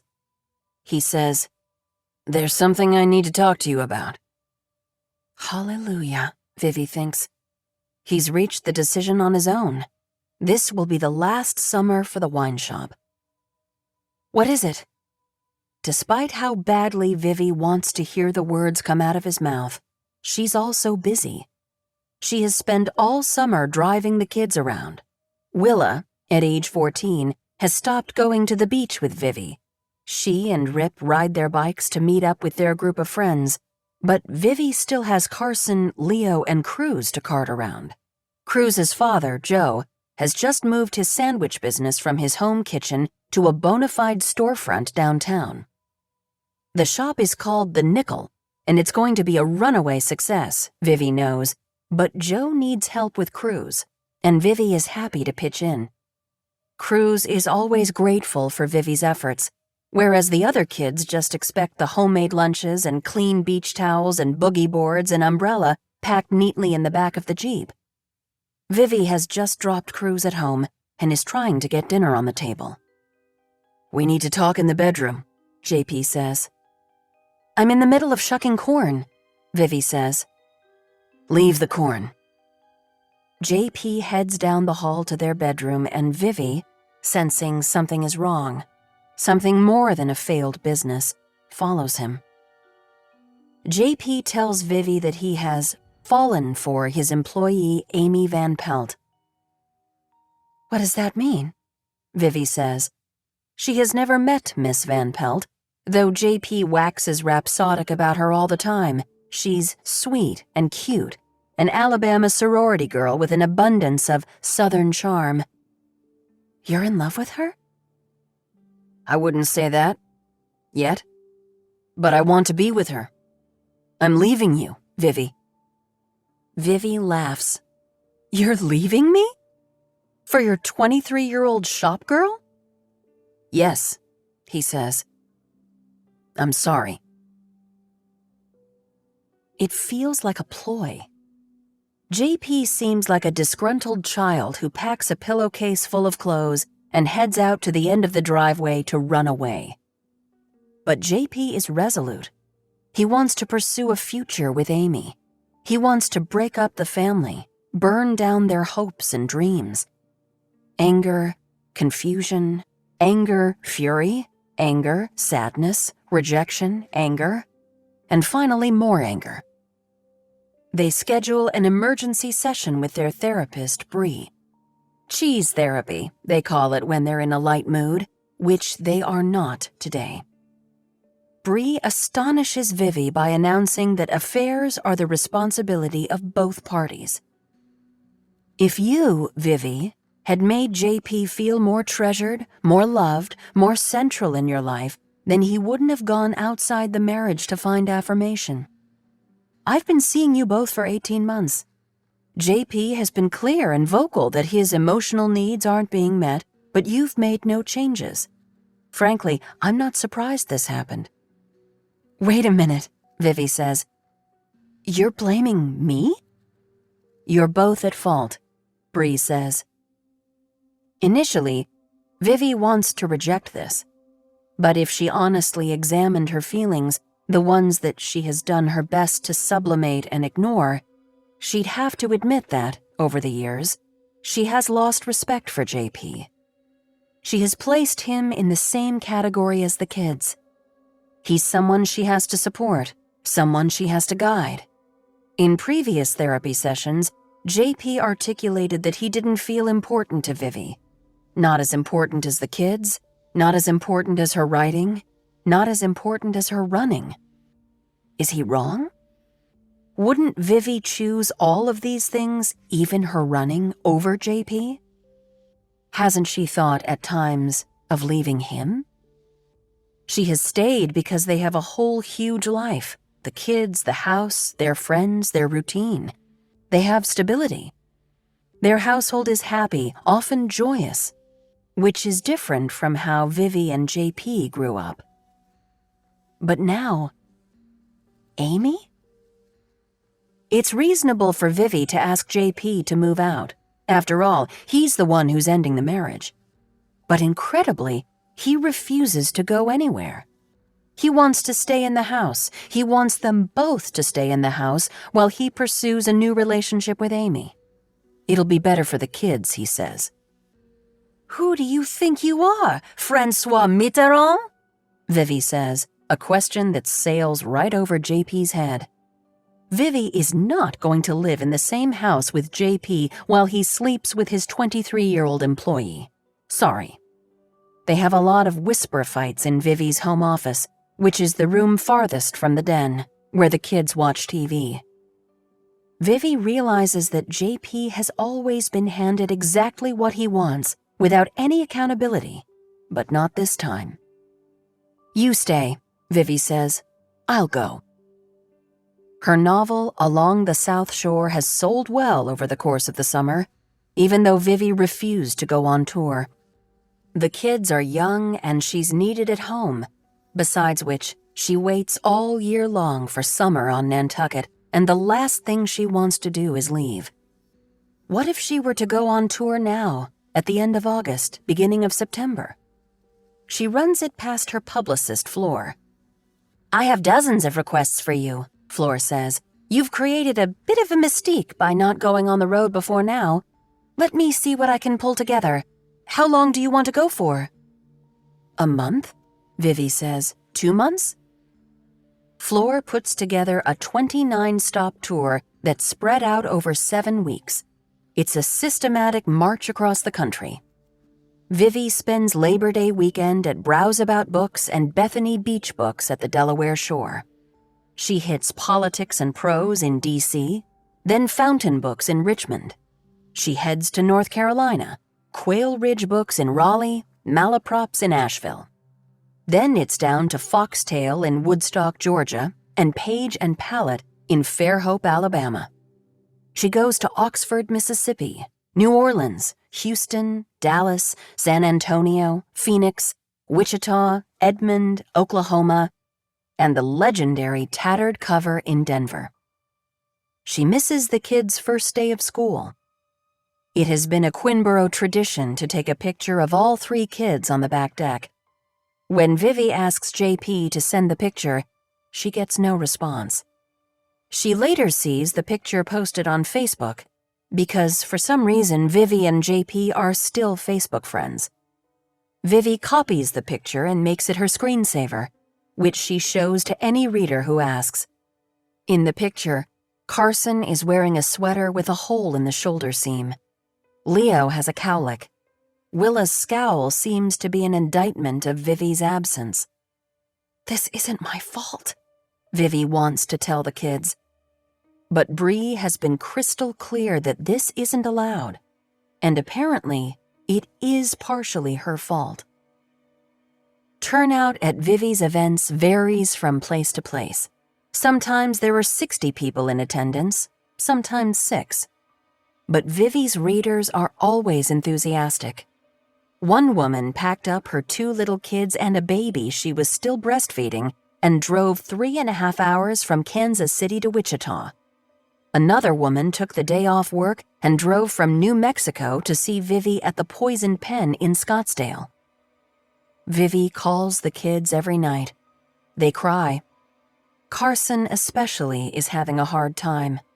She wants to know if Vivi will be home in time for her 11th birthday. The answer is no. Vivi will be in San Francisco doing a signing at Book Passage. "I'm sorry, sweetheart," Vivi says. "I'm sending presents." What Vivi does not say is that she was the one who ordered the cake from the juice bar, and she texted JP the contact info for the parents of Carson's friends so he could send out the invites for the sleepover. By the time Vivi gets to California, she understands why rock stars are so often drug addicts. Life on the road is brutal. Vivi's agent, Jody, has negotiated the best tour package possible. Vivi has car service wherever she goes and stays at hotels with 24-hour room service. And Mr. Hooper picks up the tab.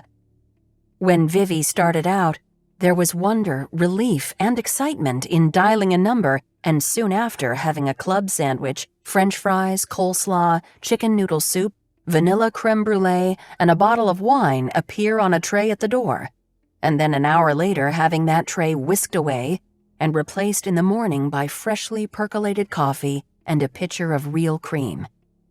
Vivi's suitcase grows fat with pilfered bars of soap, tiny bottles of shampoo and body lotion, notepads with the hotel's name and logo at the top, perfect for grocery lists, pens, and individually wrapped artisanal chocolates.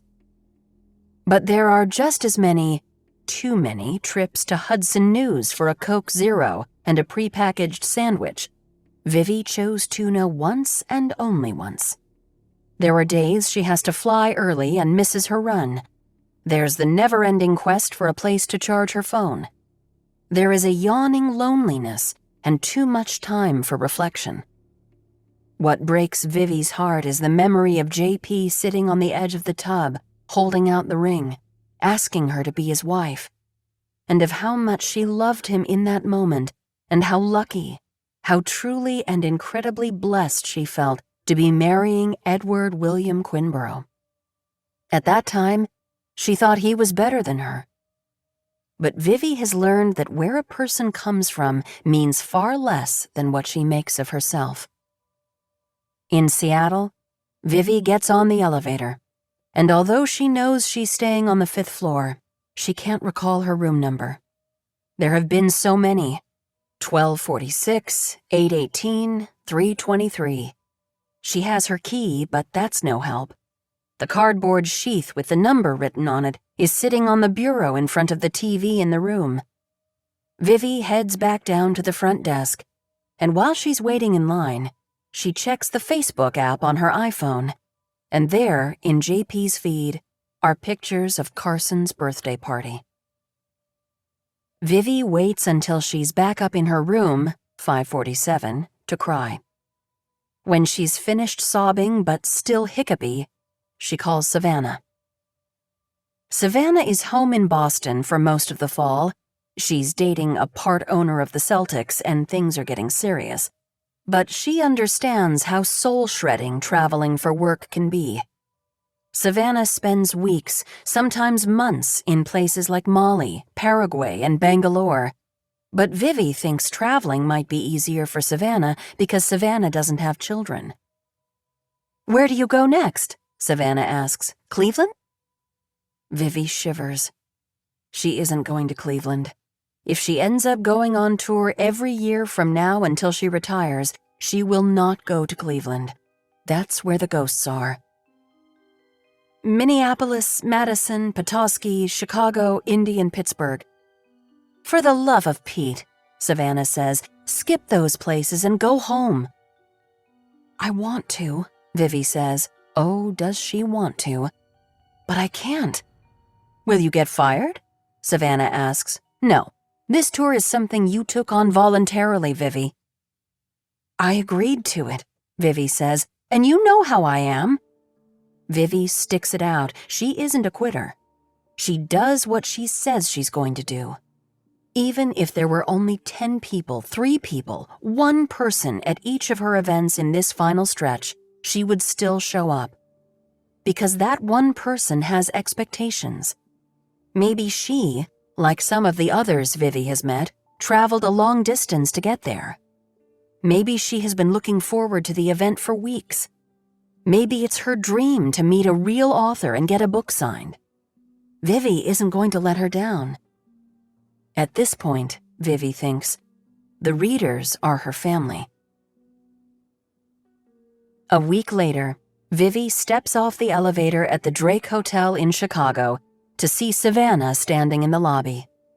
Savannah links her arm through Vivi's and says, "I'm coming to your event, and then we have a 9:30 impossible-to-get reservation at Topolobampo. Mr. Celtics is friends with Rick Bayless." Vivi gets home on the 14th of October and moves directly into a tiny cottage on Lily Street. It has 1 closet-sized bedroom for Leo and a loft where she sticks the girls. Vivi sleeps on a futon in the back TV room. They eat dinner around the coffee table in the living room. There's 1 bathroom with a shower stall. They're right on top of one another, and Vivi loves it. But the kids are different. JP has been spinning a wild tale of Vivi's abandonment. He refused to confirm the date that Vivi was coming back, or even if she was coming back. And the kids bought into this despite Vivi's daily assurances that she would be back on Nantucket on October 14th, long before Halloween. The kids alternately cling to her and mouth off Carson, calling her an absentee parent. She meets Amy for the first time at Leo's football game at the Nantucket Boys and Girls Club. It's the first week of November on a bright, crisp autumn day, and Vivi is tucked in among her sports parents' friends in the bleachers like an apple in a barrel. She has regained her equilibrium. All the loneliness she suffered through on the road has been forgotten like the pain of childbirth. Watching 8- and 9-year-olds play football is 2 steps forward, 1 step back. It's easy to get distracted, and Candace Lepresti says brightly, "Hey, is that JP's new girlfriend?" Vivi turns to see JP, wearing his obnoxiously preppy Ralph Lauren green suede barn jacket, walking up the sidelines of the game. He's holding hands with a blonde wearing a cute tartan miniskirt, navy tights, and navy ballet flats. JP must have misrepresented the Pee-wee football game as something Amy needed to dress up for. Vivi sighs. Amy is as blandly pretty as Vivi expected. The inappropriate outfit choice serves to make her a tad more likable. Vivi climbs over Candace, Joe DeSantis, and her other friends to go introduce herself. She has always preferred the high road. Besides, she's with her people and she knows she looks good. She's wearing her best jeans, her cutest warm boots, a creamy sweater, a down vest, a pom-pom hat, cashmere fingerless gloves, and round Tom Ford sunglasses purchased for her by Savannah on the Miracle Mile. "Hey guys," she says. She makes sure her voice is friendly and warm. She smiles and extends a hand. "You must be Amy. I'm Vivi Howe. It's nice to meet you."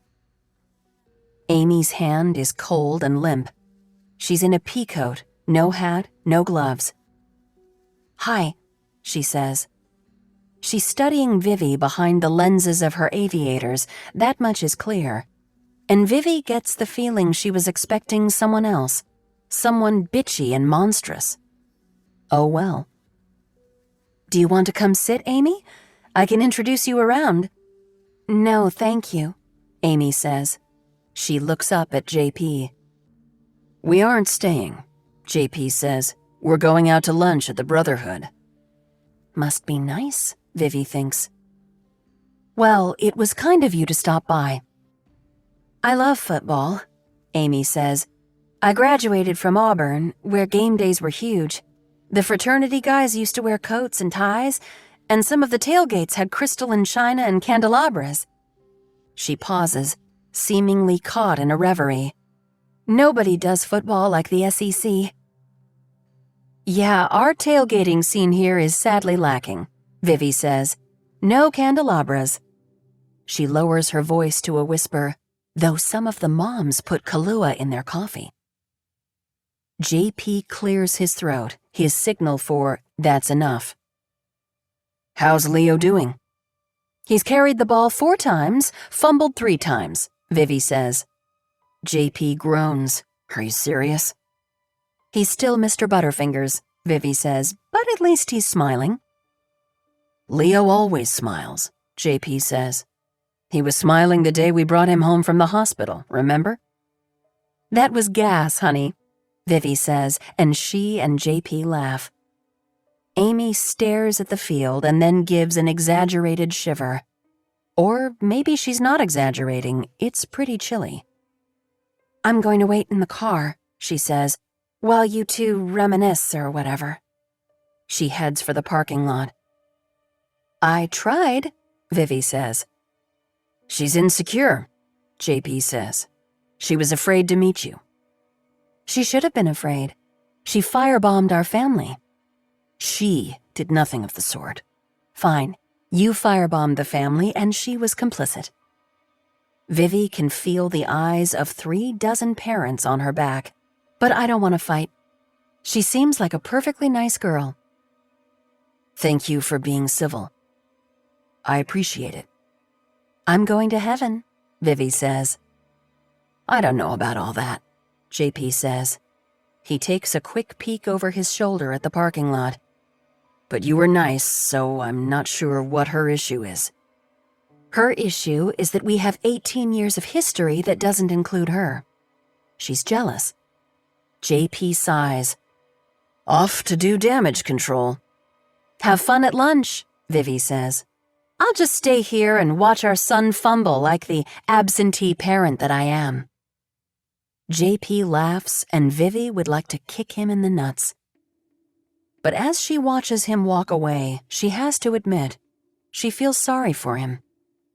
He made a large mistake in leaving her, but he will realize this only with time.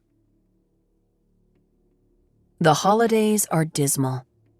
Vivi has the kids for Thanksgiving, but she doesn't have enough space in her cottage to do a proper dinner, so they go to Savannah's and eat with the elder Hamiltons. Savannah has bought everything pre-made from Whole Foods and transported it from Boston. The only exceptions are the corn pudding, which Vivi brings, and the pies, which come from the Nantucket Bake Shop. Mary Catherine has just been diagnosed with Alzheimer's. She gets confused and starts weeping halfway through dinner about her brother Patrick, he of the blended family, brood of 6, who was killed in a car accident on New Year's Eve, 1999. Bob Hamilton is at a loss for what to do about Mary Catherine, so he ignores her crying and pretends everything is just fine. He asks Vivi's kids about school, but then he's too distracted by his wife to listen to their answers. The kids are antsy and impatient to leave, and Vivi suspects Savannah would just as soon have them gone so she can tend to her mother and stop playing hostess. It pains Vivi to have the day end prematurely. The kids have informed Vivi that JP and Amy are having a romantic dinner for 2 at the Ship's Inn because Lucinda went to Boca to spend Thanksgiving with Penny Rosen, but she can see no alternative, so she packs up 4 pieces of pie to go. In the car on the way home, Willa says, "I should have eaten with the Bonhams." "Everything is always better at the Bonhams," Vivi sings out. "It is, actually," Willa says. "The Cowboys are playing at 8, Leo says. "I want to watch." But Vivi has only the basic cable package, which somehow doesn't include the channel broadcasting the Cowboys game. And Leo starts crying and saying he wants to go to his father's house, and Carson piles on, why not, asking why Vivi can't buy a real house like their dad's, one where they all have their own rooms so she doesn't have to sleep in a bed with stinky Willa. Willa tells Carson she doesn't enjoy it any more than Carson does, and things escalate from there. Everyone is in a state when they pull up in front of the cottage, and once they get inside, Vivi screams, "Pack up, kids! I'm taking you back to your father's." This makes her cry because she's supposed to have them all weekend. She makes a big production of throwing the pie in the trash, and this silences the kids. Willa apologizes first, then Leo, then Carson, and they all curl up on Vivi's bed and watch A Christmas Story, which makes Vivi irate because it isn't Christmas yet. It's still Thanksgiving, but also happy because apparently her cable package isn't a total loss after all. A full-blown Thanksgiving crisis is averted. But it's not great being a single mom at the holidays. It's just not. JP has the kids for Christmas. He won't let Vivi see them on Christmas Eve. They're busy, he says, with church and the party at the Field and Oar Club. Vivi stays home alone, makes a grilled cheese, and wraps presents for the kids. She has intentionally saved her wrapping for tonight, fearing she would end up with nothing else to do. She puts on the Vienna Boys Choir, opens a split of Veuve Clicquot, and toasts her tiny, bedraggled Charlie Brown tree. She admits to herself that she went overboard on gifts, just like a stereotypical absentee parent. It feels profoundly unfair that JP had an affair, and Vivi is the one who has been cast out. As she drinks her champagne and stacks the gifts in 3 piles, the children will be over tomorrow afternoon to open gifts. Then it's back to JP's by 6 because they're having a big Christmas dinner. She makes some promises to herself. She will not succumb to self-pity, tempting as that may be. She will not badmouth JP or Amy. She will buy a big house and spend whatever it takes to make it even warmer and cozier than the one she left. She will be resilient. She will bounce back. She will be happier than ever before. Willa. Vivi's publicist, Fleur, calls Willa. "I shared the video of Brett Caspian singing Golden Girl with the producers of Great Morning USA," she says. "Tanya Price wants him on the show next week. Would you forward me his contact info?" "Oh," Willa says. "Great Morning USA? Really? Wow, I should probably check with him first. He's a private person." "Of course," Fleur says. "I hope he agrees. This could be huge for the book." "Would he just be singing the song?" Willa asks. Or would he be talking with Tanya about his relationship with my mom? A little of both, I imagine, Flor says. That's what Willa is afraid of. Golden Girl, which the entire country is buying and loving, the Facebook messages gushing over the novel number in the thousands, will be exposed as containing Vivi's own secret within it, a secret so guarded, Vivi didn't even tell her own children, her husband, her best friend. Willa considers calling Flor and saying that she checked with Brett and he'd rather not appear on the show. But Willa can't lie like that. She's a rule follower. She likes to do the right thing, not the easy thing. Calling Brett isn't easy, but she has to do it. She tells Brett that she sent the video of him singing Golden Girl to Vivi's publicist. Did she overstep in doing this without his express permission? Probably. The publicist then forwarded the video to the producers of Great Morning USA, who showed it to Tanya Price, and now Tanya Price wants Brett to sing on the show. Brett laughs. "That's crazy," he says. "We put Great Morning USA on in our lobby every day. And you're saying she wants me on to sing?" You may have to talk a little bit about your relationship with my mom, Willa says, but if you do that, I think you should exercise discretion. Brett is quiet. Willa needs to make herself crystal clear. I'm not sure you should tell the nation that my mom got pregnant in high school, or that she told you she got pregnant. Willa, Brett says, I would never do that. I'll just stick to talking about our romance and the song. Willa exhales. Thank you. She wonders if she can trust him. Willa has watched Tanya Price enough to know that she's a serious journalist who finds the heart of every story like a heat-seeking missile. And although Brett seemed pretty sanguine about the whole Vivi, maybe, probably lying situation, if he wanted to get revenge, this would be the way to do it. Can I trust you? Willa, he says, and she feels bad for even asking. Brett is scheduled to appear on Great Morning USA the following Monday at 8:30. Willa realizes she has to tell her siblings, her father, and Savannah. She would prefer just not to mention it. Carson and Leo don't watch TV. JP is busy at the Cone in the morning making ice cream, and Savannah is so busy running her nonprofit and caring for her parents that she has even less free time than JP. Brett could appear, sing his song, and tell the story about dating Vivi, and none of them would ever know. Lucinda watches Great Morning USA. Penny Rosen, too. Probably a lot more people watch than Willa realizes. 10 million people. There's no way to keep this quiet. Willa sends a text to her siblings. FYI, turns out Mom had a boyfriend in high school back in Ohio named Brett Caspian, and he's going on Great Morning USA to play the song he wrote for Mom at 8:30 a.m. Monday. There's no response from either Carson or Leo. No surprise there. They're absorbed in their jobs, their friends.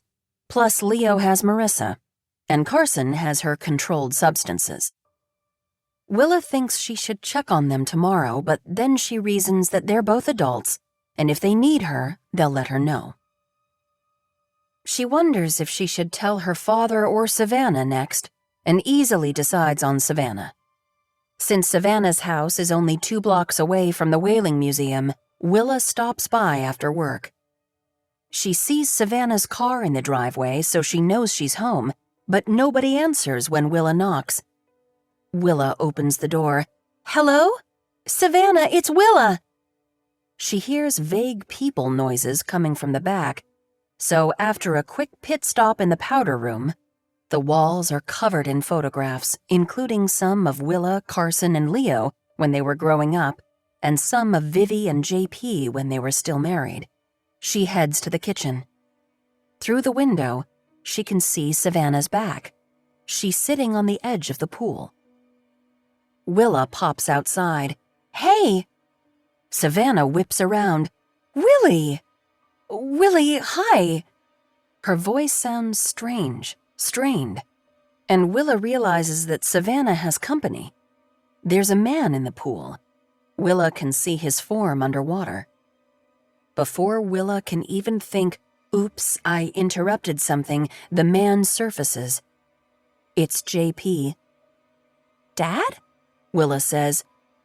"What are you doing here?" "Came for a swim," JP says, "before the mad after-dinner rush at the shop." "Oh," Willa says. She tries to process this. It makes sense, sort of. Savannah's house is even closer to the cone than it is to the Whaling Museum, and Willa knows that her father and Savannah have bonded since Vivi died. But this feels like a thing. Is this a thing?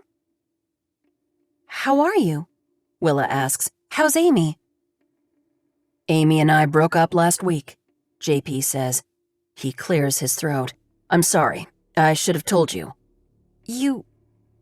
What do you mean, you broke up? Did she move out?" "She did," JP says. "She's living at Lorna's." Willa blinks. "Wow. Okay." "I apologize, honey.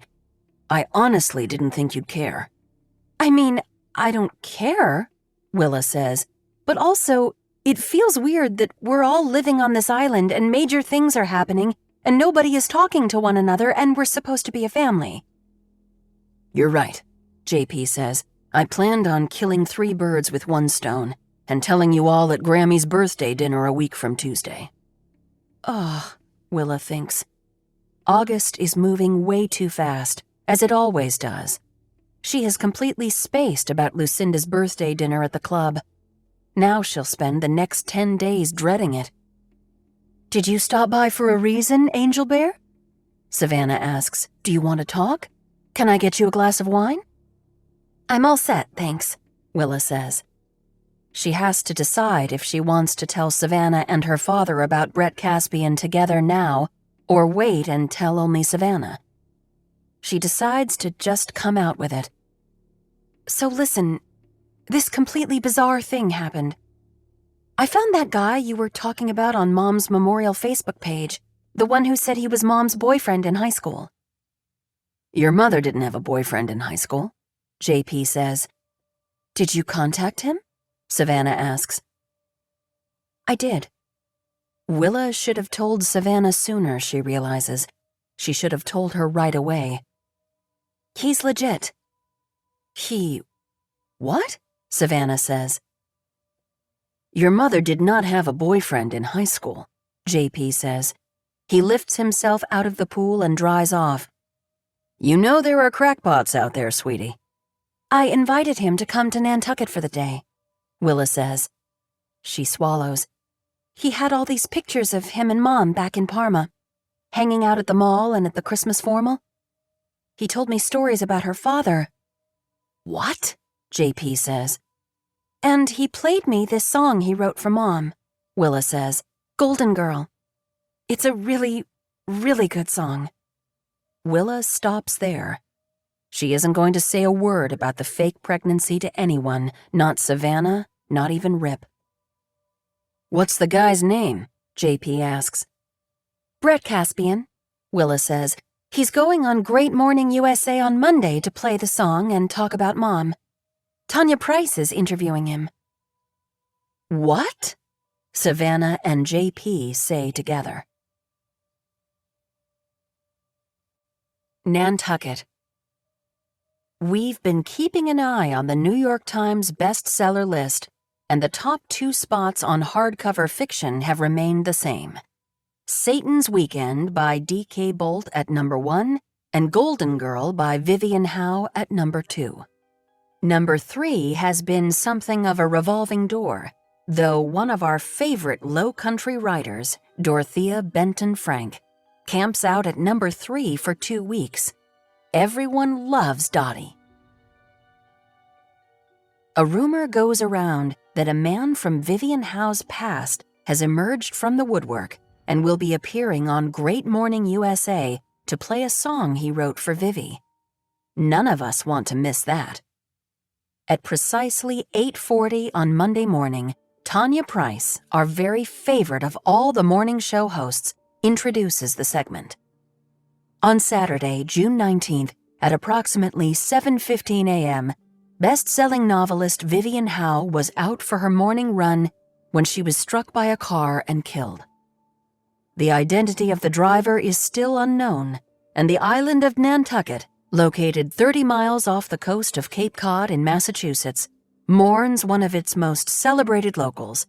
Vivi Howe leaves behind 3 children and 13 novels about her island home, the most recent of which, Golden Girl, is presently at number 2 on the New York Times bestseller list.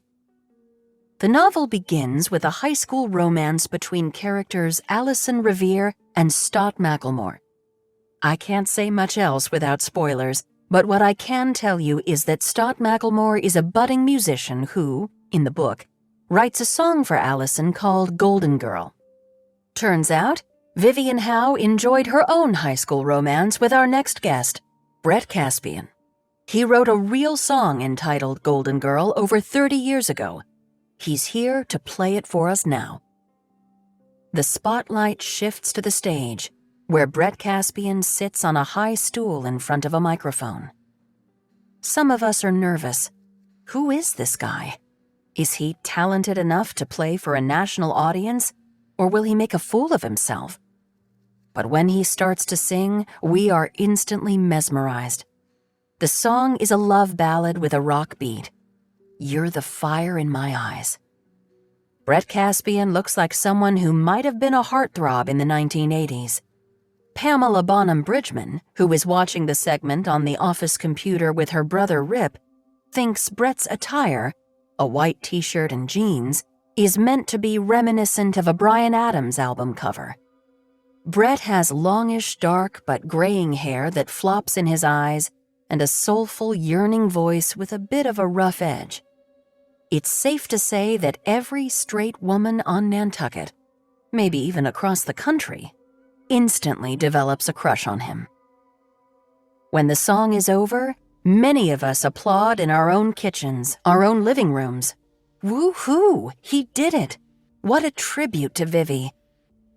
Brett strides across the stage to sit down with Tanya Price. That was incredible! Tanya Price is beaming. She looks pretty smitten herself. So that's a song you wrote 34 years ago for your girlfriend at the time, Vivi Howe. And Vivian made this song central in her novel Golden Girl. Tanya leans in. Is the character of Stott Macklemore based on you, Brett? Did Vivi Howe borrow more than just the title of the song from her real-life experience? Brett smiles shyly. The character in the book and I have a lot in common, but it's not me. I think what Vivi did in this novel was to take the emotions she felt while we were together and use them in the story. We were together our entire senior year of high school, and there were a lot of intense feelings. We were growing up in small-town middle America.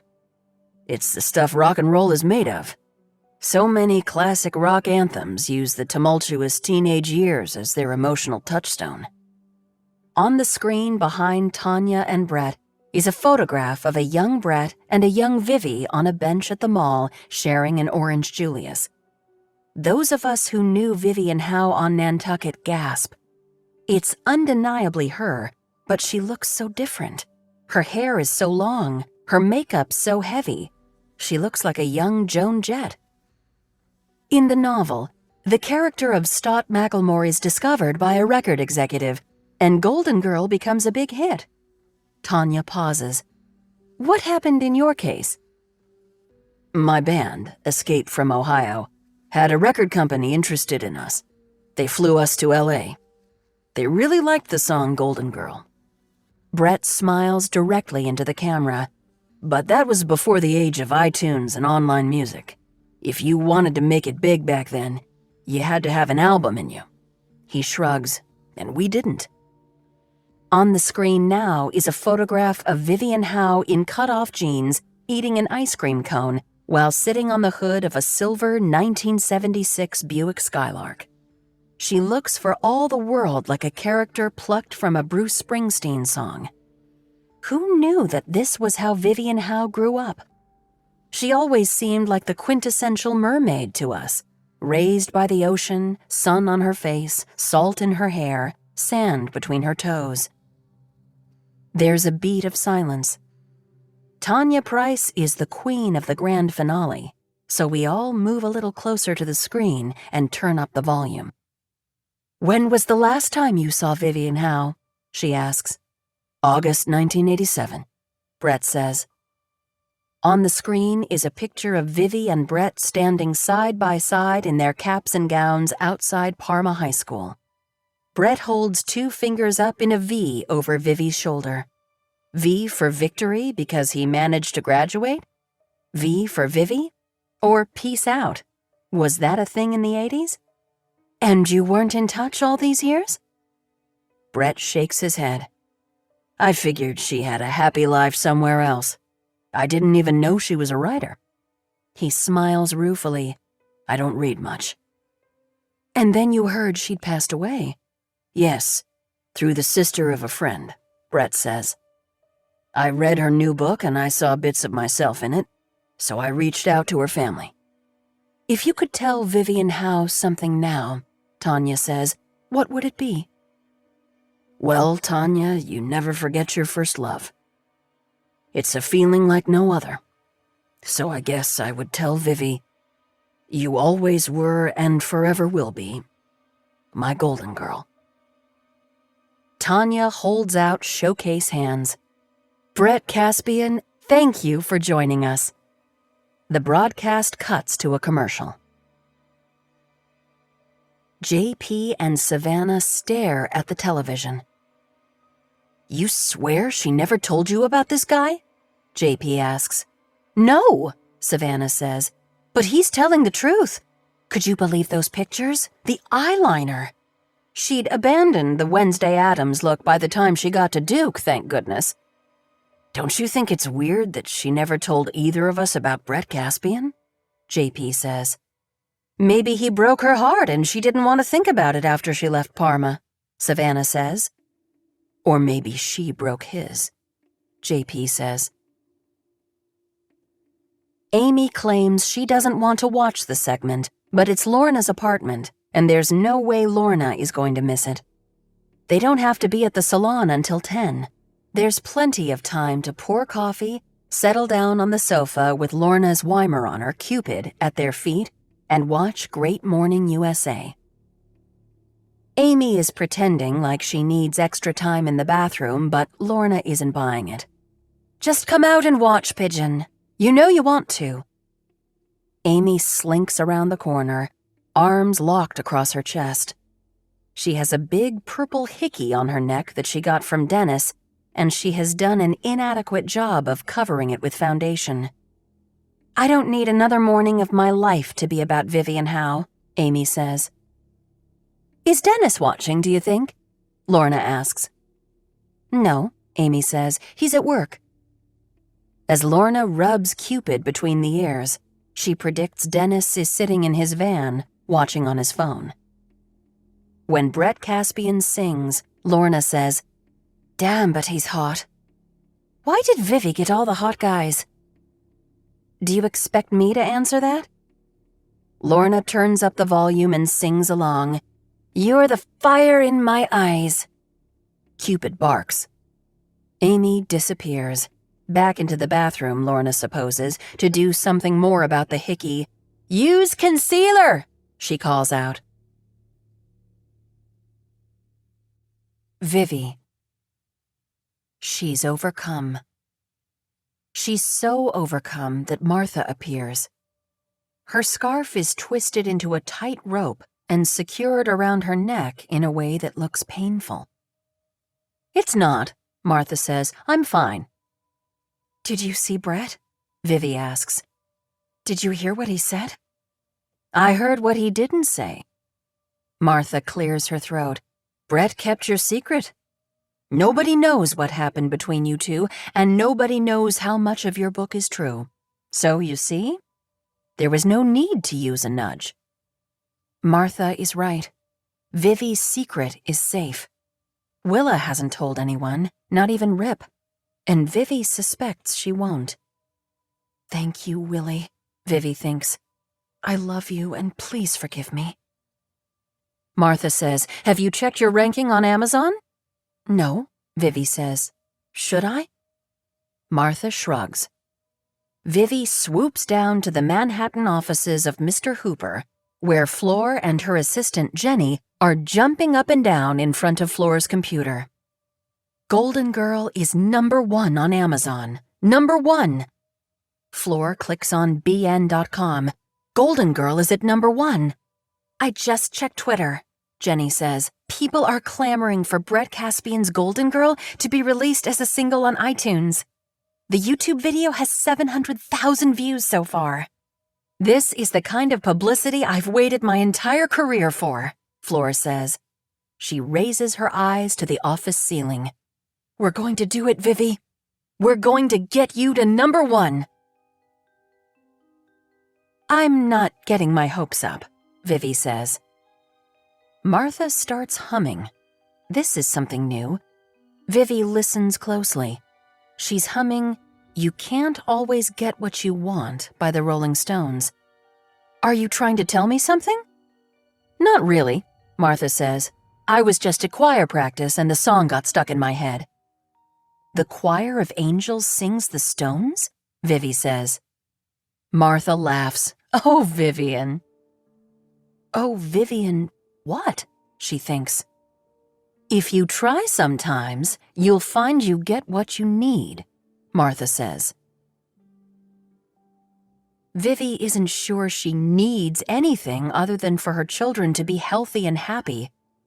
But at 5 p.m. on Wednesday, August 11th, when the New York Times bestseller list is announced, D.K. Bolt's Satan's Weekend is at #3, the Dorothea Benton Frank book is at #2, and Golden Girl by Vivi Howe is at #1. I'm #1! Vivi shouts, and she dances around a bit with her hands in the air. She's certain this kind of behavior is frowned upon up here. Pride is a deadly sin and all that. But she can't help herself. She is so excited. She has the #1 novel in the country, and she did it without using any of her nudges. She half expects Martha to appear, but Martha doesn't. Vivi doesn't need her. This moment is for Vivi to celebrate on her own. Thank you, Brett, she thinks. Willa, Carson, Leo, and Rip. Lucinda's birthday is August 17th, and every year, the Quinboroughs celebrate with a family dinner at the Field and Oar Club.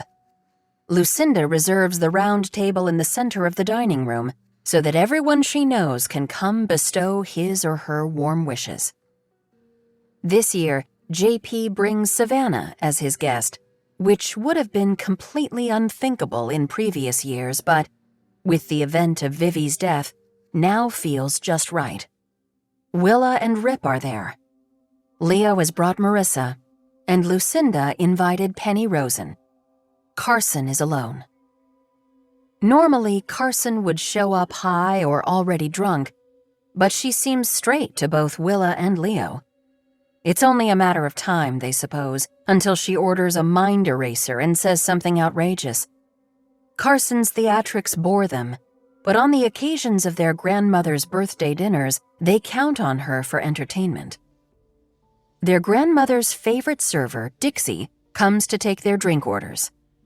Willa is afraid that if she orders seltzer, someone will ask if she's pregnant again, so she orders a Chenin Blanc and squeezes Rip's hand to signal him not to say anything. Leo and Marissa order Cokes. Carson orders a ginger ale. Feeling okay, sweetie? JP asks. Fine, Carson says. Just taking it easy tonight. This is highly, highly unusual, but nobody says anything. Penny Rosen starts the conversation by asking Marissa where she's going to college. Marissa says, Salve Regina, in Newport. Leo is heading to Boulder, Penny says, which is impressive, Carson and Willa think. Their own grandmother might not even remember this. So I suppose it'll be a teary farewell in a few weeks, with you two being so far apart. We're committed, Marissa says. She raises her voice so the whole table can hear her. Leo and I have set a date for our wedding, June 22nd, 2024. Wow, Carson says. Have you booked a venue? Leo knows his sister is baiting Marissa, and he also knows it will work. Stop it, Carson. We haven't booked it, Marissa says, but we've decided. The ceremony will be at St. Mary's, and the reception will be here. Here? Lucinda says. Are your parents members? No, Marissa says. My mother applied in 2016, but she's still on the wait list. It's a very exclusive club, Lucinda says, especially for a single parent. But you belong, Grammy, Carson says, and you're single. Yes, well, my father, Lucinda says. We're going to use Leo's membership, Marissa says, if my mother doesn't get in. JP clears his throat. Lucinda says, I don't think we need to be discussing an event so far in the future that may or may not ever take place. Ouch, Willa thinks. She feels empathy for Marissa, maybe for the first time since she's known her.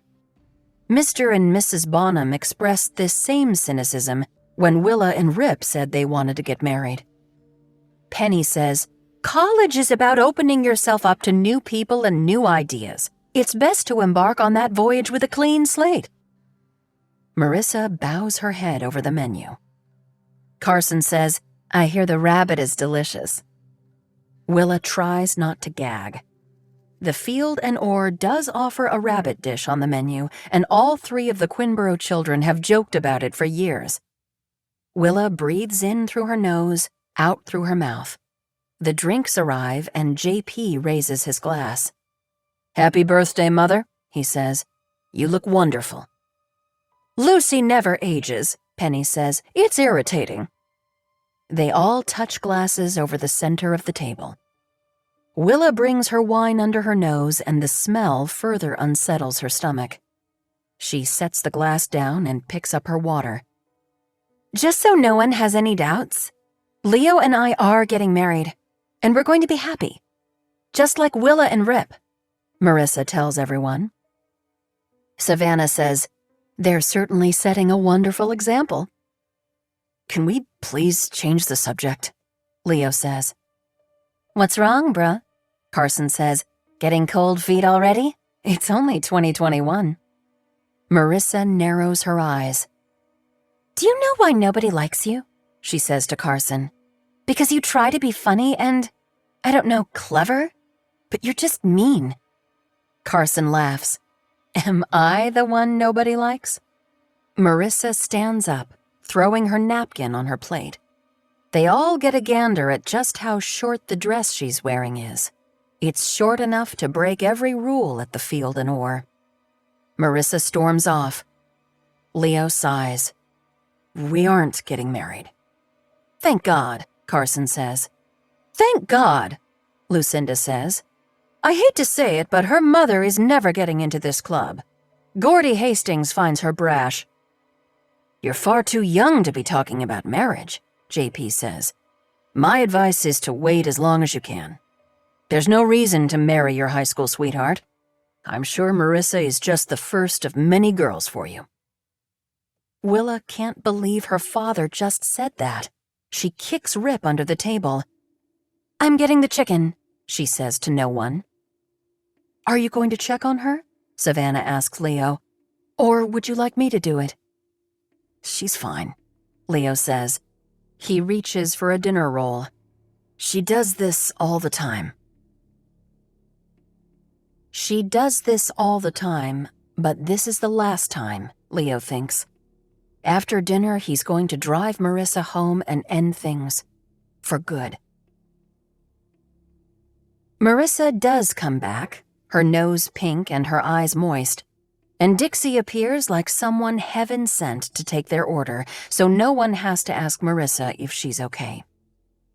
Willa needs air, So after she asks for the Statler chicken and Rip requests the sirloin, medium, he's been ordering this for dinner at the club since he was 5 years old and can't be persuaded to try anything new, but Willa views this as a sign of his innate loyalty. Willa says, "We're walking to the water. Be right back." "I'm coming with you," Carson says. "Stay put," JP directs, and Leo feels his airway constrict because he wanted to go with Willa and Rip too. The atmosphere at the table is stifling. Willa and Rip stroll hand in hand over the clipped green lawn, past the flagpole and the cannon, shot off each night at sunset, to the water's edge. Willa has a vision of them a year from now at this same dinner, only they'll be parents, right? This pregnancy is going to thrive. It has to. "I ordered wine because—" "I know why," Rip says. "It was a good idea." "Drink some of it for me when we go back." "I will," Rip says. They gaze across the harbor, listening to the piano music coming from inside the clubhouse, falling in love again, and admiring the soft blue and gold sky, the sailboats bobbing on the water. "I miss her," Willa says. "I know." "It's fun to have Savannah here," Willa says. "But do you think there's something going on between her and my dad?" "Would that be so bad?" "I just can't wrap my mind around it," Willa says. "Savannah belonged to my mother." "I'll point out the obvious," Rip says. "People don't belong to other people." "Tell that to Marissa," Willa says. "Marissa," Rip thinks. She's having a tough night and it's about to get tougher.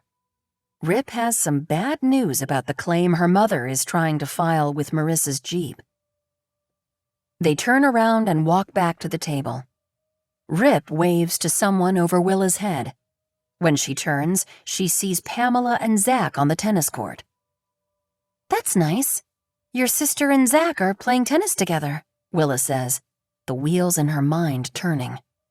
"I'm sure she's eating him alive," Rip says. "He has no serve."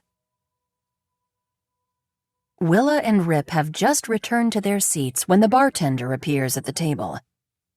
"I just wanted to say congratulations," he says. "Why, thank you," Lucinda says. The bartender looks confused. "I mean, because I saw that Golden Girl went to #1 on the New York Times bestseller list." He seems to be speaking specifically to Carson. "You must be proud." Carson is impressed. Marshall brushed up on his bestsellers and he had the guts to approach Lucinda's table unsolicited. "We're so proud," Carson says. "Thank you for acknowledging it." "I don't know what the young man is talking about," Lucinda says. "Oh, you do so, Lucy," Penny Rosen says. "We went over this on Sunday. Vivi's new book went to #1. Marshall hovers at Carson's place. "I went to the oyster catcher to see you last night. Must have been your night off?" Carson can't let him go any further. She hasn't told anyone in her family that she's been fired, and now, over 2 weeks later, no one has asked, not even Leo, who lives with her. The only person who paid attention to Carson's comings and goings is dead. "I'll swing by to chat after we've finished," Carson says. "I'd love it. Until then, I'll be admiring you from afar." He touches her shoulder, then turns and says, "Happy birthday, Mrs. Quinborough." "Thank you," Lucinda says. Then to Penny, "That's more like it." A moment later, Pamela and Zach Bridgman stop by, sweaty in their tennis whites. "Happy birthday, Mrs. Quinborough," Pamela says. "We don't mean to interrupt your dinner," Zach says. His expression, Carson can see, is strained, but his agony can be nothing compared to her own. The inside of her mouth becomes chalky. There's a bright, piercing pain in her chest. They were playing tennis together? This is hard evidence of their reconnecting, she supposes. "Who won?" Carson asks. I killed him, Pamela says. I have no serve, Zach says. I'm fat and out of shape. Me too, JP says. Me 3, Savannah says. Kudos to you, though, Zach, getting out on the court. You look good to me, Carson sings out. She winks at him, and everyone at the table chuckles. She can't believe her own audacity, and she's completely sober. But she isn't going to let him appear at her family dinner as though everything is just fine. He doesn't even look at her. He simply steps back with a raised hand, and Pamela takes the hint. They both head over to the bar and plop themselves in front of Marshall. Carson needs a drink, badly. But she won't let Zach break her. She's stronger than that. Their entrees arrive. They chat about the food and how it hasn't changed in 50 years. They discuss how busy it's been at the Cone and talk about Savannah's upcoming trip to Brazil. You should go along, Lucinda says, nudging JP's elbow. I always wished the two of you would get together when you were younger, but it never happened. That's right, JP says. I married Vivi. And had us, Carson says. Your beloved grandchildren. If Dad had married Savannah, we wouldn't be here, Grammy. The silence that follows seems interminable. Leo gets up to use the restroom, then Carson and Willa disappear as well. Seeing his chance, Rip slides over next to Marissa. I hate to talk business at dinner, he says in a low voice, but I need to give you a heads up that insurance isn't going to cover your Jeep at all. Not one penny. Marissa shrugs. I didn't think it would. Does your mother know that? Because she's threatening to sue our agency. She's just blowing smoke. She doesn't have a leg to stand on. The coverage is spelled out. But it looks bad. For us, for your mom. And we pride ourselves on being an island business with excellent customer service. Having your mom going around complaining about how poorly she's being treated is unfair. Marissa turns to Rip with an expression halfway between a smile and a snarl. I just want to move on. My mom has plenty of money. She bought me a new Jeep, and the incident is ancient history. I apologized. You apologized for intentionally trashing your perfectly good Jeep. Yes. She knows I was upset because Leo broke up with me. She understands. She understands. That's good for you, I guess. And the thing is, it's not a total loss in the end. She can still sell it. The engine wasn't as corroded as you'd expect for a car that sat in the bathtub overnight. The mechanic said it looked like the Jeep had been in the water for an hour, tops. But you drove it into the bathtub Friday night, right? And called the tow truck on Saturday? Marissa swallows and casts her gaze down at her butter plate. Right. She's lying, Rip thinks. But what else is new? He's in claims. People lie to him every day. Willa and Carson use the secret bathroom on the second floor, across from the Commodore room, which is for private functions only. This was at Willa's suggestion. I have something to tell you, she says, but you can't repeat it. You're in luck, Carson says. I have no friends and barely any acquaintances. Normally, Carson would guess that Willa is pregnant, but she ordered wine at dinner, so that's not it. Does it have something to do with Brett Caspian? Carson asks. Because he said on TV that he's been in touch with Vivi's family, except it wasn't me, and we both know it wasn't Leo. I told you I heard from this guy, Willa says. You didn't. I sent a group text to you and Leo telling you about the segment. You didn't respond. That's right, Carson thinks. She saw the group text come in from Willa and deleted it without reading it. I've had a rough couple of weeks. Why? Willa says. What happened? Nothing. Just tell me, Carson. I know I've been self-absorbed. Yes, you have been, but that's okay. What happened? Willa reaches out and touches Carson's hair. She used a curling iron tonight, and her hair falls in long barrel curls. It looks very extra. Willa can't believe she made such an effort for Lucinda's birthday. And what is up with her drinking ginger ale? You can tell me. Carson wishes that were true. She's always wanted Willa to be the kind of big sister she could confide in and conspire with. But Willa is sanctimonious and judgmental. She thinks she's better than Carson morally. And, okay, maybe she is, but she doesn't have any compassion for people who are flawed. You brought me up here to tell me something, Carson says. It's nice being sober and having a clear head. I'm ready. Willa takes a breath. Okay. She glances at the door and lowers her voice to a whisper. Pamela thinks Zach is having an affair. Carson gasps, which is good because Willa interprets this as Carson is shocked because this is such juicy and unexpected gossip, rather than Carson is shocked because she's been caught, or nearly. Carson wonders if this has anything to do with the night last week when she and Zach had sex in the Bridgmans' living room. Carson won't lie. She was so deeply spooked that she hasn't had a drink since that night, and she hasn't contacted Zach at all. I know, right? Willa says.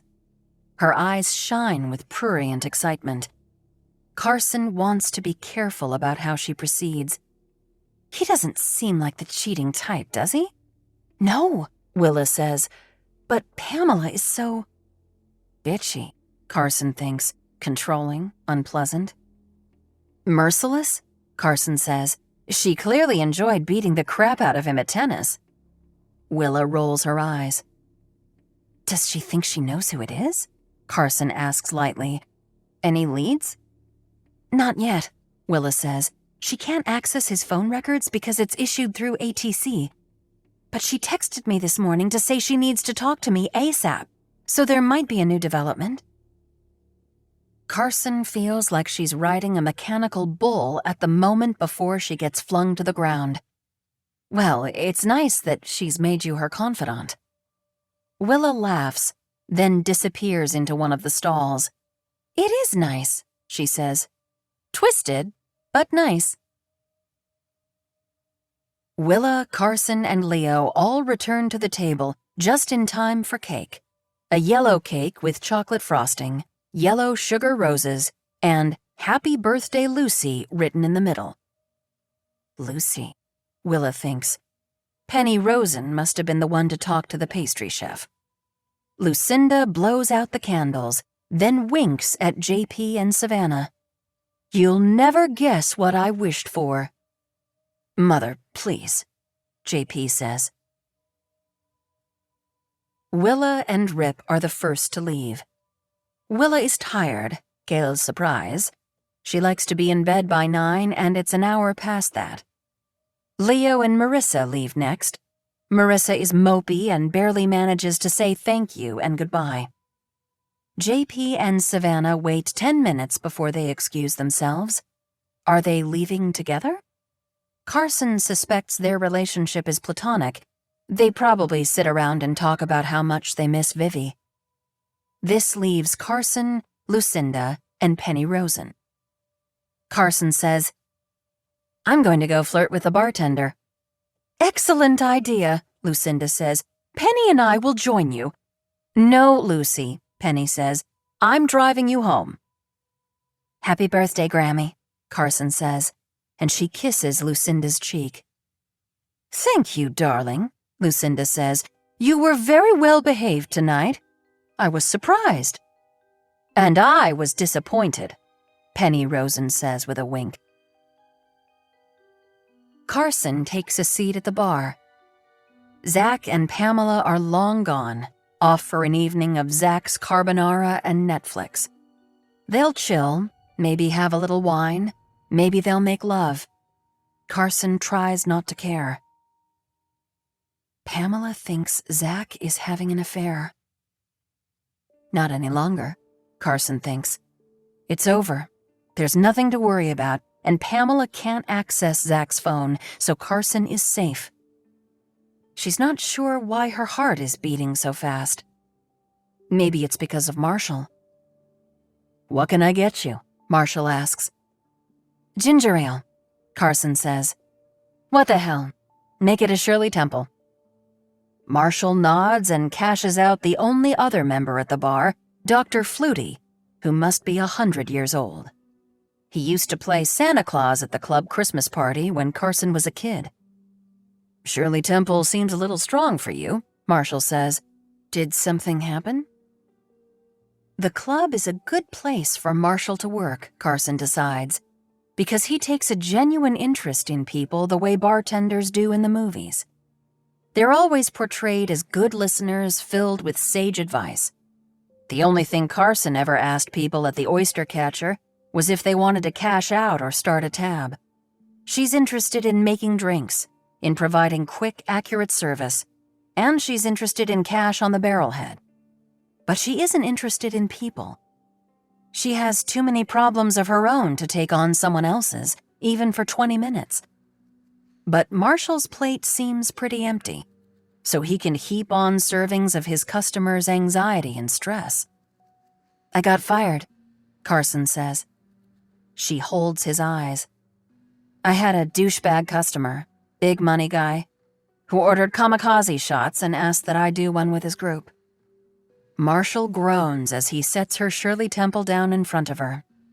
It's dark pink, nearly red. He had a heavy hand with the grenadine, but that's how Carson likes it, and he added 3 cherries. Bravo. "That happened 4 times, Carson says, shaking her head. The situation with Brock Sheltingham is one that seems far worse now than it did in the moment. What had she been thinking? "You did 4 shots with a customer?" Marshall says. He looks equal parts impressed and aghast. "Can you imagine if I did that here?" "Then the guy asked me for a kiss," Carson says. "You slapped him, I hope." "I was too angry to slap him. I kissed him good, trying to make a point, which was lost among all the people cheering us on and filming it." "Oh, Carson." "And that's not even why I got fired," Carson says. "I got fired because I insulted a barback who worked with me and she saw me doing coke in the ladies' room and told our boss." Marshall is quiet. She has horrified him. "My boss, George, the owner, had been clear about us never doing drugs on the job. So I got fired." "I'm sorry," Marshall says. "Don't be," Carson says. She stirs her Shirley Temple and watches the grenadine swirl through the ginger ale like watercolor paint. "I deserved it. George was way cooler than he had to be. He said he'll give me a glowing reference when I get my act cleaned up." She looks up at Marshall, who is staring at her, bar towel draped over the shoulder of his pink Oxford shirt. He's wearing a Madras tie. He's absolutely darling. "Which is what I'm trying to do now." "You're doing pretty well," Marshall says. "You made it through dinner with your family." "And I am not unproud of that," Carson says. "But after my mom died, I went off the deep end. I was smoking too much, drinking too much, doing coke, taking pills." She pauses. "I was abusing caffeine. I didn't want to feel anything. Also, I was in a bad relationship that just ended, so I thought, what if I give up everything that's hurting me and see if I feel better?" She takes a sip of her Shirley Temple. "I haven't given up drinking forever. I haven't given up weed forever. But I'm going to live clean until I feel strong enough to let those things back into my life." "Well, when you're ready to date again, I'd love to take you out," Marshall says. "What about your little Lily Pulitzer chickie?" Carson says. "The girl I saw you with at the box." "That was my buddy's girlfriend. I asked her to help me make you jealous." "What?" Carson says. "Are you serious?" "I saw you dancing, and I asked Peyton to pretend to be my date in front of you." Marshall grins. Did it work? Were you jealous? Carson laughs. She can't believe sweet, adorable, fresh as pine-scented air off a deep Oregon lake Marshall would dream up such a long-game caper to get her attention. Actually, she says, I was a little jealous. After Leo and Marissa leave the Field and Oar, Marissa wants to go to a party at Myacomet Beach. A bunch of summer kids from Connecticut they both know will be there. But Leo says he's not up for it. Do you want me to drop you at the party? He asks. I'm not going without you, Marissa says. So I should take you home then? What is wrong with you? Marissa says. You didn't stick up for me at all during dinner. Your entire family was making fun of our wedding plans, insinuating they won't even happen. Marissa, he says. He swallows. He should just tell her, the wedding won't happen. I'm not marrying you. I'm not in love with you. But he's too tired for drama tonight. He's too tired for drama anytime. He wishes Marissa would go to the party in her low-cut, extremely short dress and find someone else to sink her claws into. He wishes she and Peter Bridgman had hooked up at the bonfire the night before his mother died. This thought comes out of nowhere. Did he make it up? No, he thinks. He remembers seeing Marissa and Peter Bridgman sitting together in the dunes. This was when Leo sneaked away from the bonfire with half a bottle of vodka that he'd snatched from someone's cooler. Peter had his arm around Marissa. She was crying. This was before she drove her Jeep into the bathtub and hitchhiked home, a story Leo still doesn't quite believe. She would never, ever hitch a ride home with some rando. Did Peter Bridgman take her home then? He'd taken that picture. Leo can't ask Marissa to clarify the details. He doesn't want to know the details. All he wants is Marissa out of his car. I'll take you home, he says. The Chief. The chief checks in with Lisa Hitt on her first day back from vacation. She says there were no good prints on the shoes, though there was some mustard. I need the clothes, Ed, she says. But her tone conveys what they both know is true. The clothes are gone. They've been tossed or destroyed. The chief calls the Greek and asks him to subpoena Peter Bridgman's phone records. They won't be able to obtain the actual photograph, but they'll at least be able to see if Peter sent the picture to anyone other than Cruz and Leo on Friday night. And the chief can talk to Jasmine Kelly. He finds out from Rocky Moore that the lifeguards meet every morning at 7:15 on Nobadeer Beach for a mile-long beach run and calisthenics. They usually finish up around 8:15 and don't have to be in the chairs until 9. You asking for any special reason? Rocky says. I need to speak to Jasmine Kelly, the chief says. I hope she's not in any trouble, Rocky says. She's my top guard, top everything. She's smart, she's strong, she's a great kid. One of the greatest kids I've seen in 30 years of doing this job. I just need her help, the chief says. Bad, he thinks. He's standing at the entrance to Nobadeer Beach at 8:15 the next morning, sand filling up his shoes. Nobadeer is wide and golden, a stretch of paradise, especially at this time of day. The sky is pink, and there are a few high, gauzy clouds.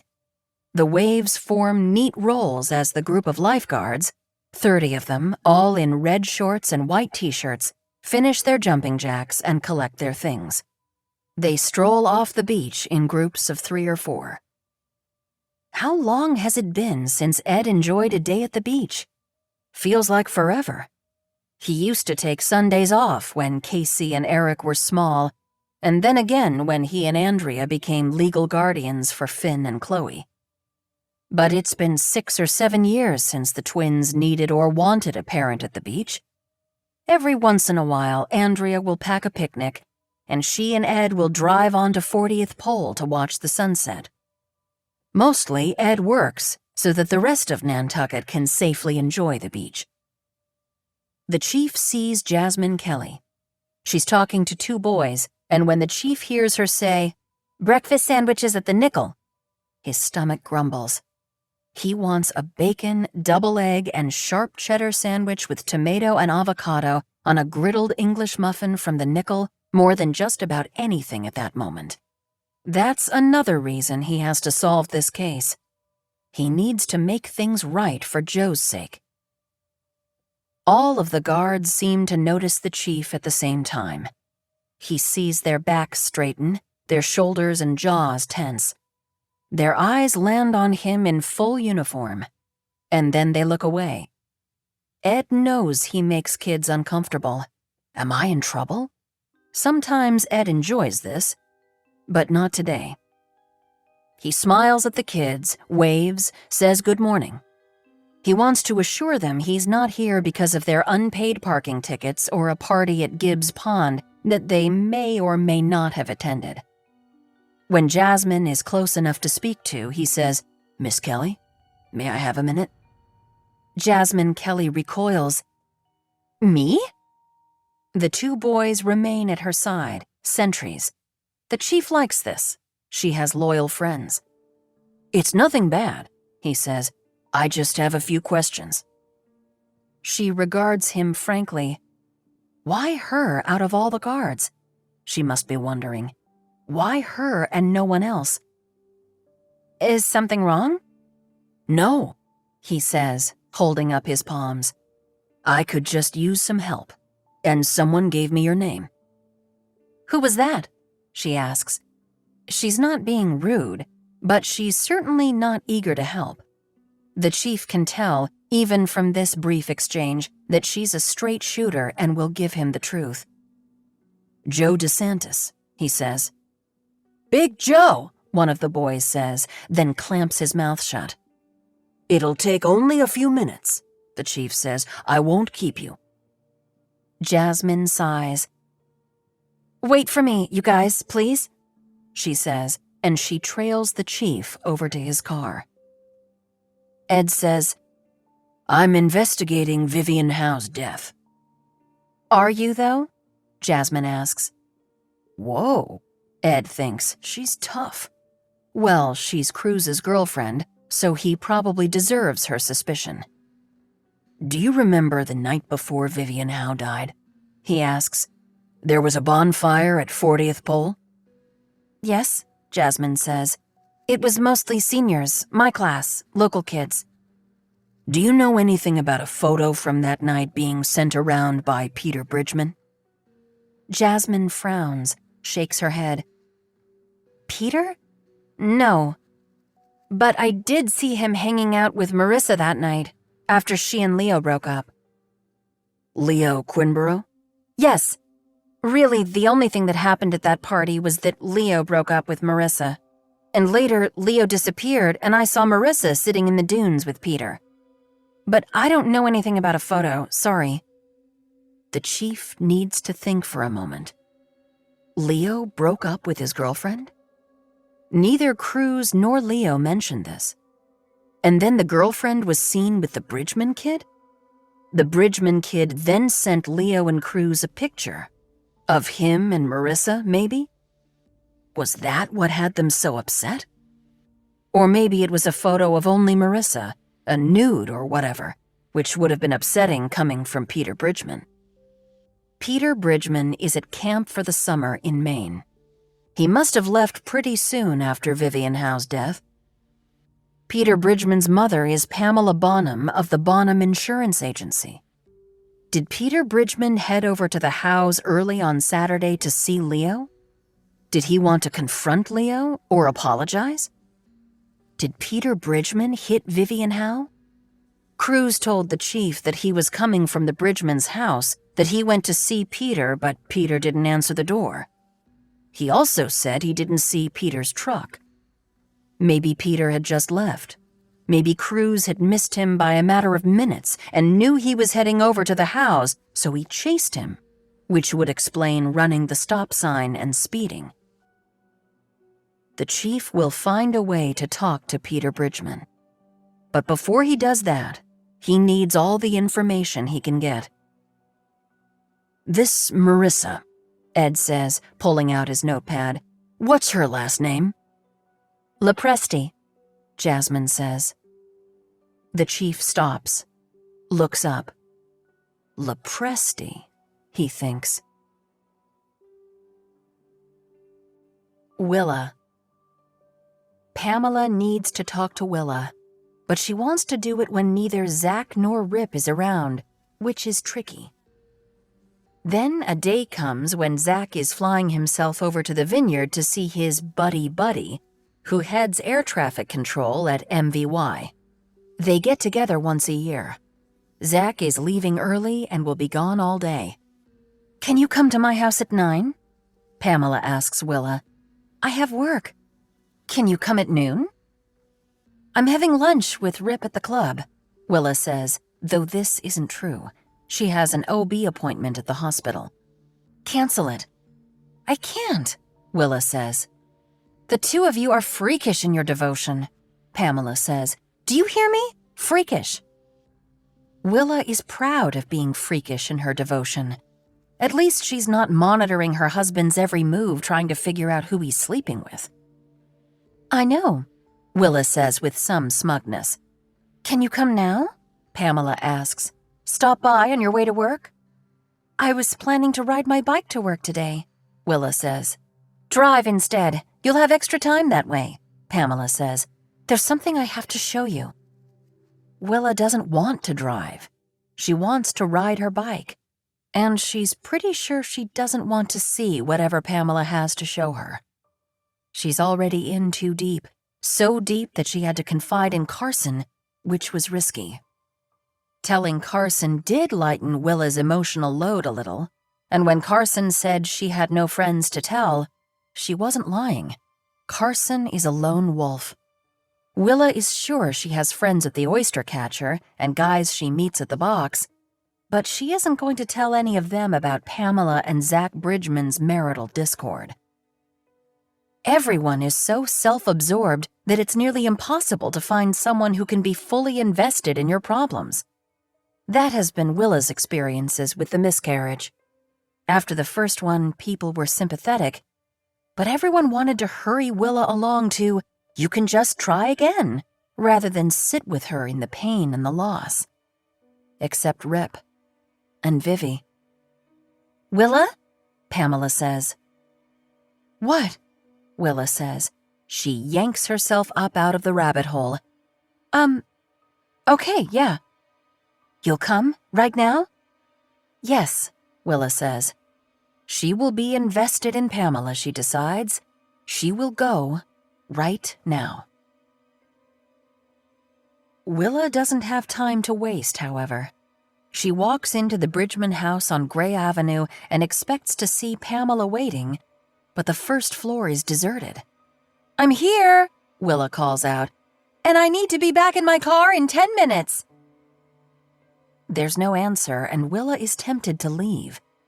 This is so like her sister-in-law. Impose on another person's schedule, then make her wait. Willa knows that Pamela is this inconsiderate, and worse with Zach.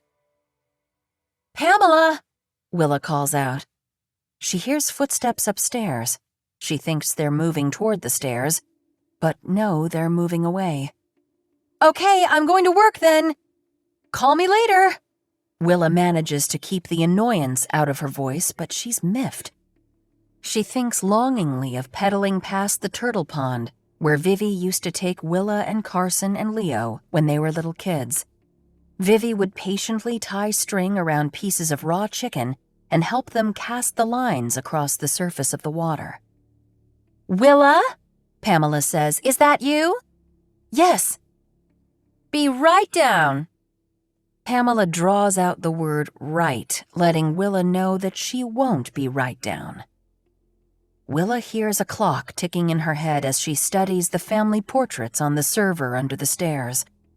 There are 4 years represented, photos taken by Lori Richards at Steps Beach. Pamela, Zach, Peter. They look happy is the thing. Pamela is actually smiling. Pamela and Zach are holding hands in a photo of just the two of them. Looking at these pictures makes Willa think of family dinners, weekly game nights, driving lessons in school parking lots, and Christmas mornings, not of a troubled kid at school and a husband who's sleeping around. Pamela finally descends the stairs. Her feet are bare, her hair is wet, she's wearing a turquoise linen shift with a statement necklace, oversized wooden beads on a string that looks like a bigger version of something Peter might have made at the children's house, and she's clutching something red in her hand. She holds it out to Willa. I found this in the laundry. This is a red lace thong. Willa has to fight to keep her morning tea down. She was right. She doesn't want to see this, some other woman's skanky underwear. At least they've been through the wash, Willa thinks. I take it those aren't yours? Willa asks. No. Does this look like something I'd wear? Definitely not, Willa wants to say, but that might be insulting.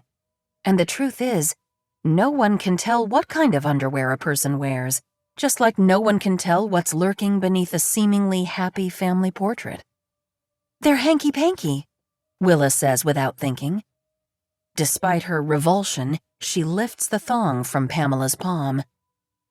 How can you tell? There's no tag. Do you wear underwear like this? Her voice sounds accusatory and also incredulous. No, Willa says. She nearly adds, my sister does, but she stops herself. Pamela is right. The tag has been cut out, leaving a hole the size of a dime. A wave of nausea rolls over Willa. There's no avoiding it. She races for the powder room right there in the hall and vomits.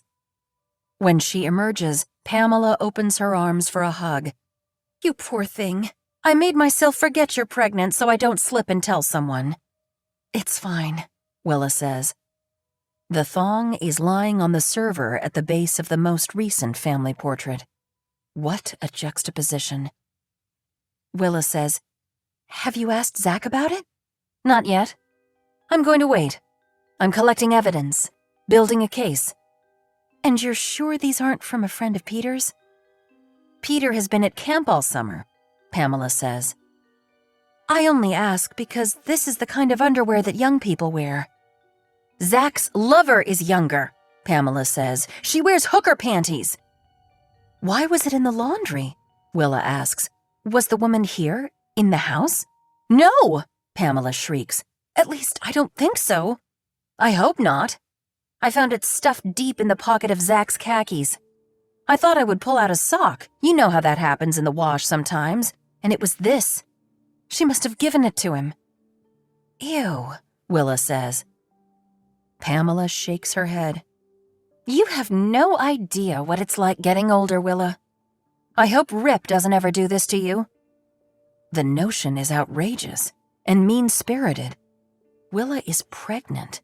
Who says such a thing to a pregnant woman? Anyway, I have to get ready for work, Pamela says. Willa is being dismissed. Thank you for coming over. I needed to share this with someone.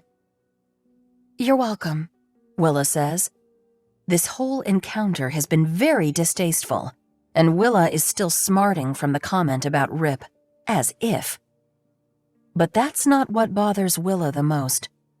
What bothers her the most is something she's too addled to admit even to herself. Pamela heads to the kitchen, calling out, Coffee, here I come. And Willa heads for the front door, scooping the thong up as she leaves. Amy.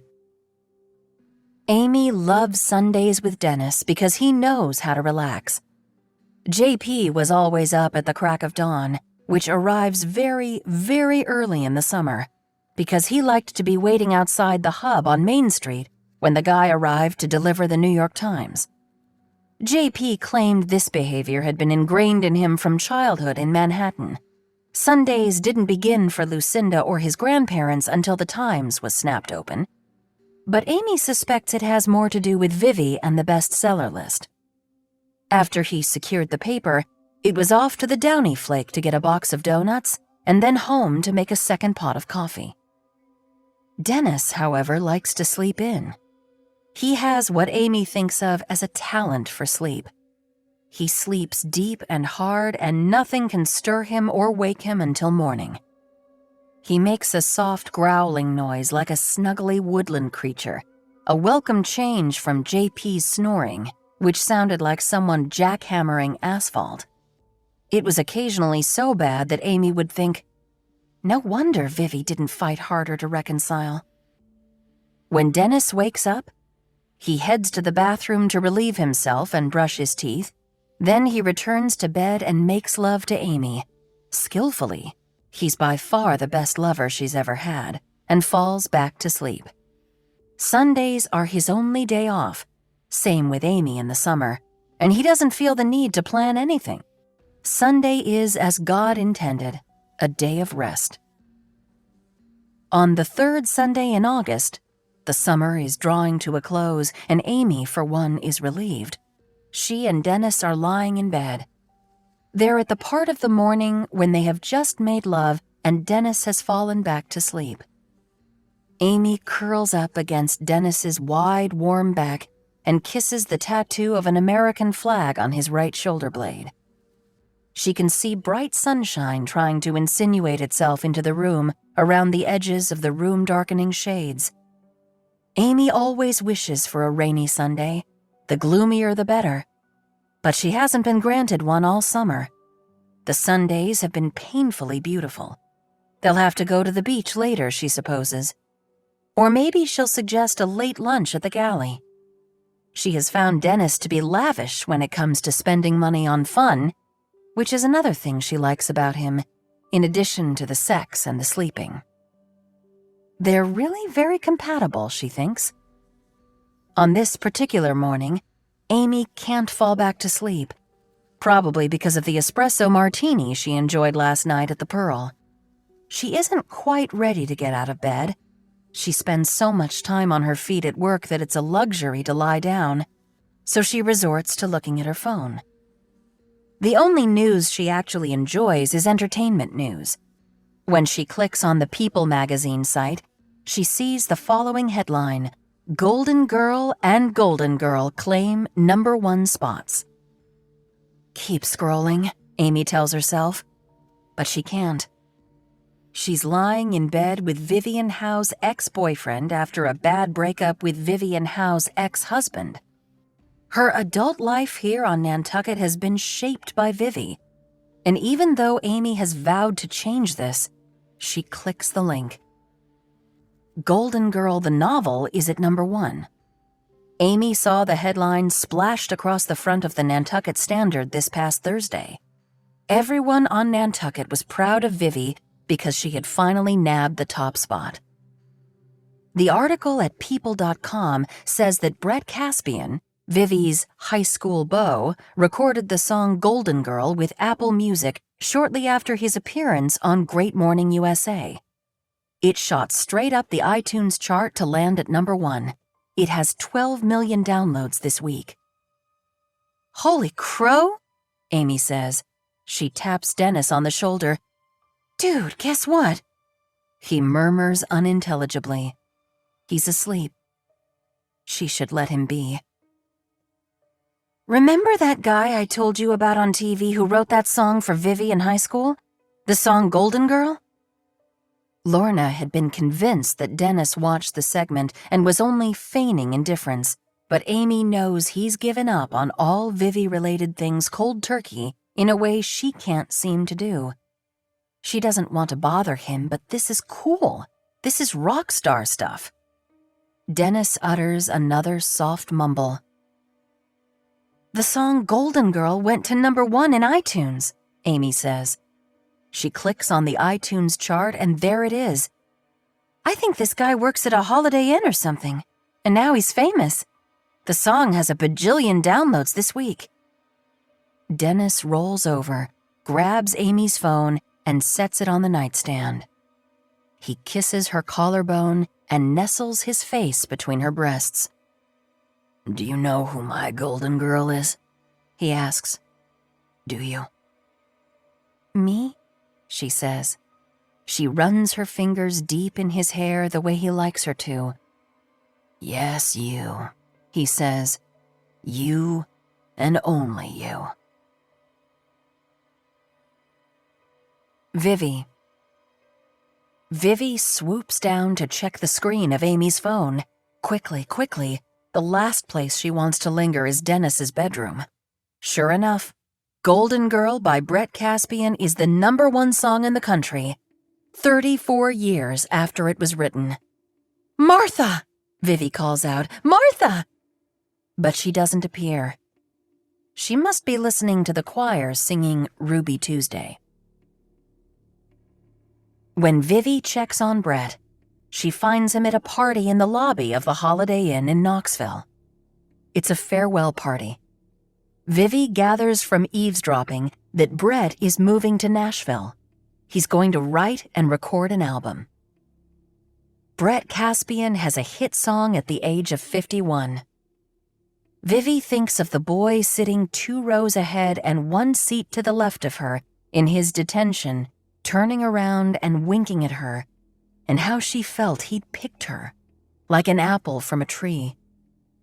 She thinks about the back seat of the Buick Skylark, him kissing her as Steve Perry wailed on the car stereo, "Stone in Love." She's even more emotional now than she was when her book hit the top of the list.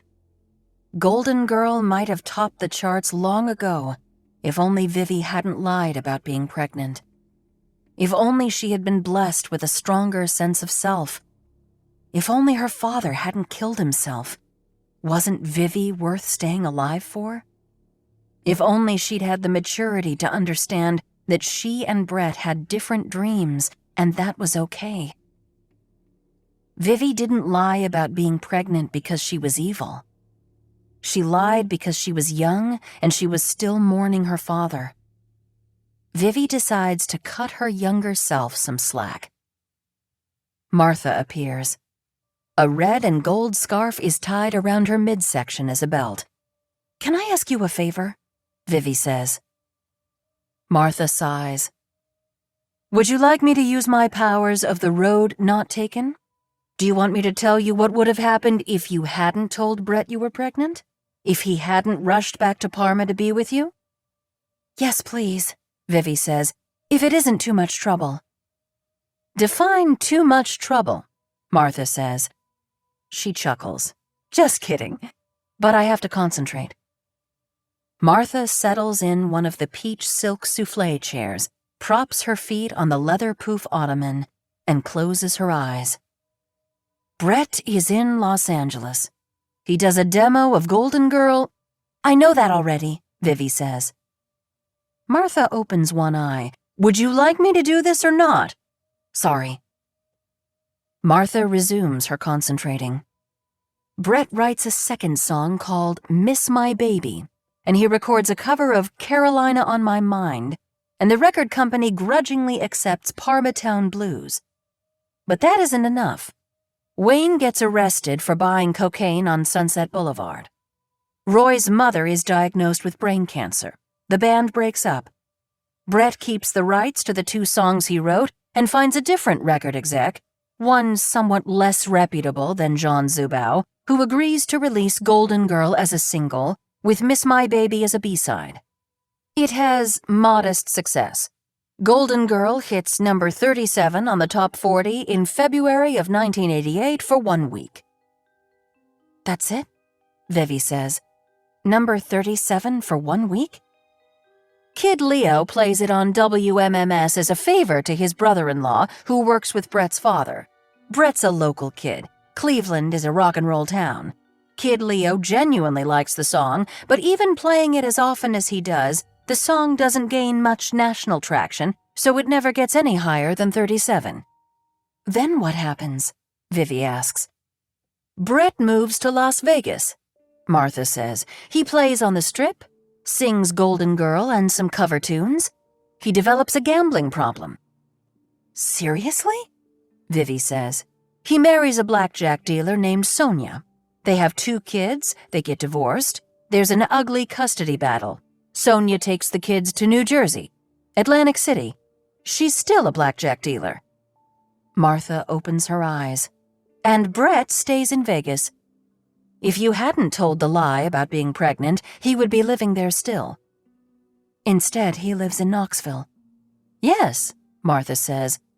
And Golden Girl is the #1 song on iTunes. So maybe my lying about being pregnant was a good thing for Brett, Vivi says. He had to wait 3 decades, but he made it to #1 instead of stalling out at 37. Maybe this was the way things were supposed to work out. Martha pushes herself up from the chair. I think you're finally starting to get it, Vivian, she says. Willa. She keeps the red lace thong stuffed deep in her purse. It's the same brand of underwear that Carson wears and, more damning, it has that hole in the back where the tag is supposed to be. Carson's skin is sensitive. She can't handle even a thin bit of tag remaining along the seam, and Carson is careless. So to avoid irritation to her precious backside, she cuts a hole in a $22 lace thong. It's the kind of intimate detail you know only about your sister. It's Carson's thong. Willa is sure of it. But what was it doing in Zach's pants pocket? Are Zach and Carson having an affair? The thought is outrageous, nearly laughable. Or is it? When Willa told Carson that Pamela thought Zach was having an affair, how had Carson reacted? What had she said? He doesn't seem like the cheating type, does he? Willa thinks about this. Was Carson trying to cast doubt on Pamela's suspicions? To downplay them, dismiss them? Next, Carson said, "Does she think she knows who it is?" Not notably, does she know who it is? Is this distinction telling? Then Willa remembers that Rip told Willa a few weeks earlier that Pamela saw Carson's Jeep parked at the abandoned horse barn across the street from the Bridgman's house. Pamela told Rip she thought Carson was there to meet her drug dealer. Willa had been annoyed by Pamela's low opinion of Carson, even though she too thought it was likely Carson was there to meet her drug dealer. Carson had not been there to meet her drug dealer, Willa thinks now. The red lace thong with the hole where the tag should be is Carson's, and the thong was in Zach's pants pocket, and Carson was lurking across the street from the Bridgman's house because she and Zach are having an affair. Willa shoots Carson a text. "Are you working tonight?" Carson responds, "No." Willa says, "Rip is golfing after work with Mr. B. Want to come to Smith's Point for dinner? I'll get Millie's takeout." Carson says, "Sure. Please order me the Caesar with grilled shrimp and chips with queso." Willa says, "Great. See you at 7. Carson shows up on time, which is very unlike her, and she seems serene, but in a natural way and not a stoned-out-of-her-mind way. She has brought Willa a bouquet of flowers from Bartlett's farm, purple and white cosmos, Willa's favorite, and a thermos of iced tea. "Mom still has all this mint growing in her herb garden," Carson says, "so I tried making her tea." "I'll have some with dinner," Willa says. She has already been to Millie's to pick up the food. She doesn't want any distractions. "Would you like wine?" "No, thanks," Carson says. "I'll have tea." Who are you and what have you done with my sister? Willa thinks. A drunk or high or angry or condescending Carson is the only kind of Carson Willa knows how to deal with. Carson acting human, even gracious, isn't anything Willa was expecting. "Come out to the back deck," Willa says. It's only 4 steps from the front door of Wee Bit to the back door. "It cracks me up how small this place is," Carson says, But really, what else do you need? I miss my dishwasher, Willa says, and my Peloton, and reliable internet. Yeah, but look at this view. They step out to the deck. The eelgrass on top of the dunes is swaying in the breeze, and they can both hear the pound and the rush of the surf. Willa has become used to the sights and sounds out here, is nearly immune to it, though there are still times when she walks down the deck steps wrapped in a towel on her way to the outdoor shower that she stops to marvel at the ocean or the gulls soaring overhead. Tonight, the sky is awash in golden light, and Willa nearly says something about heaven and her mother like, "Do you think she can see us? Do you think she's watching us?" But she doesn't want to sound ridiculous. I'm happy you have the night off. The sunset is going to be epic. Willa pauses. Although I suppose you see the sunset every night at work. Carson takes a seat on one of the benches at the picnic table. "Will," she says, "I got fired." Willa inhales. You did? What happened? When was this? "End of July," Carson says. "I was inappropriate at work." Inappropriate meaning? I did shots with a customer.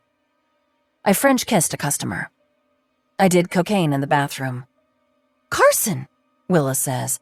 Tell me you're kidding. Please tell me you're kidding. Carson bows her head. When she looks up, her eyes are like two flashing emeralds. Willa remembers when they were little girls, their father would come into their room in the mornings and say to Carson, "Wake up and show us the jewels." He never said this to Willa. Her eyes are brown. "Not lying," Carson says. Her voice is taut, and Willa relaxes. There's going to be a fight, which Willa is prepared for. "I suppose you're going to judge me now," Carson says, "because you're perfect. By which I mean you're sheltered and unadventurous, and although you're 3 years older than me, I've lived a far more exciting life." Willa wants to ask more questions about Carson getting fired. Getting fired? How mortifying. What is she doing to the family name? But instead, she cuts to the chase. She pulls the thong out of the pocket of her floor-length prairie skirt. She's surprised Carson hasn't yet made a crack about Laura Ingalls Wilder, and places it between them on the picnic table. "That yours?" Willa asks. She eyes the thong with distaste. It's a scarlet scrap of lace with a hole in it. Tawdry. Carson picks it up, pokes a finger through the hole. "What the hell, Will? Did you come home and raid the laundry? What's going on?" "What's going on," Willa says, "is that Pamela found that in Zach's pants pocket." Understanding sweeps across Carson's face like passing headlights through a dark house. "It's not mine." "It is so. You just admitted it." "I have underwear like that," Carson says, "but if they were in Zach's pants pocket, they obviously aren't mine." She brings her eyes up to challenge Willa. "Are they?" "They are," Willa says. She turns to face the dunes, the ocean. The breeze lifts her hair, stirs the loose material of her skirt. "It's you. You're the one who's sleeping with Zach. The one person I chose to confide in, ironically. He's 42 years old, Carson. He's my sister-in-law's husband." Carson stands, and Willa is afraid she's going to walk out. That would be a very Carson thing to do, drive off without another word. "Don't run away, you coward." "I'm a coward?" Carson says. "You're the one who married your childhood sweetheart." "Don't change the subject," Willa says. "I want to hear you admit it. You're having an affair with Zach."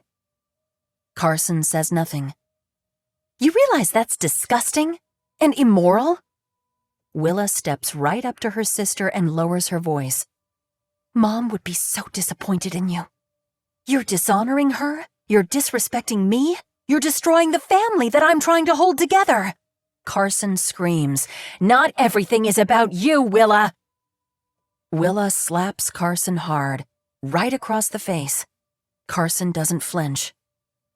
"You know nothing about what happened with Zach and me," Carson says, "and if I explained it to you, you still wouldn't understand. Because you aren't a human being.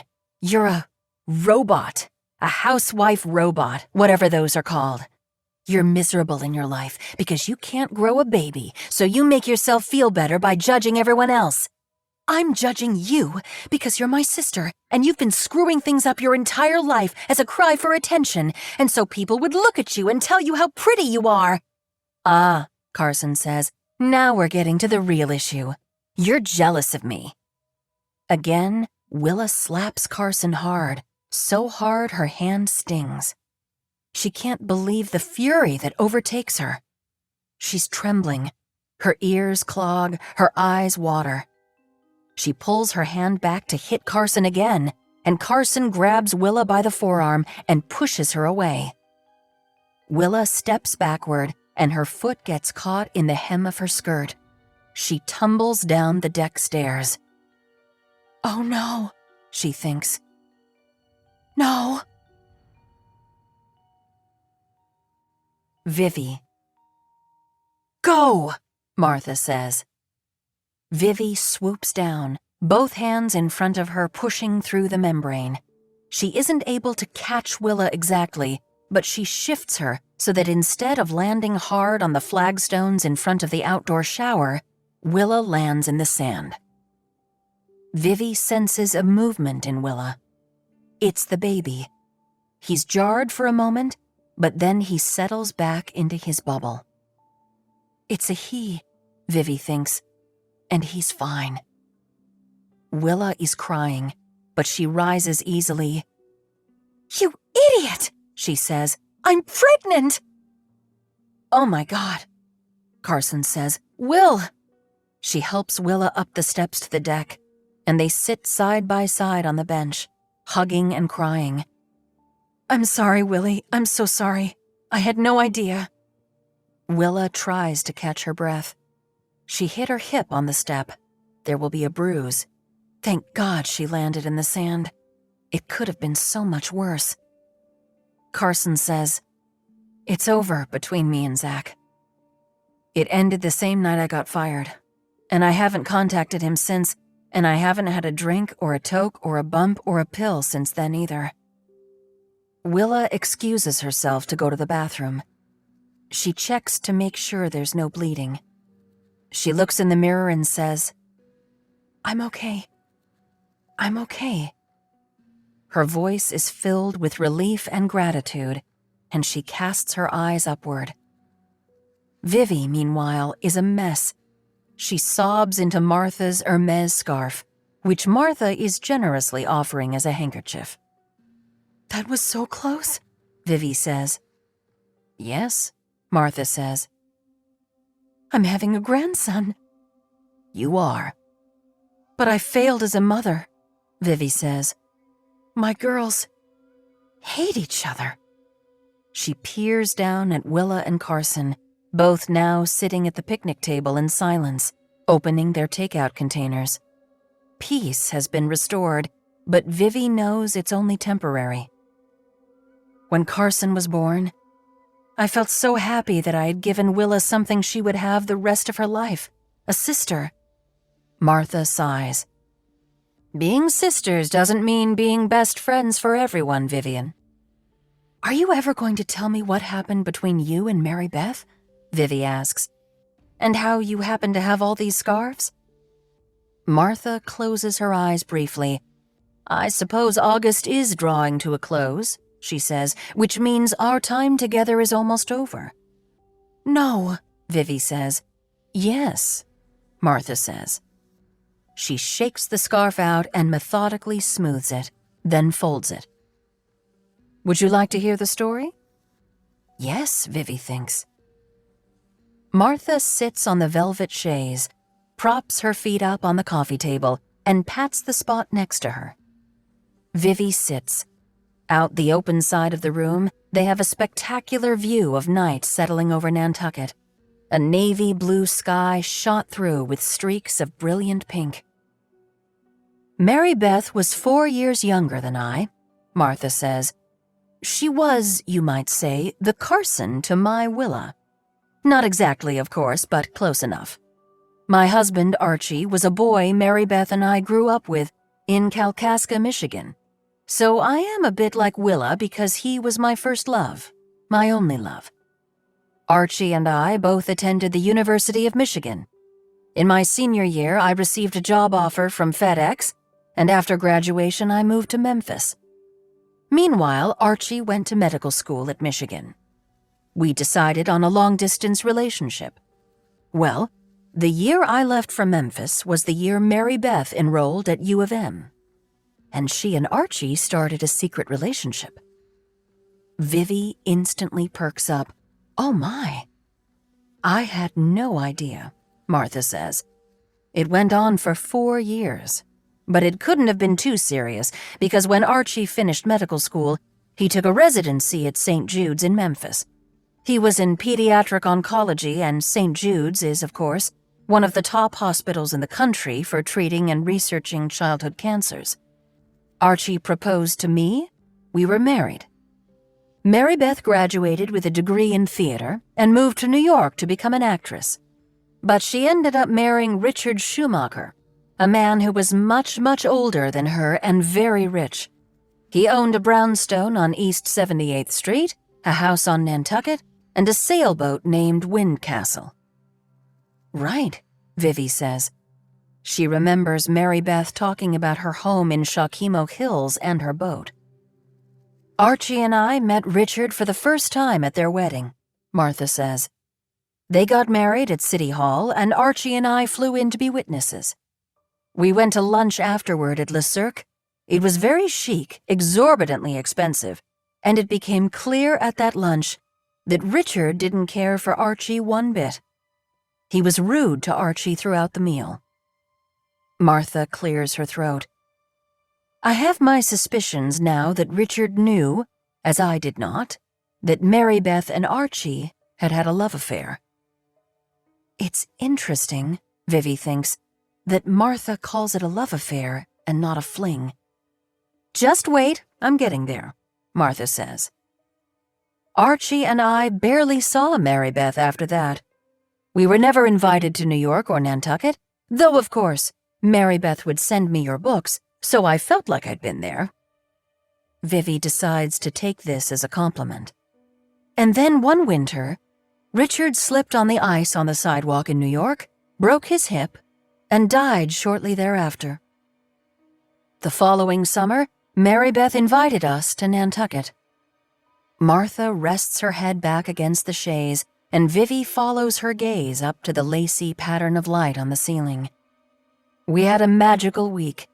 We drove onto the beach at Great Point with magnums of Veuve Clicquot.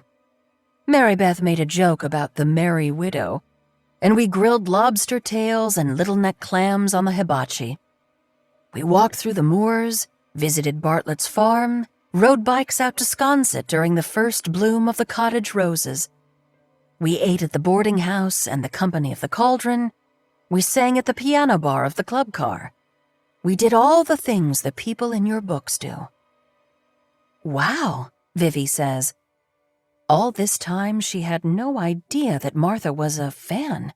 She feels honored. We went for an all-day sail on Windcastle. That boat had a captain and a mate and a chef who prepared lunch, but Mary Beth liked to play bartender. She was making her signature cocktail, which she called the Bad Decision: vodka, Saint Germain, and fresh squeezed grapefruit juice with a champagne floater. Well, I had 5 or maybe 6 bad decisions over the course of the afternoon. As the boat rounded Abrams Point, and we could see Mary Beth's house in the distance, Mary Beth said she was going to swim the rest of the way in. Not to worry, she did it all the time. Her captain would take care of the boat. Martha pauses. I made my own bad decision to join her, and Archie wasn't about to be shown up by the two of us. We had all grown up together on Lake Michigan, don't forget. Those two dived in ahead of me and off they went.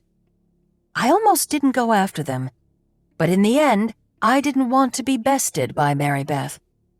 I was much drunker than I realized, and the water was choppy, and I hadn't swum in open water in decades, and it was much farther than I anticipated.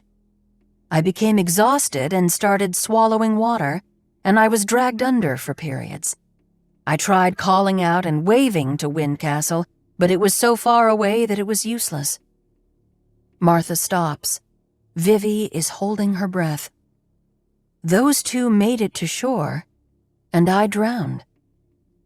Vivi whispers, I remember hearing that story as gossip, but it was never in the paper, and I had no idea it happened to Mary Beth's sister.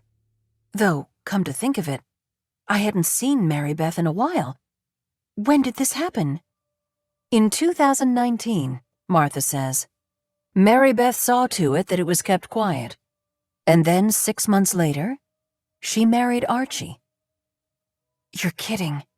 I was brought up here to the beyond, and my person, Jerry, gave me one nudge. Only one? Vivi says. The policy changed back in January, Martha says. Used to be 1, now it's 3. You got lucky. What did you nudge? Vivi asks.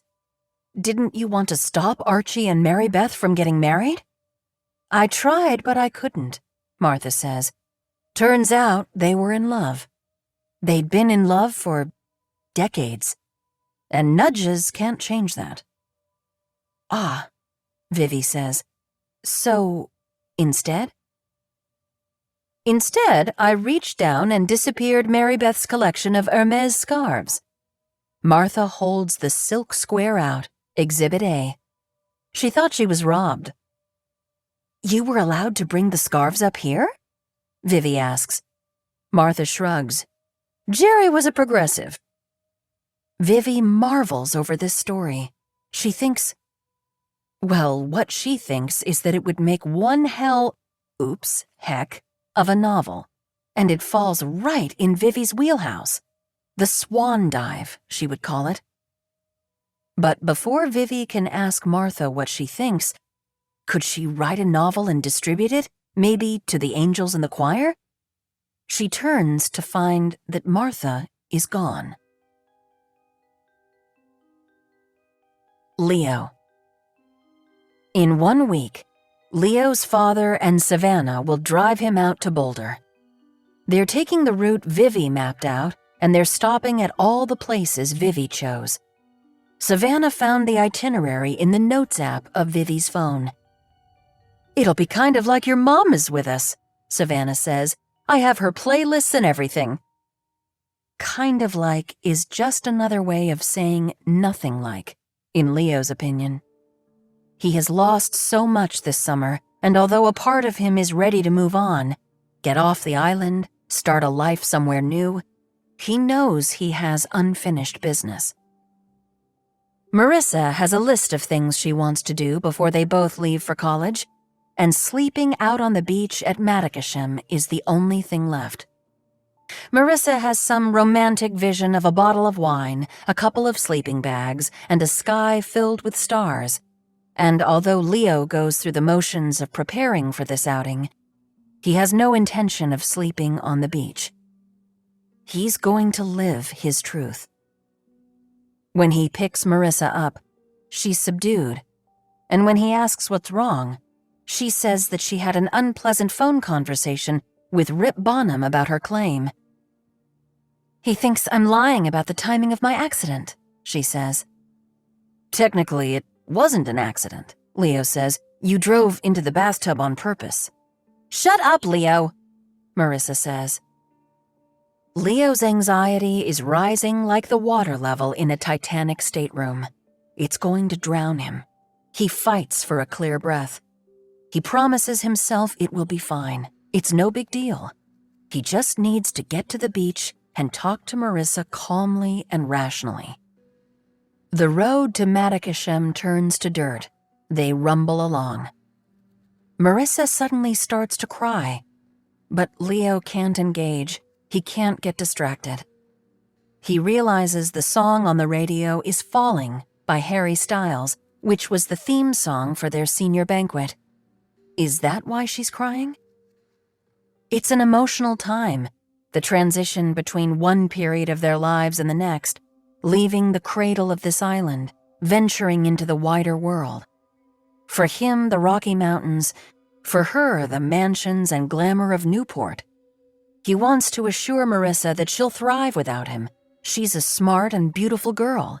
She'll meet people, make friends, find someone who genuinely adores her. Leo has been pretending for years. That ends tonight. That ends now.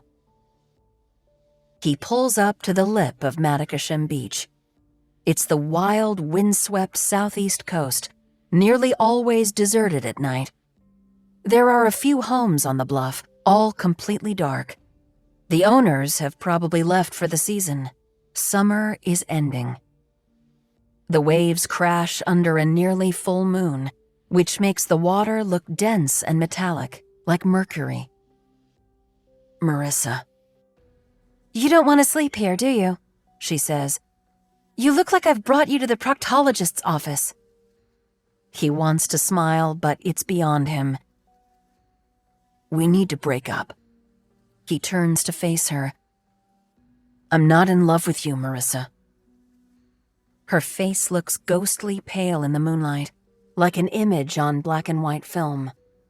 She isn't wearing any of the orangish foundation she favors, and Leo thinks she looks prettier without it. He watches her absorb his words. A flicker of recognition ignites in her expression. "I know," she says. You do? She pulls out her phone and with a few finger swipes brings up the photograph. It's of Leo and Cruz kissing. Leo pretends not to remember the moment, but he does vividly. Cruz was trying to load Leo into the car. Leo was drunk, protesting. When Leo twisted away from the open passenger side door, Cruz's face was right there, and an instinct, so long and so deeply sublimated, surfaced. Leo had grabbed Cruz's head and started kissing him. Almost immediately, there had been a flash. Cruz pulled back, and Leo made out the shadowy figure of Peter Bridgman, gawking at the image he'd captured on his phone. Leo had socked Cruz right in the eye. "Get off me!" Leo screamed. "What the heck, man?" Cruz said. He pulled off his glasses. One of the lenses was cracked. "Get off me!" Leo said again, louder, in case Peter Bridgman was still listening. "Me get off you?" Cruz said. "Are you kidding me right now? Man, you're my brother and I love you, but not that way." Which Leo knew, which Leo had always somehow known. Cruz was the frick to Leo's frack. Cruz was his best friend, his ride or die. But Cruz was straight. "Get off of me," Leo said. He stumbled away, thinking Cruz would persuade him to get back in the Jeep, but Cruz didn't. Cruz drove off, leaving Leo in the parking lot. Leo somehow made his way out to Eel Point Road, where Christopher, who was heading home, picked him up. Leo takes the phone from Marissa. "Peter sent this to you?" "He did." "So you knew? You knew all along?" "I'd always suspected," Marissa says. "Because your friendship with Cruz, your devotion to him was weird, Leo. It was unnatural. But even so, seeing this was a shock. All I could think was that you lied to me for years. A profound lie, Leo." She clears her throat. "I tried to convince myself that I was overreacting, that you two were probably just kidding around. I mean, Cruz isn't even kissing you back." Leo nods and hands the phone back to Marissa. "I know he's not. But we weren't kidding around. Or I wasn't." His eyes are glossy. "I love him. I've always loved him. My whole entire life, I've loved him. But it was one-sided." It's disgusting, Marissa says. Leo sits with this for a second. He's not sure if she means it's disgusting that he loves Cruz when he pretended to love Marissa, or that it's disgusting because it's two men kissing. It doesn't matter. Marissa has revealed herself either way. She has no feelings, no empathy, no ability to sense anyone's pain but her own. I'm taking you home, he says. He throws the car in reverse and fights the desire to leave her on the side of the road. He is not disgusting. He has finally spoken his truth. He loves Cruz DeSantis. After he drops Marissa off, he'll call Cruz, figure out where he is, and apologize in person. He will get it all out. His love, his denial, his shame, his rage, his sadness, his grief. And then, once he's an empty vessel, he can accept his heartbreak, accept himself, and start to heal. When Leo pulls onto Marissa's road, they see red and blue flashing lights. The police are waiting in her driveway. The chief. He had nothing for weeks, then everything at once. No sooner did Jasmine Kelly say the name Lepresti than the chief knew it was Marissa's sister, Alexis, who worked dispatch, and her new boyfriend, Officer Pitcher, who tampered with the evidence. They destroyed Vivi Howe's clothes. They paid Justin to plant the running shoes. Alexis wants to take all the blame. It was her fault, her plan. She had been able to persuade Pitcher because she had something Pitcher wanted. This is an old story, Ed thinks. Alexis was trying to protect her sister, Marissa. Marissa Lepresti is the one who hit Vivi Howe. The chief brings Marissa into the station and she spews forth the whole story. She and Leo Quinborough broke up at a bonfire at 40th Pole the night before the accident. Marissa then got cozy with Peter Bridgman. It was easy, she said, because Peter had a crush on her since 4th grade. Marissa thought Leo would get jealous seeing her with Peter, but Leo disappeared. No one had seen him. Marissa blew Peter off and left the party, but Peter Bridgman lurked around, eventually catching Leo and Cruz DeSantis kissing by the side of Cruz's Jeep. The photograph, which the chief had suspected was of two people in a compromising position, was of Cruz and Leo. Okay, the chief thinks. He's a lot more woke, as Chloe and Finn would say, than he was 20 or even 10 years ago, but this possibility hadn't even crossed his mind. Clearly, he still has some evolving to do. Peter sent the photograph to Leo and Cruz in the middle of the night, but he didn't send it to Marissa until the next morning, right after Cruz woke Peter up by pounding on his door. Peter hadn't answered, not wanting a confrontation that his parents might hear. Peter Bridgman's phone records, which the Greek managed to subpoena, showed a text with an attachment sent to Marissa's phone at 7:14 a.m. Marissa says she was driving over to the Howe residence to see Leo and make up when she got a text alert on her phone. Because it was so early, she assumed it could only be Leo. She checked her phone and clicked on the photo as she was turning onto Kingsley Road. She had only glimpsed the photo. She said she wasn't even sure what she was looking at when she heard a sickening thud. She slammed on the brakes and realized she had hit a person. She had hit Vivi. She panicked, she said. There was no one on Kingsley and no cars on the Matticat Road. She backed up and drove west. She took the turn onto Eel Point Road. I had every intention of going back to Kingsley, Marissa said, but I just didn't. Alexis texted to say Vivi was dead, and then she told me another officer had seen Cruz running a stop sign and speeding, and that Cruz had probably killed Vivi. And I felt relieved by that. I was angry at Cruz. By then, I had seen the photograph. So I drove my Jeep into the bathtub, and I told Rip Bonham at my insurance company that I'd done it on Friday night. When the chief called Rip Bonham, Rip said he'd had doubts about Marissa's story all summer. According to the mechanic, the Jeep hadn't been submerged for as long as Marissa said it had been. He thought she'd been lying as a way to angle for insurance money, not to cover up a crime. Rip Bonham put Lisa Hitt in touch with the garage that was holding Marissa's Jeep. Luminol turned up Vivi's blood on the fender. "Every contact leaves a trace," Lisa Hitt says mournfully to Ed over the phone.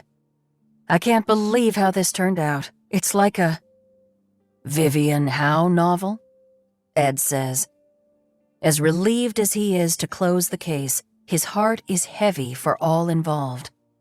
He has joked many times about having job security. People will never stop making mistakes. But this isn't funny. Ed doesn't get home until noon the next day. He stayed up all night questioning people and filling out paperwork. "Phones," he says to Andrea. "They'll be the death of civilization." Andrea pulls Ed's phone out of his shirt pocket. "Leave yours right here," she says, plugging it in at the kitchen counter. "I got you the pastrami special from the Nickel. Then you're going to bed." Vivi. Vivi doesn't have to call for Martha. She's right there, the same red and gold scarf from the other day serving as a pocket square. "Marissa hit me?" Vivi says. "Marissa killed me?" "I'm surprised you didn't figure that out," Martha says. She checked her phone as she was turning and was just looking at the photograph of Leo and Cruz when she hit you. Martha pauses. "I'm surprised you didn't figure out about Leo and Cruz either."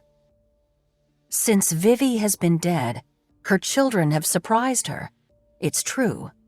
But she is not surprised to learn that her son has romantic feelings for his best friend.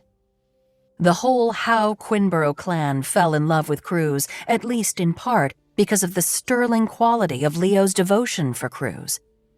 When Leo was in preschool, he once drew a picture of himself and Cruz living in a house together, with smaller figures that were meant to be their children. The teachers at the school had chuckled about this, Vivi remembers, but at least they were open-minded enough not to tell him the picture was wrong. And Vivi, for her part, had taped it to the refrigerator. Vivi watches Leo's conversation with Cruz from a greater distance than she normally does. She wants to afford them some privacy. The conversation takes place on the back deck of Cruz's house the very same afternoon that Marissa speaks to the police. Vivi can't hear a word, but she can observe their body language. Leo contrite and Cruz, initially defiant, then softening into forgiveness. The boys end up in silence, sitting side by side, both bent over their knees with their heads in their hands. When Leo stands to go, it's unclear if they can still be friends. Leo heads for the side yard. It looks like he's leaving. And Cruz says something that makes him turn. Cruz opens his arms, and Leo walks back to him. The two boys hug for a moment. When they separate, they do a complicated handshake that they'd once tried unsuccessfully to teach Vivi. "You two are frickin' frack," she had said at the time. "I'm just the mom." Vivi listens in on Willa and Carson later that day when they meet in Vivi's kitchen over glasses of iced tea. They seem to share the same opinion for once. They're both furious. Marissa Lopresti had been her usual careless, thoughtless, irresponsible, entitled, needy self, and had picked up her phone instead of watching the road. She had become so absorbed in her own drama that she had hit Vivi, killed her, murdered her. It's absolutely reprehensible. She will never be forgiven. Vivi takes a deep breath. A part of her agrees that Marissa deserves little in the way of mercy.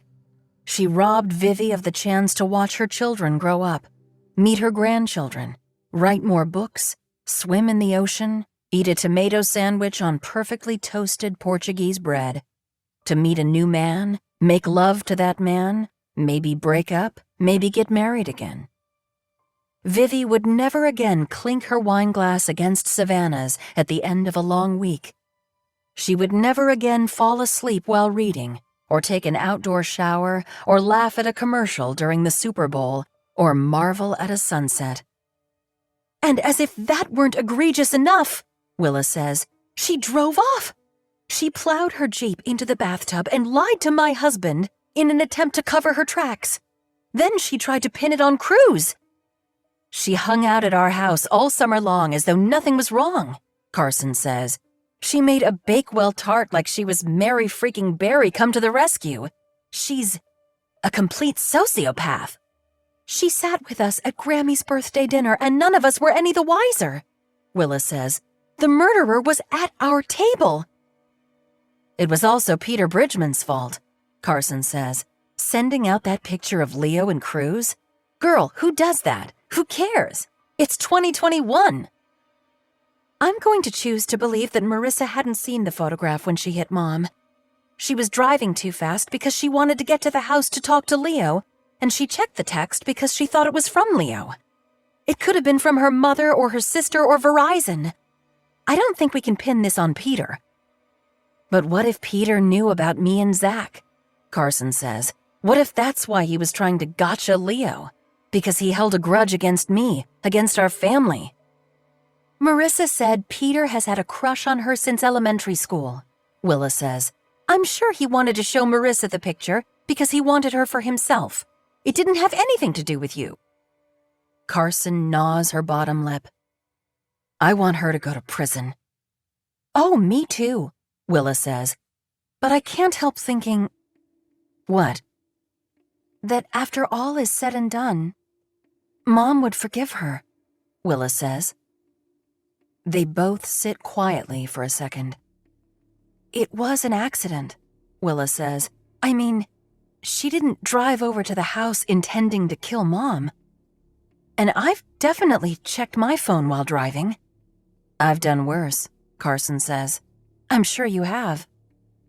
It's by the grace of God I've never killed anyone, Carson says. Would you have run, though? Willa asks. Either one of us could have gotten distracted while driving and hit someone and killed her. But the test of our character, our morals, is whether we stay and admit to it or run away. Marissa ran away. And she pushed the theory that Cruz did it. She wagered that people would suspect Cruz before they'd suspect her. Which is heinous for so many reasons. Carson says, I would have been tempted to run. I'm not saying that's what I would have done, but I do understand the instinct. Willa sighs. So, we don't press charges? She's being charged by the state, Carson says. But we could offer a statement of mercy, Willa says. It might help. I just feel like we aren't honoring Mom unless we ask for the maximum sentence, Carson says. As usual, you have things backward, Willa says. We honor Mom by offering forgiveness. You know how she treats the characters in her books? She gives them flaws, she portrays them doing horrible things, but the reader loves them anyway. Because Mom loves them. Because they're human. Like Allison in Golden Girl, Carson says. Willa is resting her hand on her belly. She takes another look at Carson. Wait.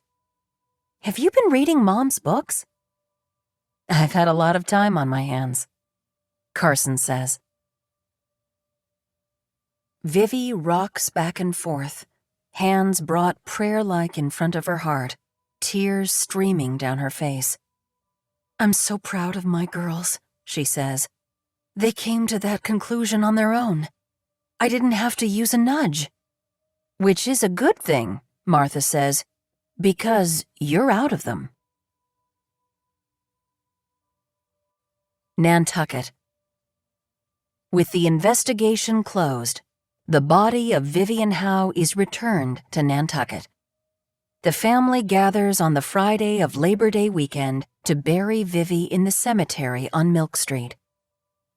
At some point, we know, this will become a popular pilgrimage for Vivian Howe readers across the country. They'll lay bouquets and seashells and pillar candles by the headstone. They'll take selfies of themselves in their Lily Pulitzer dresses and Mystique sandals standing at Vivian Howe's grave.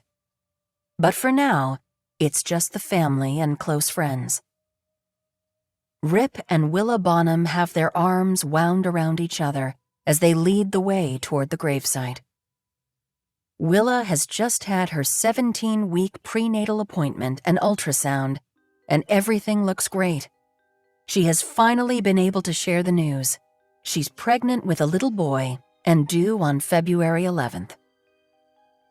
The elder Bonhams are over the moon, especially Tink. When Tink asks Rip if it would be appropriate for her and Chas to come to the burial, Rip asks Willa her thoughts. "Tell them we're keeping it small," Willa says, "and pass that on to your sister as well. She and Zach and Peter don't need to come."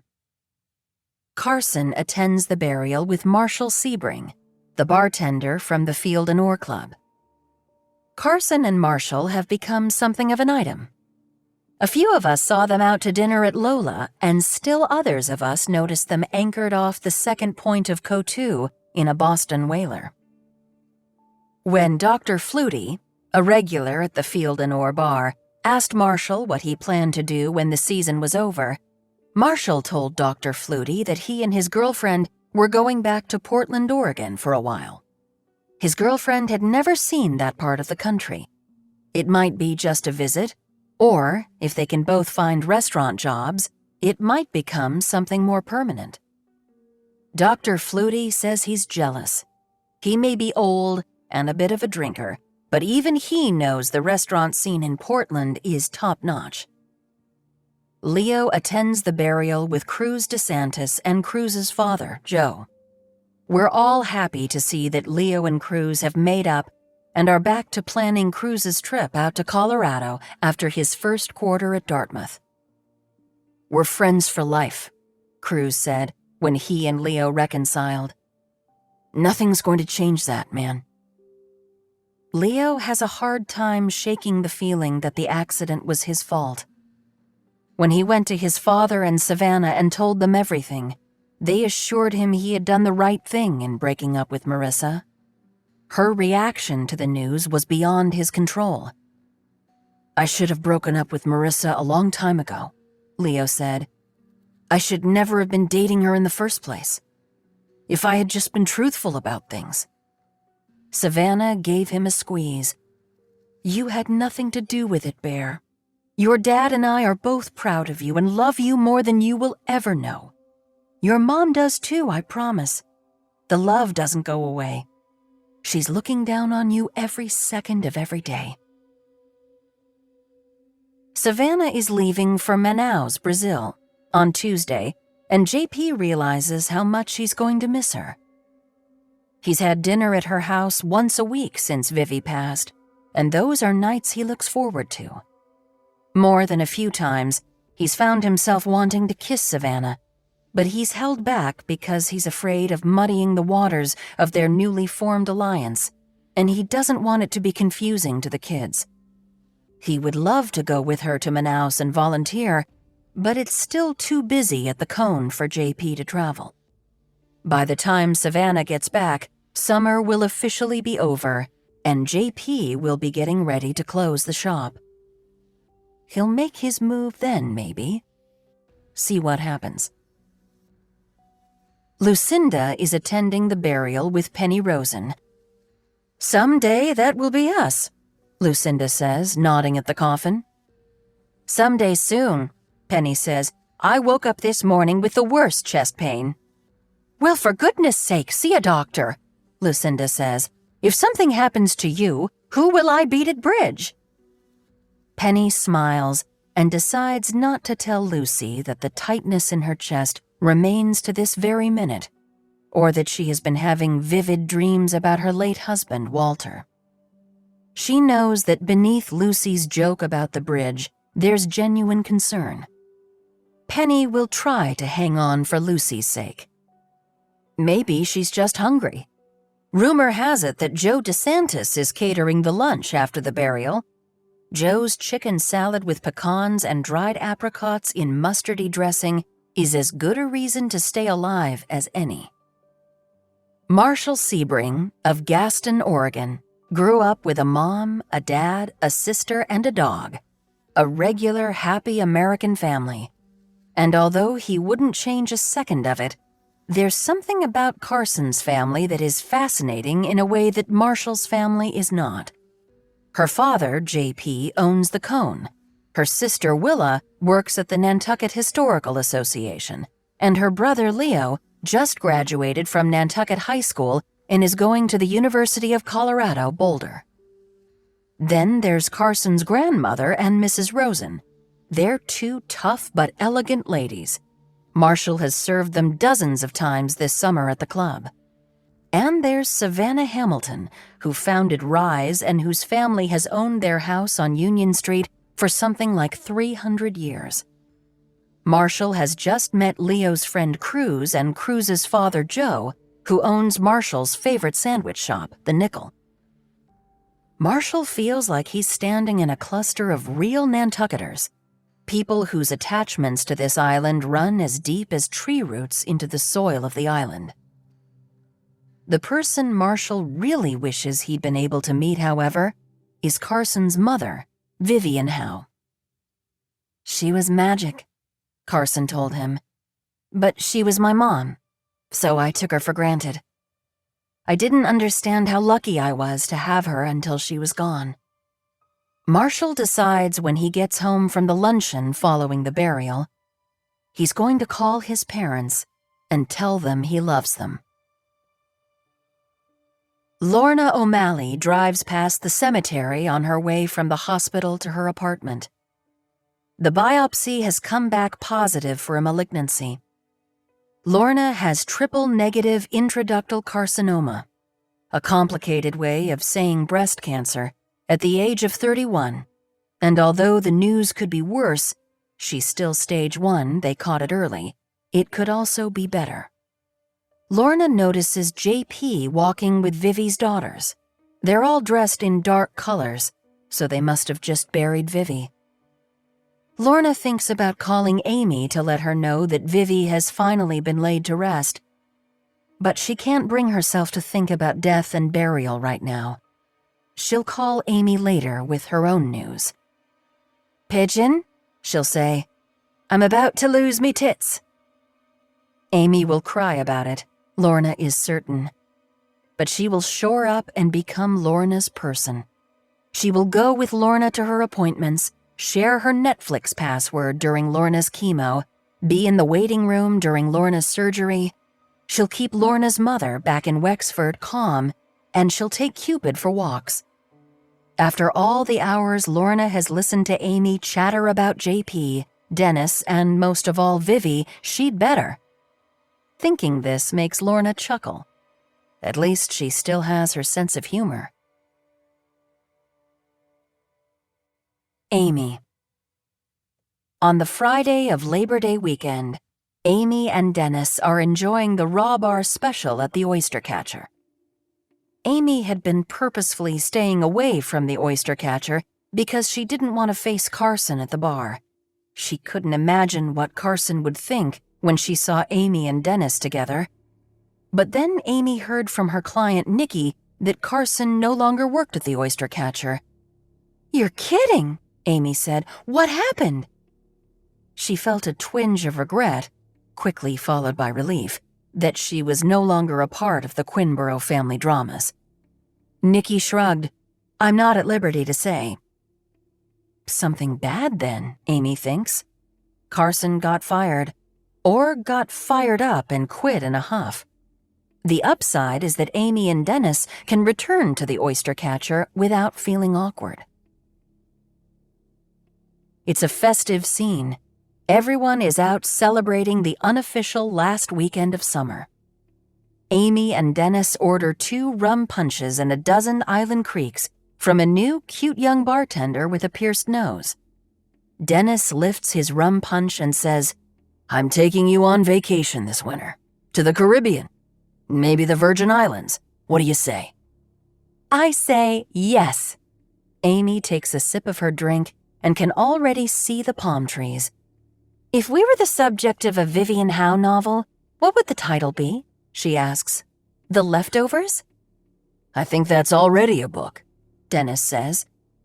The Cast-Asides? Amy says. Dennis shakes his head with that look on his face that tells her he thinks she's crazy, but in the best possible way. How about we just call it Love Story? He says. I think that's already a book, Amy says. Vivi. They should call it The Rebound, Vivi says. What Amy and Dennis have is more than just a rebound, Martha says. It is? Vivi says. Seriously? She smiles. She finds she feels happy about this. There's only one more chance for Vivi to travel back. She chooses Willa's wedding. It's June 13th of the year before. The weather is spectacular. It is, as Vivi's mother used to say, one of God's days. Vivi has abandoned her suspicions that Rip is not enough for Willa, and she now wholeheartedly embraces the union. Today, Willa is getting what she wanted since she was 12 years old and attended the Valentine's Day dance with Rip at the Boys and Girls Club. She's marrying the only man she's ever loved. Vivi has written about all kinds of love stories in her 12 novels, but she has never written about 2 people meeting in high school and making it work. Why not? She wonders. She thinks about Brett Caspian and the roller coaster ride of their romance. She has kept that story tucked safely inside of her for decades. But what if she brought it to the surface and used it? What if she wrote a novel about her and Brett? She decides to think about it later. Right now, she wants to focus on her daughter. Willa, Carson, and Vivi get ready together at Money Pit. Vivi has made a spectacular fruit salad. She went to the trouble of peeling 6 kiwis, even though nobody ever eats them. And right after her run, she picked up cheddar scones from Born and Bred.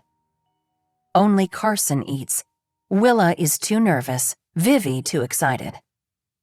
Vivi opens a bottle of vintage Veuve Clicquot and makes mimosas with fresh squeezed juice. Willa is in her slip, her hair damp. Carson is giving Willa a chignon with braid. They all looked through thousands of pictures online and picked this style. And there's a gentleman named Rafe coming from Daria's salon to do all of their makeup. Lori Richards, the photographer, is due to show up any minute to take getting ready pictures. But right now, it's just Vivi and her 2 daughters. They're in Vivi's bedroom, which resembles a college dorm. Her mattress and box spring are on the floor. Her running clothes spill out of a jute basket by the side of a dresser she got at the Take It or Leave It at the town dump. The top of the dresser is littered with candles that Vivi lights for atmosphere. There are also receipts, pens, safety pins, a brush, half a dozen red lipsticks, and a pack of matches from 21 Federal, where she and JP went on their first dinner date. In other words, the room is a disaster. Vivi can't have Lori take pictures in here. Or can she? So many things in Vivi's life are works in progress. She will renovate this room eventually. She wants a round bed, some kind of cool light fixture, a boho chic vibe. But this moment is plucked straight from Vivi's dreams. Shawn Mendes is singing Treat You Better over the wireless speaker. Willa is an unapologetic top 40 fan and always has been. My beautiful girls, Vivi says. She knows they'll both protest if she gets overly emo. But how can she help herself? Her oldest child is getting married. Her younger daughter is the maid of honor. Would someone please tell Vivi where the years went? It feels like she just brought Willa home from the hospital, just burst into tears because Lucinda said she loathed the name and JP had to explain that they, Vivi, had decided to name the baby after Willa Cather, the writer. First children are to be named after family, Lucinda said. Is Willa Cather family?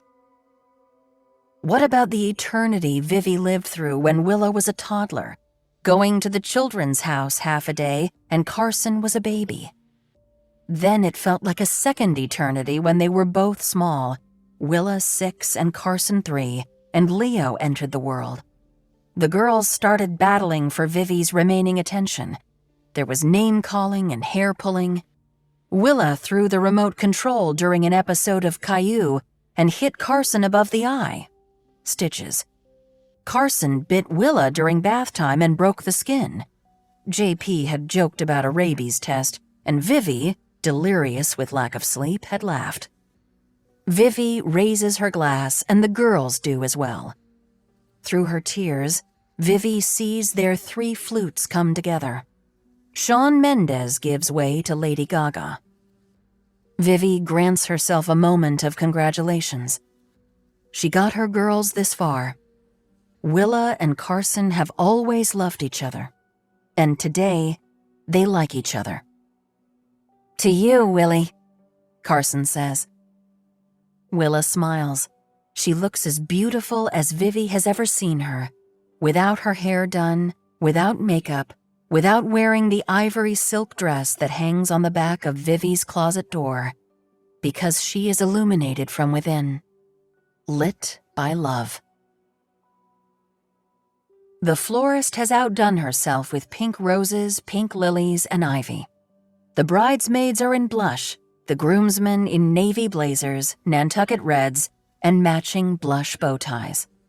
There's a string quartet playing Pachelbel's Canon in D.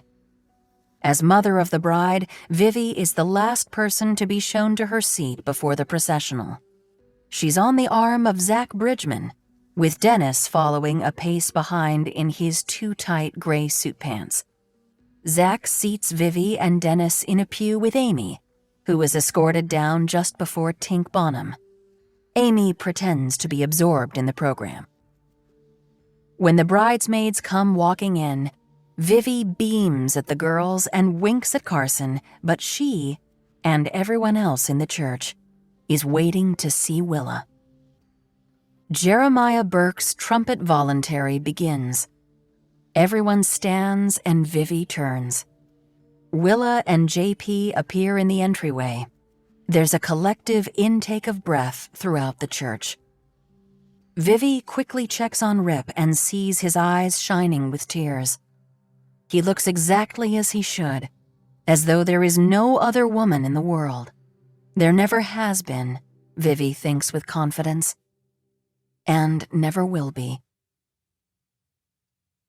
After the ceremony, Willa and Rip climb into a horse-drawn carriage that will take them to the Field and Oar Club.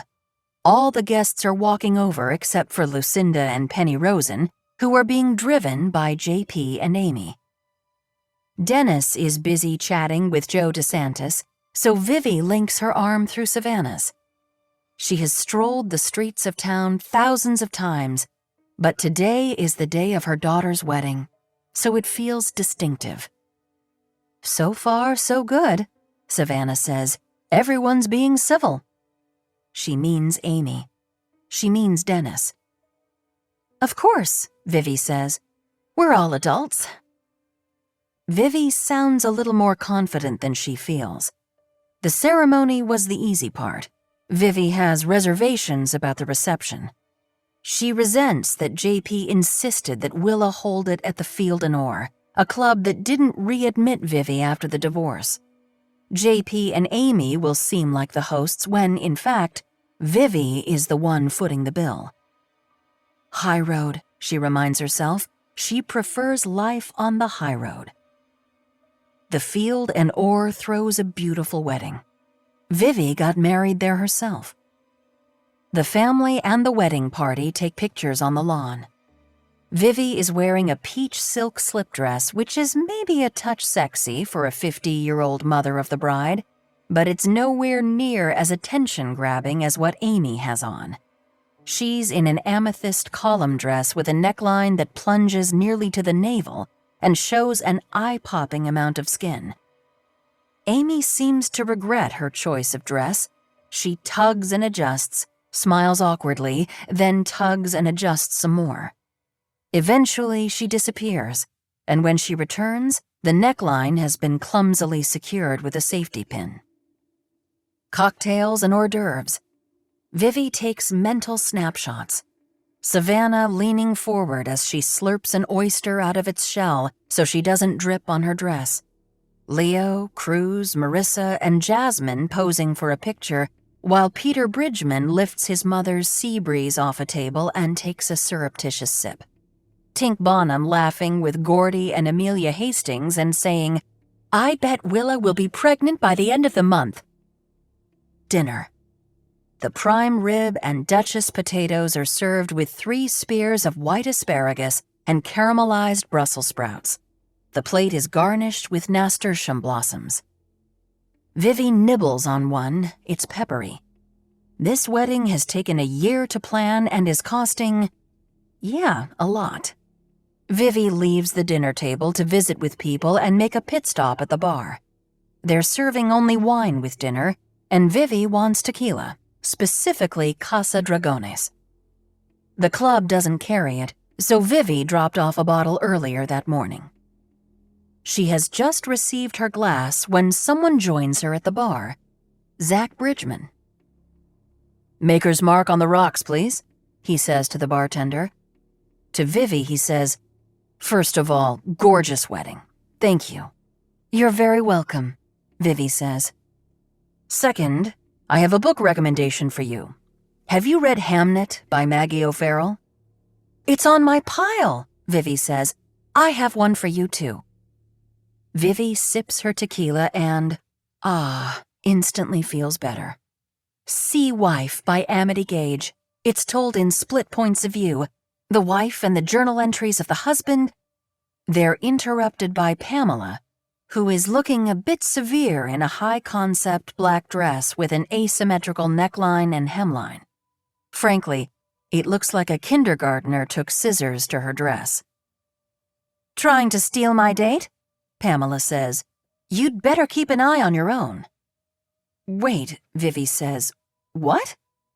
She peers into the ballroom to see Dennis standing with his wine glass aloft. He's giving a toast. Vivi can't quite hear him, but his wild arm gestures are alarming. Vivi sees Gordy Hastings, who is sitting at Lucinda's table, bow his head and frown at the napkin in his lap.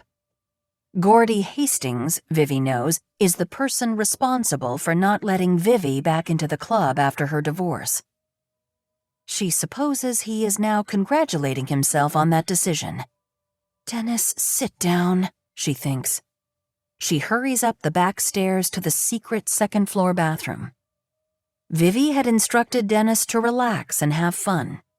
There was nothing to be gained from going head-to-head with JP in the father figure department. What would make him think it was remotely appropriate to give a toast?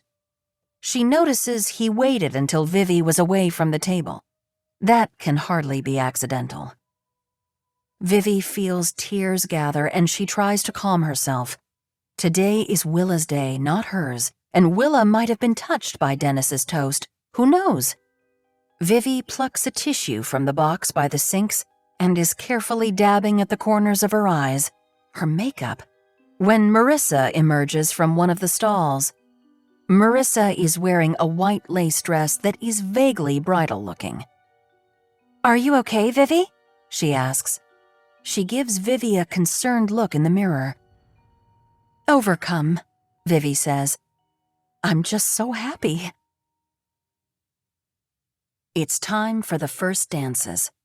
Willa and Rip dance to Ed Sheeran's Castle on the Hill, and then the band leader invites the parents of the bride and groom to join the happy couple. Vivi knew this was coming, but she still finds she's unprepared. She has been giving Dennis the cold shoulder since getting back from the ladies' room, and she has no idea where he is now. She supposes she'll have to go find him. Tink and Chaz Bonham are already rising from their seats. Before Vivi can turn around to search the room for Dennis, JP approaches her with his arm outstretched. Plot twist, Vivi thinks. She had assumed JP would dance with Amy and that she would dance with Dennis. But this is better. This is correct. She and JP are Willa's parents. Vivi takes JP's hand, and once the two of them are on the floor, the band segues into Stay Together by Al Green, which is oh so ironic, and Vivi and JP fall into the familiar rhythm of their married dancing past. Thank you, Vivi, JP says. This wedding is top-notch. Everyone has been commenting, and I couldn't have done it without you. Or at all, Vivi thinks, but she just says, you're welcome. I'm happy for Willie and Rip. Do you remember when we picked them up from the Boys and Girls Club after they went to the Valentine's Day dance together? They were holding hands, Vivi says. I thought you were going to drop-kick Rip out to the street. Before he got out of the car that night, he kissed her, JP says. Their first kiss, and we were sitting right up front.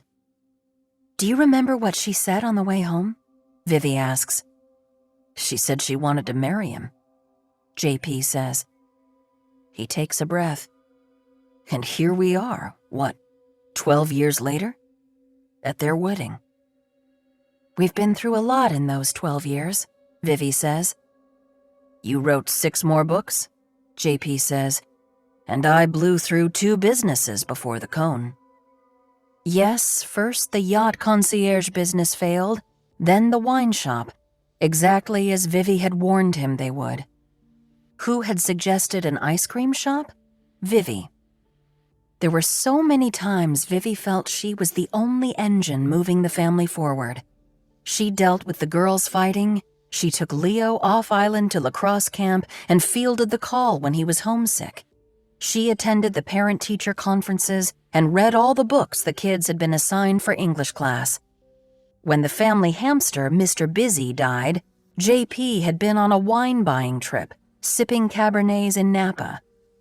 And then you fell in love with your employee and you broke up our family, Vivi thinks. But she won't mention any of this because she prefers life on the high road. Al Green croons, loving you whether times are good or bad, happy or sad. Better memories swirl around Vivi then. JP sitting on the side of the bathtub holding out the ring box. JP in scrubs and a shower cap while Willa was being born. And then Carson. And then Leo. JP standing on a ladder outside the house in Surfside, stringing up the Christmas lights. JP and Vivi fretting when Leo spiked a 104-degree fever from a double ear infection. JP and Vivi sitting at the bar at 21 Federal the night that Savannah insisted on having all 3 kids to the house on Union Street for a sleepover. She only made that mistake once. And then getting so drunk that they stumbled over to the Rose and Crown to sing karaoke. JP and Vivi watching the Patriots and high-fiving every time Danny Woodhead scored a touchdown.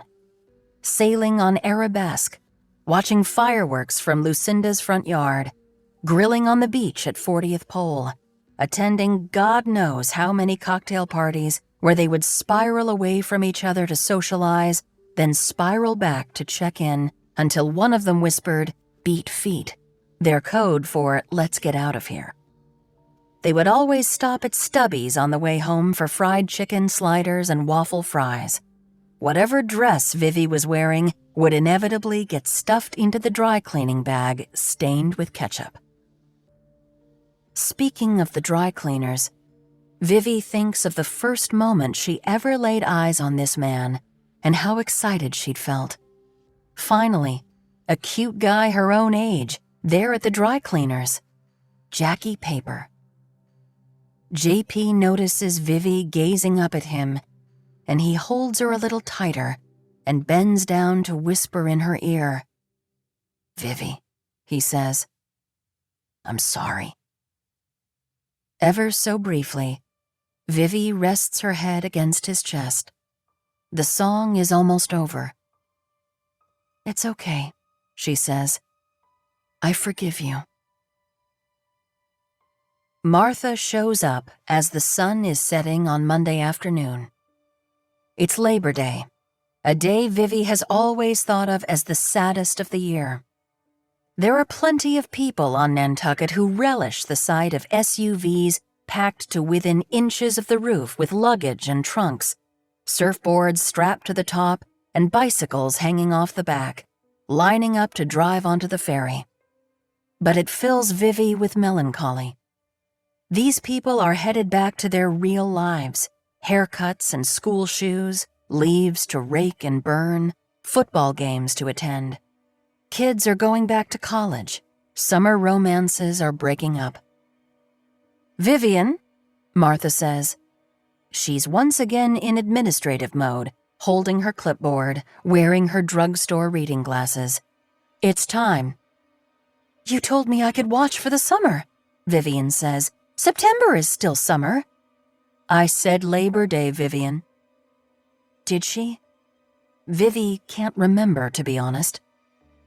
I don't want to go, Vivi says. I want to stay where I can see my kids. I want to know they're going to be okay. You've given them everything they need, Martha says. It's time for them to learn to live without you.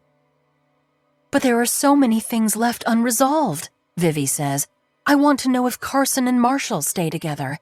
I want to make sure Leo gets settled at college. I want to see if Savannah and JP hook up.